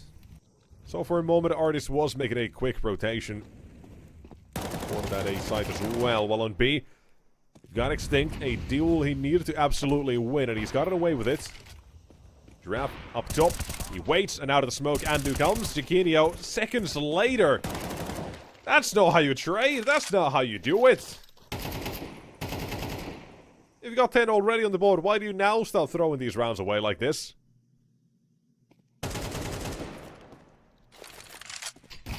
First gun was clean and crispy. Now here, instead, you go through smoke, and you barely even trade properly.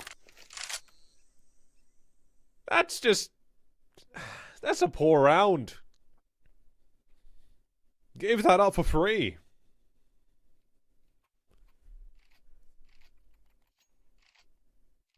Alright, I mean, hey, Alaska, they'll take those rounds. Absolutely an easy one. No doubt about it. So, we continue.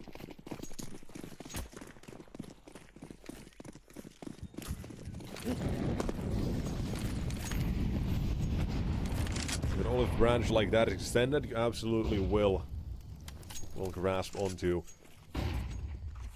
it. Copenhagen Wolves now as well, their economy is running dry this round, will give Alaska control. All you gotta do is make sure you don't fumble the bag here. There goes the util. This time is a bit faster than the previous attempt we had toward this side of the map. Artist has plenty of players running up at him. Most in a line, but there's 1 and 2 for the T side to make it a third as well. Yes, again, a tape where making his presence on the server known and felt. Andu, last man standing, Galil by his hands. But a Giraffe at his front will be too much to deal with.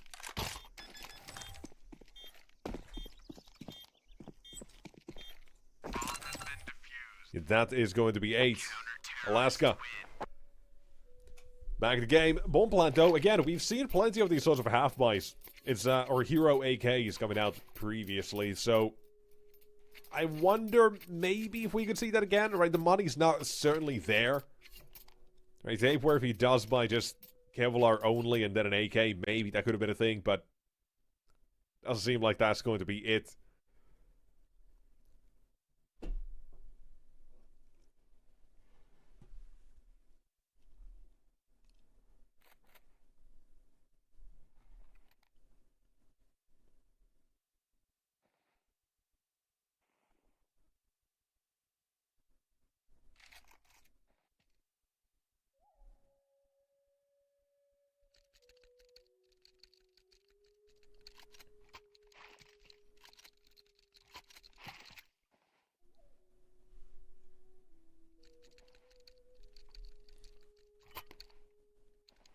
Here we go.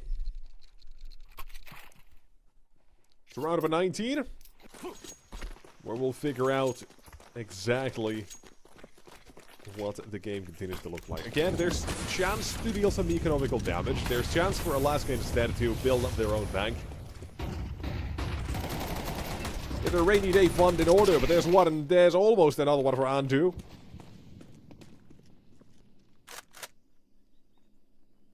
Instead of not allowed to, just the one. And walking out to A at the same time, you've got a group of the wolves bearing their fangs for their own 2 kills. Economical damage, I said, was the name of the game here. Not a round win, but for the wolves, the argument. Ooh, there's very little weight on which one. There's a great HE coming in from Artis having back things up. But to walk into the site, it's not going to be allowed. Vacancy's gone, out of the save. It's not even going to be allowed.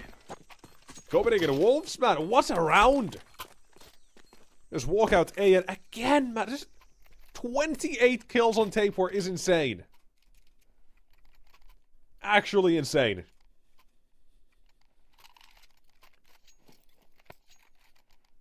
But here we are, man. Let's go.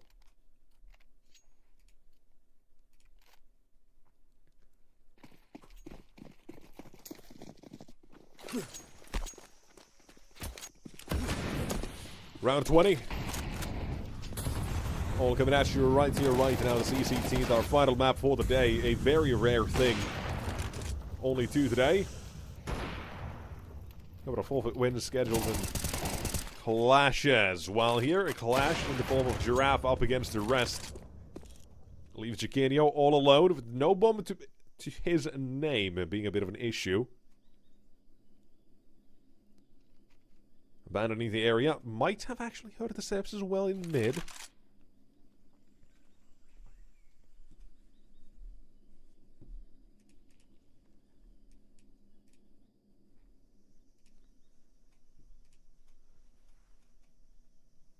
Plenty of time to play with. All of the control of the map as well. Alaska don't seem to recognize this, but I at least enjoy the fact that they're choosing to play this together more than anything on the CT side. Or at least close enough to together. They'll be moving in tandem to whichever bomb side Chiquinho goes to. I at least imagine that to be the case, though we do see Giraffe in mid. He's moved towards Donut. Chiquinho will have all the access to what the B side he wants. So, bomb to go down, and one of us is 2 to be played out, and Chiquinho gotta be ready for this. On Nuke, he was the man. Here he has to be. 12 is on the line if he gets this one. And he's talking himself into CT.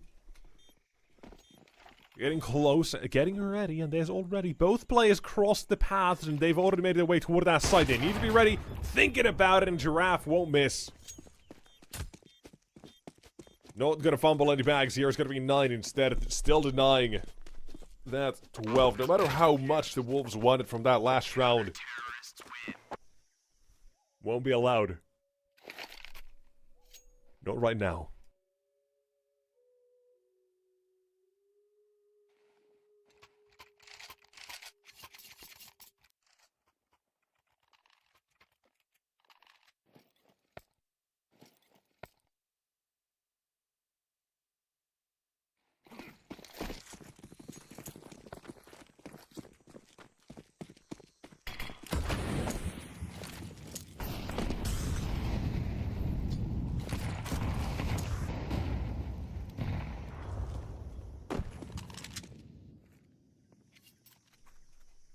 Giraffe, big push immediately. Catching off the first one with Shane. Not going for the trade, not forcing it immediately, but letting him back. Oh, almost getting caught, but able to adjust. Giraffe comes out with a big W instead and a double kill on top. Alaska to come back, they're making it happen here.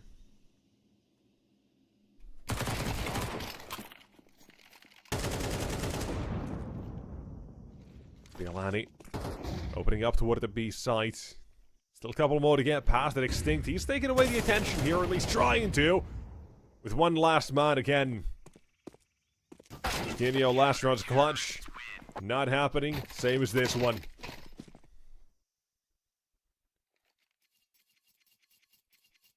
They're taking to 10. Getting toward that victory.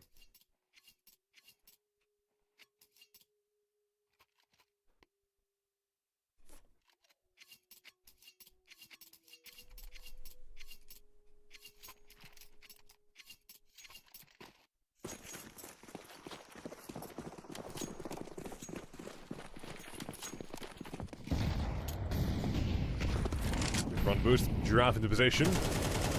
Couple of backs turned. There's one. There's another one to be delivered as well. But surely we're not going to have another fumble.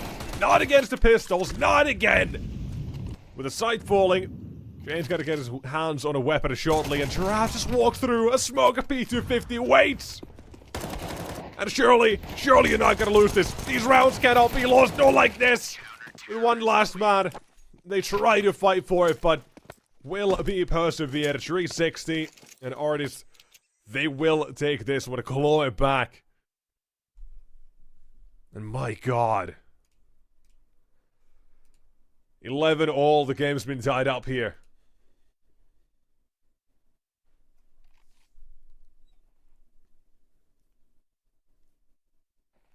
From 10-6 down.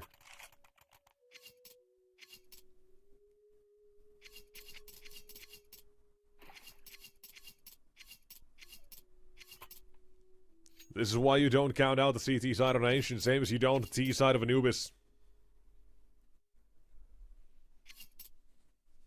We've had an insane game from Tapeware so far, 29 kills, but that may not be enough. He's had 10 multi-kills. Almost every other round that he's had 2 or more in a round. Now, with it all on the line here. Trying to get something more is going on. Giraffe again. He's got to double down to this push, and Tapeware waits for him. But the bomb gets dropped, Molotov down on it as well.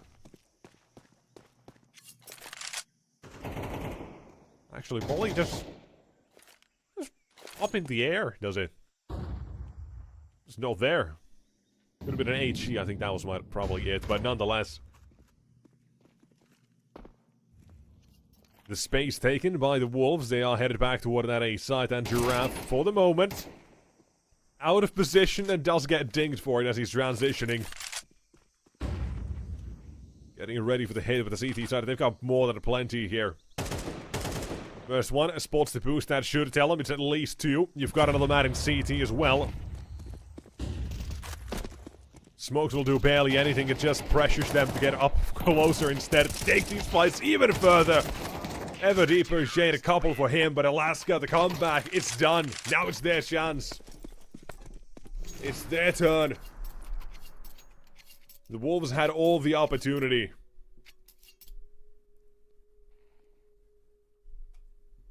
And now, one chance to close it.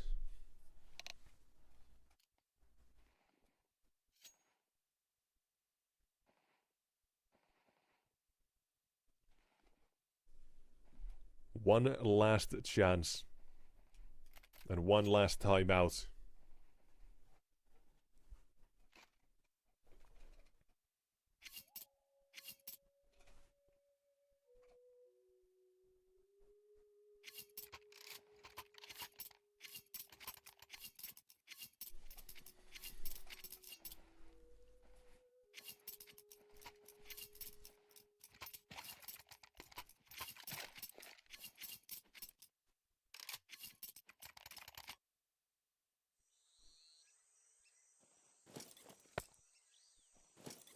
Let's see.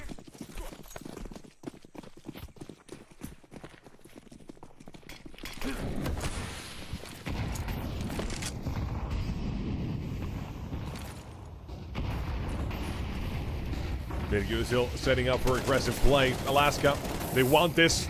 They'll go for it. They'll hunt it down themselves. Wanted to trade as he started fighting back. Aggressive face. This time it's been shut down. We've seen a couple of more of these slower plays when it comes to firing off toward the B site. Made sense so far to go aggressive to try to take that control, and Shane, the Shadow's giving him up, man. That's Counter-Strike 2. A Shadow can ruin your day. Suddenly back to a 3-on-3. Control of B, it's not there. They have Bialani. He has to make a difference. Has to get rid of Extinct, but do they even know he's here? They might have the idea. They come to clear him. Oh, but Chiquinho's now looking. That's one. Just a reaction shot and nothing else. Impressive as all hell, sure, but Trick Discipline could have got a long way. Now it's down to the 2-2 instead of the bomb side to be taken. Molly down in CT and Artist to hold the line. Dodge the flash. HP already ticking low. It's a double swing and one man to deny it all. Andu off the bomb plan. In for the swing and to continue. We are headed to an overtime here. We are not done. 12-12 the scoreline. And let's continue now.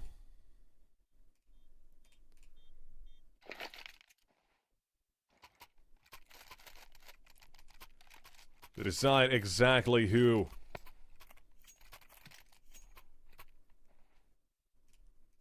will be taking this one.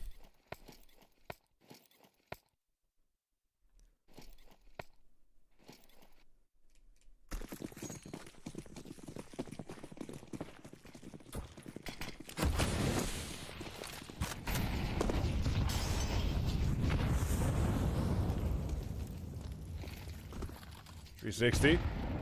Shout out to him as well, by the way. Has been one hell of a performer when it comes to these CT sides. You've had a Giraffe waking up as well at the same time. And Extinct, all kind of performing here. We're still looking and waiting, I think, for Copenhagen Wolves. Get something going on here. Beyond just tapeware. Get these glimpses every now and then. Nandu, I'd say a lot of the pressure, the spotlight should be on him. But for good reason, I'd say so. Here he does take a couple, and sounds like the aggression now not working out for Alaska.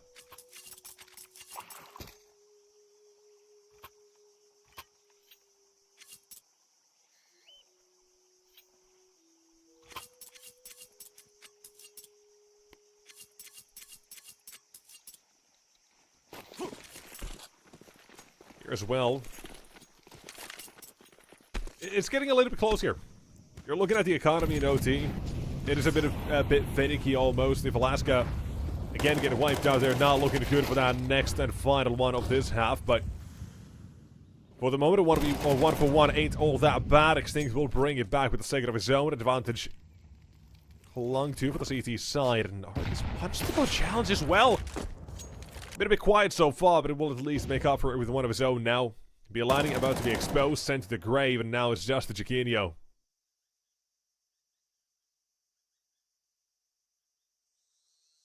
Nowhere near anything. Bomb all the way back into T-spawn, and he's got no position to really work with here.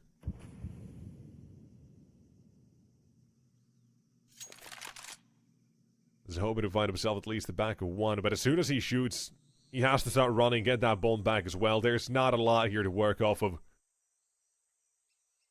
I fail to see how this round could be done. But at least being a little bit more patient. Knife in the back of Extinct. You can try to make him think he's got the bomb, but in the end, choose the challenge. There's 3 waiting for him. Never really a way through this one, and that is going to be the round. Alaska, they're not going to be out of money at the end of the OT here. They will be taking this one instead. And we'll split it now down the middle, but we'll see who takes the edge as we play out this one final round of this half of overtime.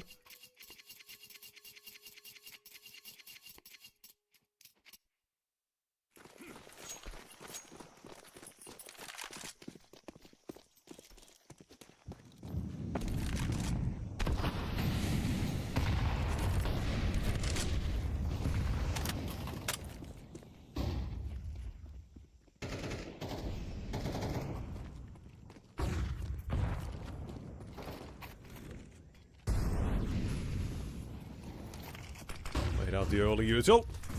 Take control of cave. A fairly basic plan here to start. And tape where he's at least hit 30, but not going to be getting any more for this one against Giraffe. His head spots too. We'll find him taking both down.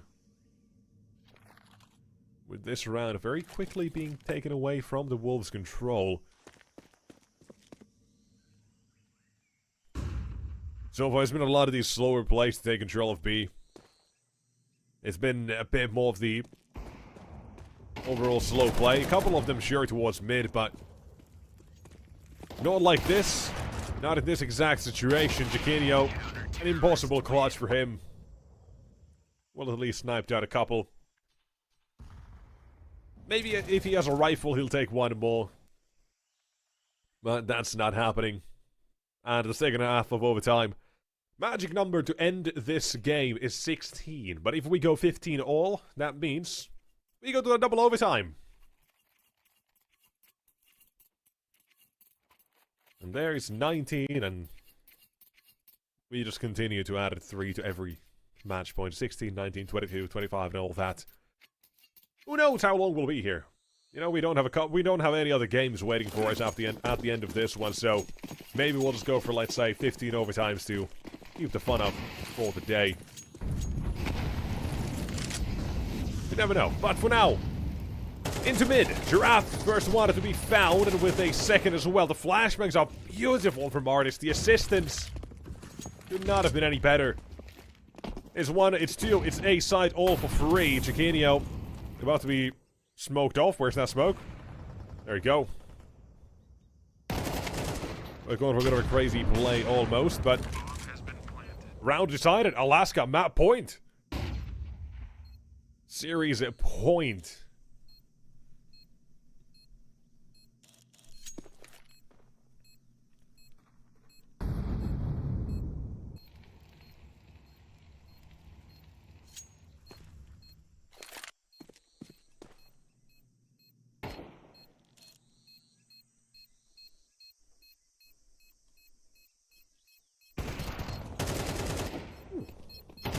More to go. At least trying it for the CT side. Respect the hustle. But now, you already had one chance to close down on Alaska's side. Surely you're not going to need another one.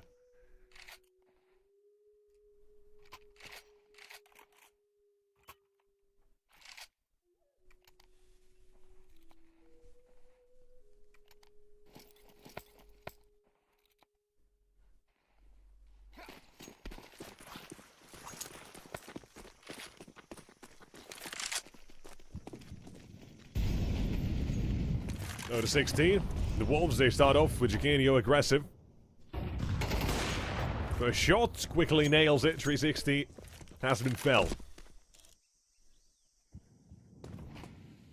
More focused toward the B side. We've got Shane in position. One back turn and head dumped or dunked down now as well. Underwater, extinct. Gone. There goes vacancy.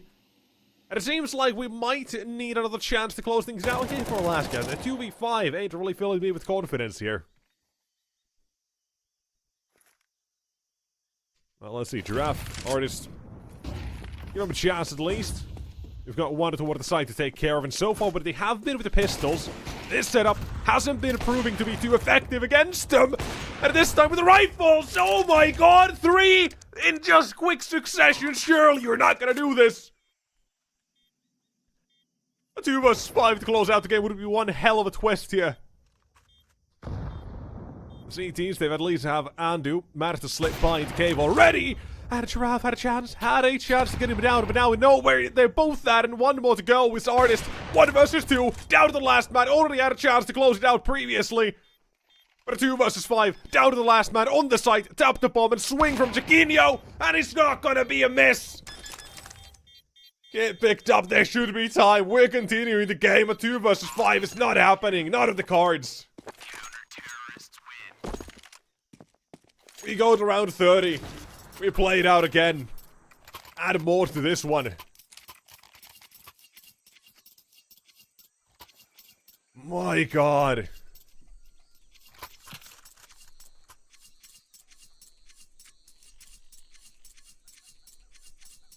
What a round. Nearly giving that one up as well.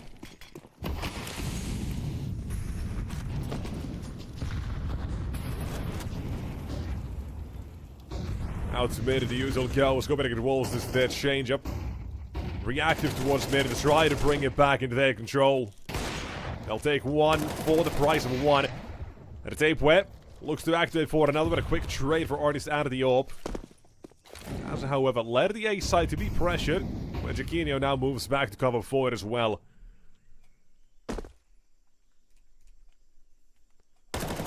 Mid. Jane waits and waits. A trade not that easy. Couple more to be dealt with, and double overtime is one away. 360. He's to stump them. Problem? The CT side manpower. Current positions. A little bit too much to deal with. A bit too difficult as Jaquinho ever so slowly inches forward, crouching with the AWP. Will confirm a second overtime for this one.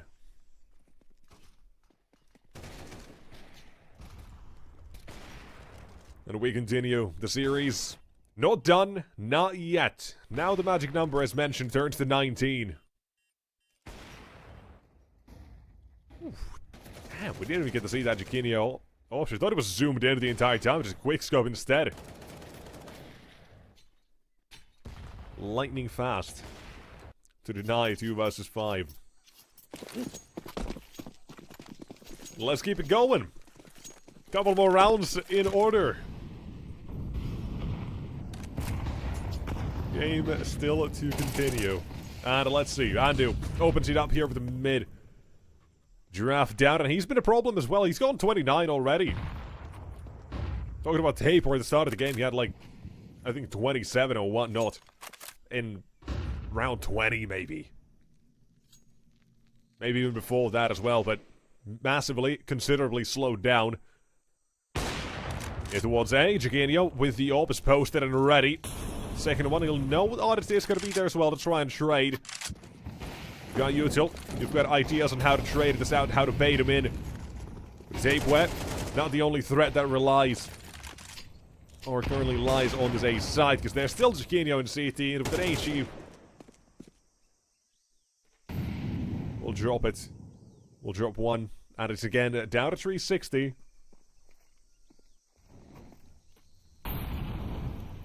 Not a lot here. Andu swinging from Donuts. First one. Up in CT. You still got Jaquinho. Now heard and spotted. He's taking a bit more of an aggressive stance to assist his teammate as well. They'll swing for it, and this time won't be missing. Swedish Opera really is stepping up here. End of the game, Jaquinho decided it's time to step in. It's time to lock in.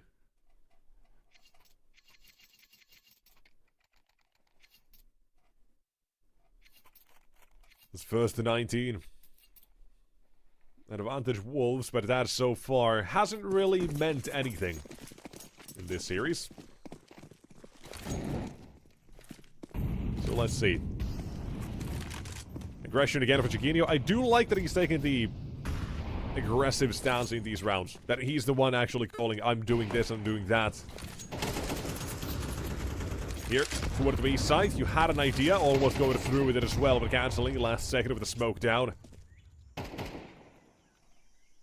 Jaquinho, he's just pretty much being teased with this one. Giraffe, he's the one who went aggressive on this a couple of times, but they don't even know. Andu was already in CT spotting past him. Played a patient game, but now they think, yeah, they should know he's here. They're funneling in toward that B side. Shade up close. They gotta decide how do they want to go through this. He's waiting at the edge of the smoke. Taken down. Now running through. That's one. That's two for the CT side. Shutting this one down. The Wolves are hungry for 17, but so is Alaska. They want to freeze them. The ever-cold winter.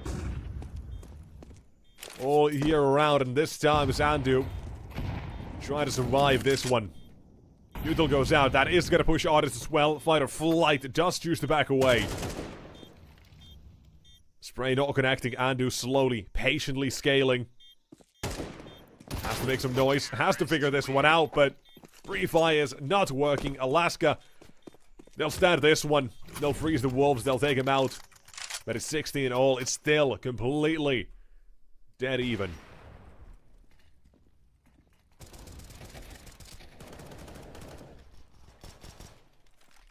Brought back here by Artist and by Extinct.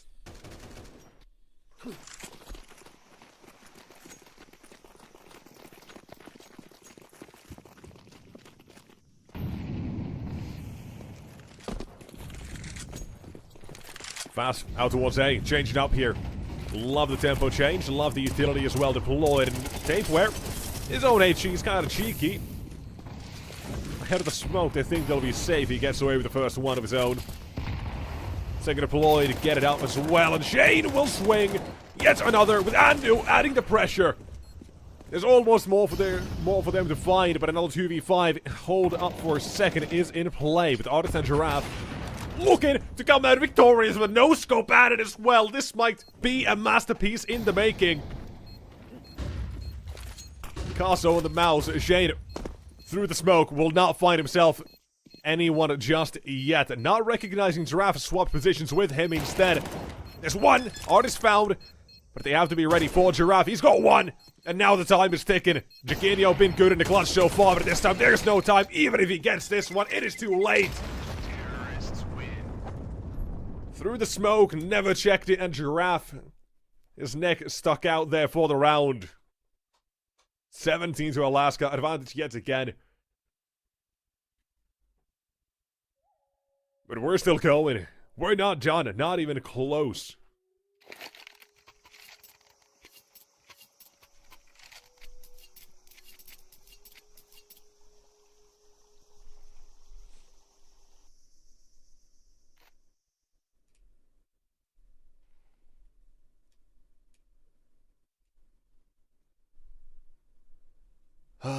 In overtime, both teams get one timeout to use. This is when Alaska decided to use theirs now.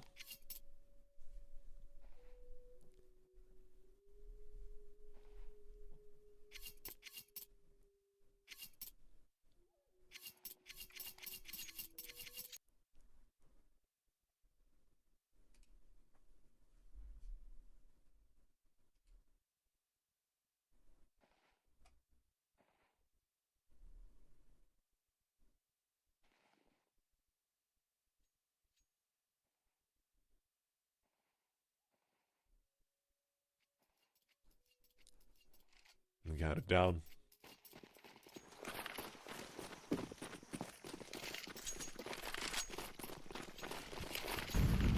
Another A play. Copenhagen Wolves. They're going to take a page out of Alaska's book now to start off the half. Oh, there's good utility at least deployed. Molotov does slow them down, spread them out. They have their force completely back as well from this side. Basic bomb planted. They're going to try to spray for the Giraffe. Is baited in. Shane knows these tricks and knows what to expect. Advantage Wolves. However, Alaska have the positions already. Oh, Andu! He's been seen. Taken down. Vacancy's ready. Now you can set up for the retake again. A bit better with no disadvantage on the retake itself, but just the position. It's strong for the Wolves. They've got plenty towards one side here that might make them feel a little more safe than it actually is. The 360, vacancy, no scopes this time. The Orb's not stopping. Looking for 18. They'll get it on the retake. A secondary Orb that steps up for 3. And again, another chance to close it out. Another 2 chances. Alaska, they've had 3. They have had 3 chances to close things out. 12-11, 15-13, and 15-14. Not able to do so just yet. How many more do you need?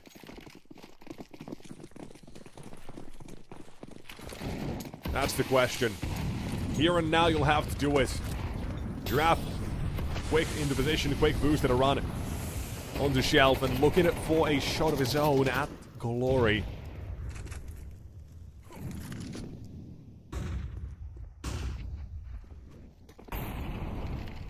Aggression looks to be the play here, Giraffe. Believe a smoke waiting to be faded in front of him, but it might see Extinct push with that as well. But in the meantime, we've started off. We want to go both ways. Giraffe down and Shelf. Okay, close enough. It's now led us to stall out the time a little bit. Map control to be challenged. Extinct to hold his position.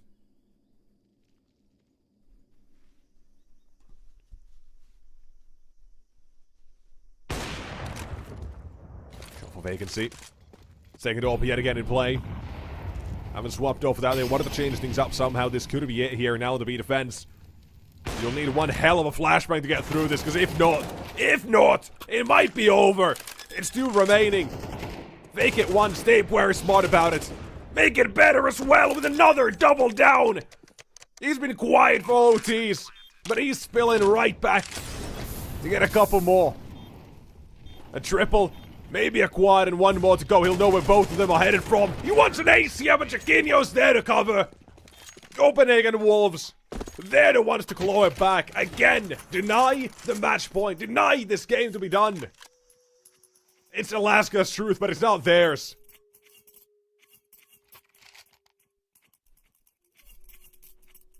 My God. It's not done.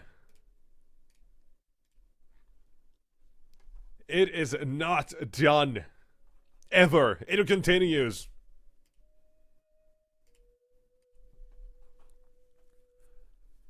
Last time out of the entire series. And Copenhagen Wolves. You now bring it back. Taper is activated again. He's dropping near 40. Went away for a while. Took a vacation. Let his teammates get into the game. Let Chiquinho warm back up. But now he's officially entered back into the fray. It's just one round. It is just one round. It shouldn't be that difficult, but that's the hardest one to get.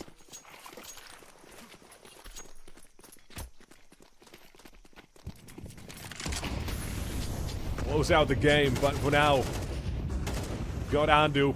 W in mid, Giraffe is down. Have to find the next Extinct to walk through. Not the only one. They've got more aggression out of the smoke. Vacancy's up next, and he's not looking, not spotting for Andu. It's started to shine. It's time for the spotlight, and with that, we're continuing a triple OT.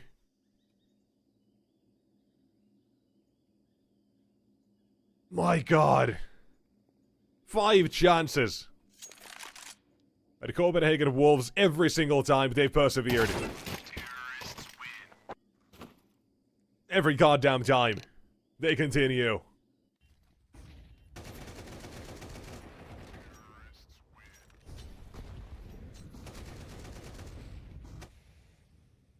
This is getting more than ridiculous. It's getting dangerous for both teams.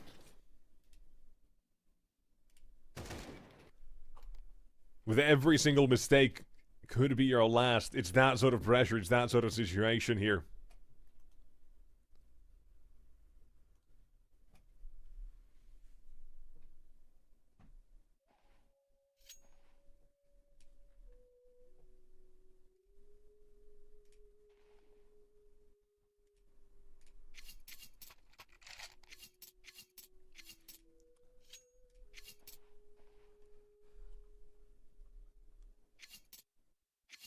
Quick timeouts, however. Apparently, we've got now such a long game that bathroom breaks are needed for some. And I don't blame him. 36 rounds and more to be played. We're going at least 40 here.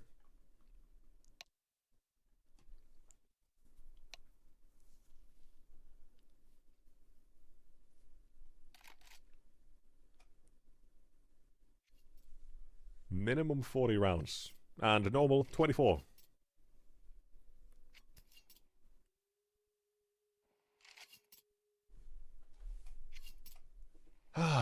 Such is Counter-Strike. And today, making it an extra special treat apparently. Like we say, there's no more games after this one. I jokingly said we might be going for 15, so I sure hope that whoever is creating these games is not actually going to 15, but we'll see. But now we're counting it in overtime at number 3.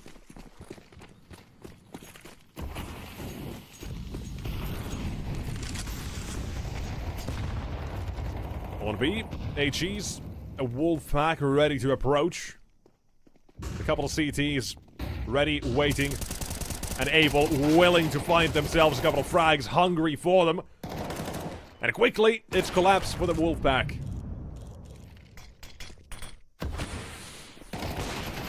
Genio, good for the shots again, but all you gotta do is a double swing against the orb, and that's gonna be the round.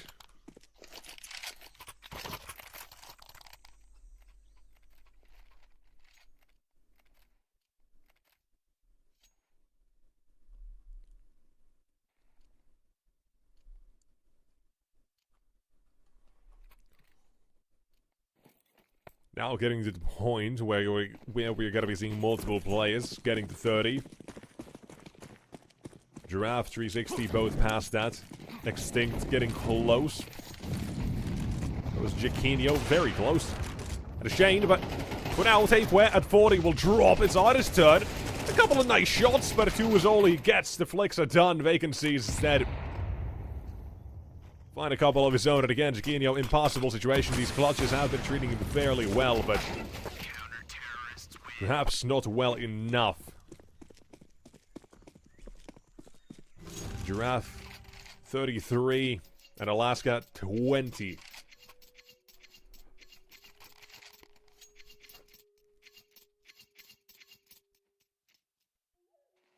And here it is. It's getting... Surely if Alaska get to 21, they're not gonna miss this one.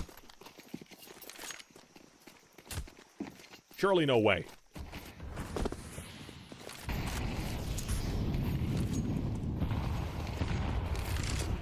Let's see. First one. Out of cave, that's a double. Traded for vacancy. But looking for that 21st, it is starting to look pretty damn good, but kept in play yet again. Bialani removes the B defense, but Giraffe has already made his way back here. But it is a round, but they are still falling back. Playing the time with the clock that they have.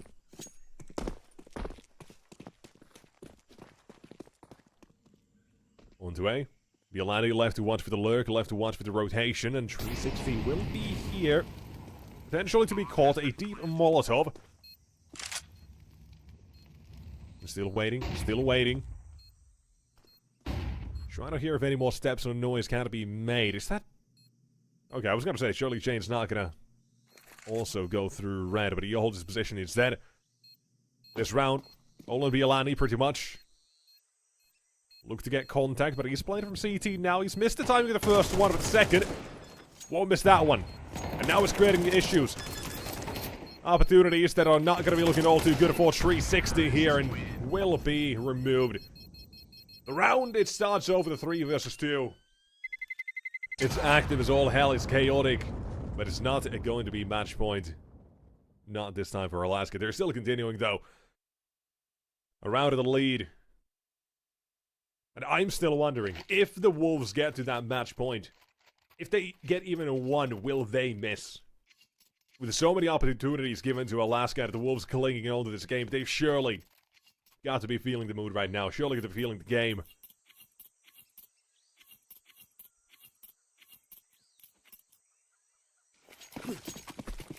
We'll see if we get to it for now. Looking to swap things up a little bit. Half has been swapped, and now the Wolves in the defense.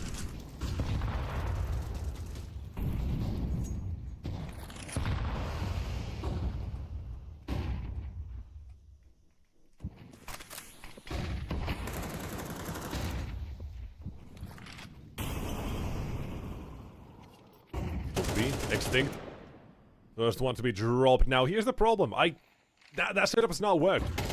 Whenever anyone's played toward the long cubby, it's not giving them a single thing. Shame, though. We'll give him 1. We'll give him 2. The Wolves, they want to tie it up here. They've got the bomb under their control. They've got a position of B. And now they're just looking for these lurks, these flanks to be delivered. There's one from Giraffe, but Tapeware to trade. And one last man remains. 360, I think. Saw the shadow. Maybe not. Didn't register it, but he still had it the first. No matter the hour Tapeware, or matter of 2 hours, that's how long we've been playing almost here, but Will shut it down. Active, he moves all over the place and not letting 360 get it. 2020.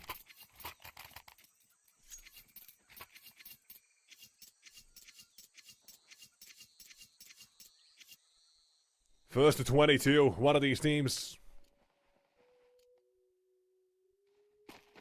Surely they'll close it out this time.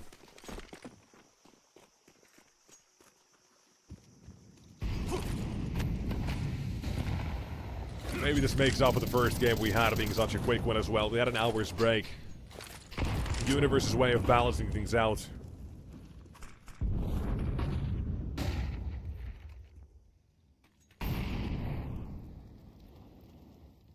How do we continue? This time, it's another change of pace. We go down to a bit of a slower tempo instead. When these overtimes and these halves have swapped, we've seen plenty of these faster plays. We saw it back-to-back, pretty much those fast A plays. Couple of mid-attempts and such, but now we try to bring it back to what is the default on Ancient, pretty much. Jane has to stand at the test and will only take one. That's been great for sure. At least keeps that man advantage. Completely even it. Neither team has it for the moment, but it's 1 and 2. Suddenly, Andu's second up. Hello. Where did that one come from? And where did Tapeware go? That's the question. I'm sure someone could answer. Andu, very exposed, but ready for display. Another one nailed to go back at Wolves. They are ready for 21. They want it. They'll get it. $1 million question. Is it going to be another overtime? With the Wolves finally getting a chance to close things out.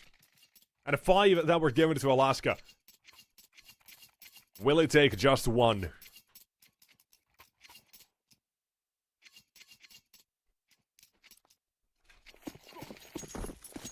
Five rounds to close it out.